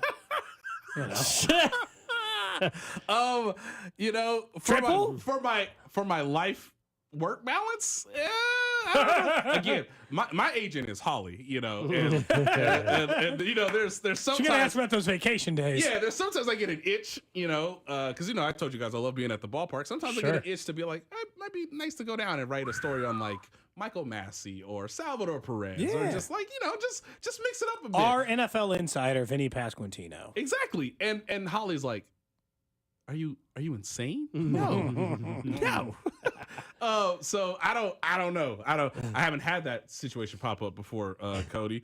But I do love the fact that because Deontay Johnson was out there, DeAndre Hopkins said, "Come on now, do me a favor, do me right now. Like we not going nowhere, man." And so the Titans being the first team to fully wave the flag, instead of it being Carolina, or instead of it being the New York Giants, who, again, season's over, guys. I could have told you that 2 weeks ago. DeAndre Hopkins benefits from that. And so did the Chiefs, because they didn't have to give up as much, or, they made it a conditional situation, and they ate some money, whereas, obviously there's going to be a pick swap, and Deontay Johnson goes. Yeah, it's a pretty light compensation on Deontay Johnson. Now, from what you heard, and you kind of laid it out there a little bit on the timeline, maybe Carolina wasn't willing to trade Johnson a week ago. But do you know, like, were the Chiefs truly interested in him? Yeah, sure. Yeah. I mean, I think the thing for at this time of the year, you want to, as I told you guys before, they were not in on Amari Cooper. Like that was never a thing. That was a no-go. So everybody else, they were kind of like in the mix, interested in. Hey, they even They call the Rams even on Cooper Kupp? Yes, and I was laughing because they were like, what underling was like, hey, call Vegas for Devontae Adams. Like even Devontae was like, yeah, they were interested, but like they knew I wasn't going there. They knew they wouldn't trade me. So like, what? Team should just be calling on Devontae Adams again. The Jets should flip him. But yeah, get what you can get. So they've done their due diligence and they've picked a player that, again, as we talked about before, the most experienced player, the guy who's obviously motivated to help a team get over the top, the most sure-handed receiver available, and if he stays healthy, which is the biggest concern, he seamlessly fits into your offense. And that was something that I know you were in the locker room, Alice, but that was something that Travis Kelce told me specifically, was just like, oh yeah, this is going to work. And we only had him for like half the game today. So again, as long as he stays healthy, the trade will most likely be favorable to the Chiefs. Because he fit what they needed right now, whereas I thought Deontay Johnson could fit what they needed right now and moving forward. Fair enough, with a potential extension or something. Nate Taylor, our Chiefs insider from The Athletic. Appreciate it, man. Coming up next, Vinnie Pasquantino, our viNFL insider, did join us earlier. We got his perspective on what the Chiefs are looking like, and it sounds like he took issue with our intro a little bit. We'll explain that next. This is Cody and Gold on your new home for K-State Athletics. 96.5, The Fan. Brought to you by Heartland Men's Health, the leader in men's sexual health. Thousands of men have been successfully treated for low T, ED, and more, all with discretion and compassion. Make your appointment at heartlandmenshealth.com. The nightmare stories are all too common with home services companies. Shoddy workmanship, subpar materials, or everyone's favorite, getting halfway done with the job and taking a 2-month break. So, if you need to replace your windows, siding, or doors, you could spend hours online researching companies. Or you can start with the perfect company and call Thermo King. With over 25 years selling and installing energy-efficient windows, James Hardy siding, and the most beautiful entry doors available, Thermo King will make your home project hassle-free and easy. Their triple glass replacement windows will save you money on your energy bills. Their James Hardy siding will last decades, and their entry doors will make your guests say, "Holy cow!" Right now, you can save thousands on replacement windows, siding, or a new entryway door. Great financing plans are available to make paying for your project easy. Get the process started today. 888-KING-WIN, or online at thermokingwindows.com. It is one of my favorite times of the year. The NBA is back, baby, and FanDuel, America's #1 sportsbook app, wants you to catch all the action because right now, FanDuel is giving all users, yes, every single user, 3 months free of NBA League Pass. All you need to do to catch every tip-off and every buzzer beater is place a $5 bet on the NBA. You can place this on LeBron having the most assists, Victor Wembanyama to win MVP, or who you think is going to win the NBA Cup. If you're new to FanDuel, all you need to do is visit FanDuel.com/CDOT. Use my promo code to get 3 months free of NBA League Pass, courtesy of FanDuel. Make every moment more with FanDuel, an official sportsbook partner of the NBA, and also 96.5 The Fan. 21 and present in Kansas. After 3 month free trial, the full price of League Pass will be automatically charged monthly. Cancel anytime. No refunds, terms and restrictions, and embargoes apply. Limit 1 pass per customer. See terms at sportsbook.fanduel.com. FanDuel is offering online sports wagering in Kansas under agreement with Kansas Star Casino, LLC. Gambling problem. Getting help is your best bet. Call 1-800-522-4700. Visit ksgamblinghelp.com. Thanksgiving's my favorite holiday. This year, I get to host, and Hy-Vee's going to make it convenient for me. They have made fresh, ready to heat and serve favorites like succulent turkey, honey glazed spiral ham, prime rib, savory side dishes, and dessert. Hy-Vee's Taste of the Holidays event is coming up Saturday, November 2nd from 11 a.m. to 2 p.m. You can sample all of the amazing ready-to-serve meal pack options or just get a little holiday inspiration. This holiday season, let Hy-Vee do the cooking while you take the credit, only at Hy-Vee. Score big savings with Hy-Vee and the Kansas City Chiefs. Big points mean even bigger savings. Just shop Hy-Vee the day after a game and earn a fuel saver discount equal to the Chiefs' score and based on the amount you spend. If the Chiefs score 42 points, you save 42 cents a gallon with any $42 purchase. The more we score, the more you save. Win or lose, everyone scores the day after a Chiefs game only at Hy-Vee. Offer good in store and online. Some restrictions apply. See store for details. I'm McCall with Lee Summit Subaru, and our hotline is open. Annie from Kansas City, what's on your mind? I want a dealership that I can trust for a lifetime. Is that you? We're Google's highest review rated and only locally owned Subaru retailer in Kansas City. That's a good start. I just want a great deal. That's all. How about 0% financing on select 2025 Subaru models? That'll get you a low monthly payment. Fall in love with driving again at Lee Summit Subaru. Google highest review rated Subaru retailer in Kansas City based on 2023 Google Analytics. Dick Ray, he's your heating magician. Dick Ray, he's a man on a mission. In the dead of winter when the furnace is broken and a chill is in the air, you can call Dick Ray and he'll fix it up with care. He's always there.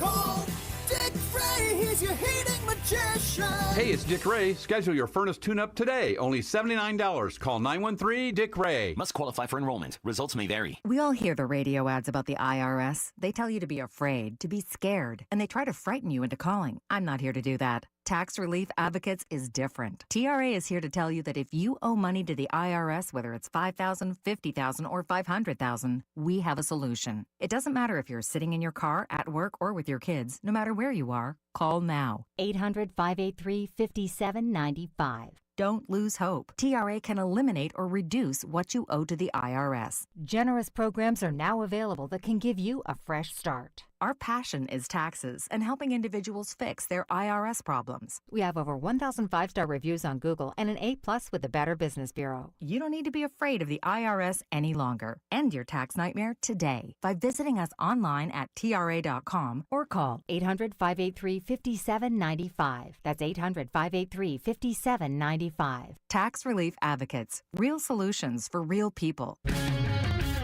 It's time to review the top 3 highlights of the day. I'm joined as always by my co-anchor Snoop. Hey, what up, though? Snoop, number 1 has to be getting the new iPhone 16 Pro with Apple Intelligence at T-Mobile. Yeah, you should hustle down at T-Mobile like a dog chasing a squirrel chasing a nut. Nice analogy, Snoop. Dogs do love to chase squirrels. And squirrels love to chase those nuts. On to highlight number 2, at T-Mobile, families can save 20% every month versus the other big guys. That is very impressive. You know, y'all can take some of those savings and buy some Snoop merchandise. That's exactly what I'm planning on doing with my savings, Snoop. Now, take it away, Snoop. Head to T-Mobile.com and get the new iPhone 16 Pro with Apple Intelligence on them. Now drop that jingle. 24-monthly bill credits eligible trade-in on Go 5G Next. Well-qualified customers plus tax and $35 connection charge. Cancel entire account before receiving 24 bill credits and credits stop and balance on required finance agreement due. Bill credits end if you pay off device early. See how you can save versus the other big guys at T-Mobile.com/switch. Apple Intelligence coming fall 2024.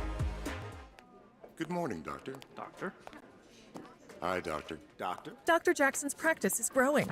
What do you mean we're still short-staffed? He needs a good patient doctor. How do we not have enough doctors to doctor all these patients? And he doesn't have the patience to sift through hundreds of resumes. I need Indeed. Indeed you do. When you sponsor a job on Indeed, it's easier for talented candidates to find it, which makes it easier for you to hire them. Visit Indeed.com/credit and get $75 towards your first sponsored job. Terms and conditions apply. Chiefs coverage brought to you by Andy's Frozen Custard. Visit eatandys.com to find the location nearest you. Top your day with a smile. Let me tell you about my good friend Andy from Andy's Frozen Custard. He's from Kansas City, never misses a game, and serves the world's finest frozen custard. Tailgate with a pick 6 or grab a freshly made custom treat before or after a game. And tell him Mitch and Andy sent you. You're listening to 96.5 The Fan from the Mission Plumbing, Heating, and Cooling Studios. So the folks over at Spot Track put out just a breakdown of the recent wide receiver trades. It gives you an idea on the compensation and the salary. So when the Jets traded for Davante Adams, conditional third-round pick, $11.8 million for 11 games. The Chiefs, conditional fifth-round pick, $5.5 million over 11 games. Deontay Johnson, now if you're just joining us again, got traded to the Baltimore Ravens in the last half hour. Pick swap. Fifth for sixth-round pick swap, $3.8 million for 9 games. Buffalo traded for Amari Cooper, as we know, for third and a seventh for a sixth, $800,000 over 11 games. One of these is not like the other. That would be the Jets. Davante Adams and the Jets, obviously overpaying just to make Aaron Rodgers happy. They've lost 2 games since they traded for Davante Adams. I'm sorry. So obviously did not change really anything. Thinking of the Jets though, earlier today, perfect timing. Our viNFL insider joined us for his weekly visit, and we eventually got to the Jets. But we obviously asked him a little bit about how he sees the Chiefs at 7-0. He's had songs written about him without asking for it. Pasquantino, I want it. Now it's time for Pasquantino. Mythological creatures and sandwiches have been named after him. Beefy and Italian. And he also thought the Davante Adams trade was going to save the Jets. The damn Jets. Welcome back to the show. Our viNFL insider, Vinnie Pasquantino. Yeah, it's that time of the week where we check in with our viNFL insider, Vinnie Pasquantino. Hold on. I'd like to make it clear. I never said that about the Davante Adams trade. That was editorializing by our boss. You can blame Speck. Was that Steven Spector? That's right. You did that? Yeah. Hey, Steven, keep my name out of your mouth. Okay, all right, I'm ready. Yeah, well, look, while we're making complaints and addressing issues, can we address your TV setup? We saw the photo, Vinny, from the weekend. What's the story there? One, it looked like the TV was crooked. There was also, like, no furniture. Yeah, okay, so first off, I'm a simple man, but I like sports. So the TVs being crooked, I can explain. One, the people who framed my TVs did a fantastic job. Two, to the left of the screen, which you can't see, I have my gaming monitor where I play video games. And while I play video games, the two TVs on the left can move, and they face me. So I rotate them. Mm-hmm. And sometimes when I put them back, I don't even them up because I don't care. Because I don't have that kind of OCD that apparently all my Twitter followers have. So, regardless, I'm happy, and it's my house, so I don't care. Do you have a coffee table there? Feels like you could use like a table there. No, there's a couch, there's a chair where I play video games at my desk, and then there's the TVs. I know I need to put an entertainment center, and I probably should get a rug, but I don't care. Where do you put if you're drinking something, where do you set your drink? I just put it on the floor. Like I said, I invest my money where I want to put it, and coffee table is low on the list when it comes to TVs or video games or something for me. So okay, that's fair. You know what? This is why we have you on. We like to get to the really deep stuff. That's right. What's the video game? Ask me about my tweet. I know you want to, Cody. Ask me about my tweet. we'll get to him in a second. Don't worry. We will get to him. What's the video game you're playing then? You said you got the monitor set up. Well, I started playing college football again last night, but mostly Call of Duty came out last week, so I've been playing Call of Duty. I ripped Fortnite with my friends almost every night. I played Madden, a lot of Madden. I went 19-1 with the Jets. I lost in the Super Bowl to the Tampa Bay Buccaneers. That was heartbreaking. A lot of my video games are actually spent playing Madden with the Jets because they can win a game there. Wait, which tweet? Now I think I missed it, Vinny. The lock and four. Oh, yeah. Oh, I do want to ask you about that. Look, I want to actually congratulate you. Lock and four was already an enemy of the people in these parts, and now you've handled it. I don't know why people call for the injuries of players. We ran into this with Mike Florio once in this town. Well, so I need to make it clear. I did not know about all this history, and I still don't know, and I didn't know when I tweeted what the guy does. I just know he has like 300-some thousand followers on Twitter, and I remember specifically him saying to run fastballs or whatever it is up in on the DH's hand. And the funniest part about the tweet is the thing I was most upset about is that he referred to me as the DH, and then he referred to me as the Pasquatch in that tweet. So it was more so I took it as disrespect of, a few weeks ago I was just the DH, huh? And now I'm the Pasquatch. So then I was like, you know what, Jason? Weren't you the guy that wanted to hit me? Hey, I got no problem pitching in. No problem at all. You want to pitch in? I get it. That's a part of a scouting report. It's not actually a part of my scouting report for the most part, but it is a part of a scouting report. And I get it. I was totally prepared. I don't know if you guys noticed in the playoffs, I think I hit more foul balls than I've ever hit in my life because I was ready for people to pitch in. So I got no problem with people pitching in, but don't refer to me as the DH when you know who I am. I just don't like that. He needs to look up his own scouting report. You played a lot of games at first base this year. Well, but at least in the playoffs, I was the DH. So I got no problem with that. Don't act like you don't know who I am, and then you know me so well that you call me by a nickname.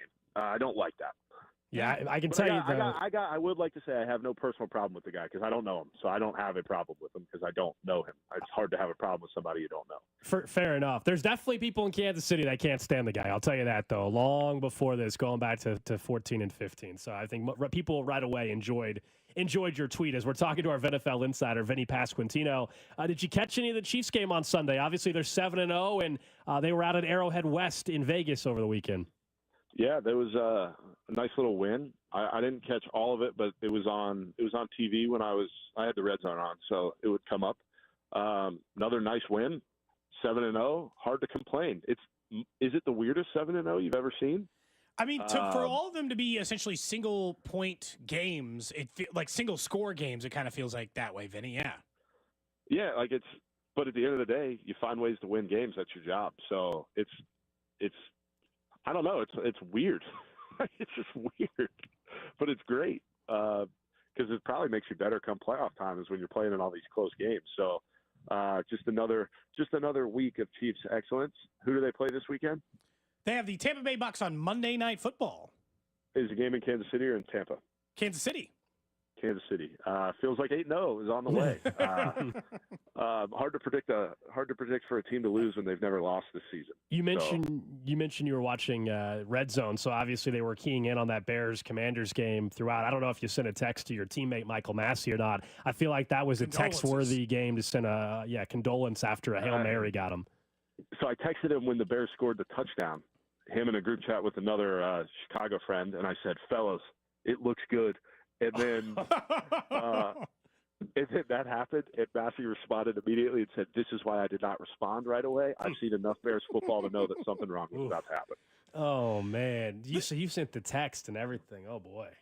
Yeah, I did. I felt good about it. I didn't know that it was just a tough sequence of events for the Chicago Bears there. This feels like you guys can commiserate a little bit because it feels like the Jets and the Bears have been stuck in kind of like quarterback purgatory for so long. They don't know like which way to go. Yeah. The Jets are just no good right now. They've actually been no good for 13 years. It's tough. It's really tough. I think I saw something. It was somebody my age said that the last time the Jets were good, I was in 8th grade. That was a long time ago. I'm getting up there in age, so did you see the stat? Did you see the stat that 750 games, if you gave up less than 250 yards, you score more than 20 points, you don't commit a turnover. In the NFL, you're 756-0. Now in the NFL, you're 756-1. Like I don't know what it is, Vinny, but like when franchises have really lost their way, they will lose in ways you're like, I didn't even think this was possible. Well, okay, like we were just talking about with the Chiefs, right? They find ways to win. The Jets are the opposite. They're going along, doing fine, and then they just find a way to lose. And it's not the most fun I've ever had as a fan, but I keep the faith. And guess what, fellas? Thursday night, Jets football in primetime again against the Houston Texans. Now, that's in the Meadowlands, right? Are you going out to a game? Have you been there this year yet? I have not been there this year. I was planning on going for the Sunday night game against the Colts in a few weeks. I don't think that'll be a Sunday night game anymore, and I don't know if I'll be going. But I will be on a trip this weekend, so I will not be in New York. When you look at what the Chiefs are doing, we asked ourselves the same question, so I'll ask you, our NFL insider. What chance do you give the Chiefs to go undefeated? 10%, 5%? What chance do you give them to actually go undefeated? To go undefeated, I mean, it's never been done before and win the Super Bowl, right? So it's funny, a team that has been so clear that they want a three-peat as bad as they do, you would imagine that the cherry on top would be to not lose a game. Yeah, that would add to it. I don't know. I'd probably say less than 5%, but it's not 0. It's just hard to win every single game. I mean, you'd think something would go wrong. I'm not saying something will go wrong, but you would think at some point, there will be a fumble or an interception or, just something that doesn't bounce your way because the game is hard enough that you need some things to go your way. And they've earned it. Like, I'm not saying by any stretch it's lucky because it's not lucky. It's just hard to predict an undefeated season, even if things look pretty good for it. Yeah, I think we believe that if they were to go to Buffalo and beat the Bills in a couple weeks, that's when maybe the conversation starts to become real for a lot of people at that point because they'd be 10-0, I think. after that game, and at that point, the Texans and Steelers would really be the toughest remaining games on their schedule. Yeah. Well, I think the thing that's like weird about teams potentially going undefeated is it feels like it's always like the game you don't think about that gets you. Like they play the Raiders again, right? Like it's just division games are just weird. They're just weird all the time. Like it would be the division that would probably scare me the most, even if the teams aren't very good, just because it's like it feels like it means a little bit more for those other teams. Vinny, I want you to know that people in the text line are offering to chip in to get you a coffee table if you really want one. Take that money and donate it to Wayside Waifs. I can get my own coffee table, but go help out those animals at that shelter. Before we let you go, I did want to ask you, we mostly stick to football, but Salvador Perez winning the Roberto Clemente Award last night, how happy were you for Salvi to get the award? Awesome. Couldn't have happened to a better guy, better teammate, better pillar of the organization, and better, almost face of the city. He's just great. And, I mean, the road he's had to the big leagues and being in Kansas City for as long as he has and winning a World Series, being the World Series MVP, I mean, it's just incredible what the guy's done for the city. And this feels like a cherry on top, too, of just being recognized by the league for what he does. And couldn't be happier for him. I know the whole team was pumped for him, and it was great to see him last night in New York. I know he would have rather been playing last night, but I'm sure that was just as sweet for him to be able to get recognized by the league like that. That was really incredible. I think from the outside, we talk about how big of a deal Major League players look about it. Salvador Perez said it was the most important award he's ever won. How do baseball players view that award, contextually? Because, I'm not an MLB player, but it seems like it is maybe one of the most coveted things you can do. Yeah, it's probably the most prestigious award you can get because it's great to be honored for the things that you do on the field, but we have such a big following and kind of profile that to be able to do things off the field is just incredible. And then to be recognized for kind of, the efforts that you give off the field, it's really second to none because playing Major League Baseball is great. And, all the awards that come with that and all the accolades and everything is fantastic, but being able to actually take what's kind of being given to you and provide for your city and provide for people around you is just, that's why you do it, right? Is for that. And for him to win that award, it's just fantastic. Well-deserved, awesome. Part of his legacy in Kansas City continues to grow with something like that. Vinny, appreciate it, man. Enjoy the trip this weekend, and we'll check in next week. Thanks, guys.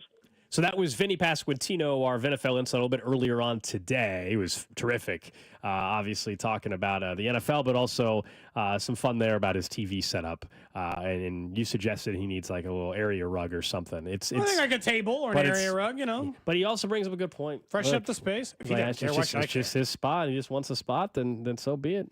I just can't get over you. But where do you put a drink? He said, on the floor. Mm-hmm. Yeah, and as far as the Roberto Clemente Award, someone texted it in. I said it earlier, right after we had Vinny. Yeah, it's how we talk about the Walter Payton Man of the Year Award in the NFL. 100% with you on the text line. That's exactly why it's a big deal. I mean, everybody has talked about that.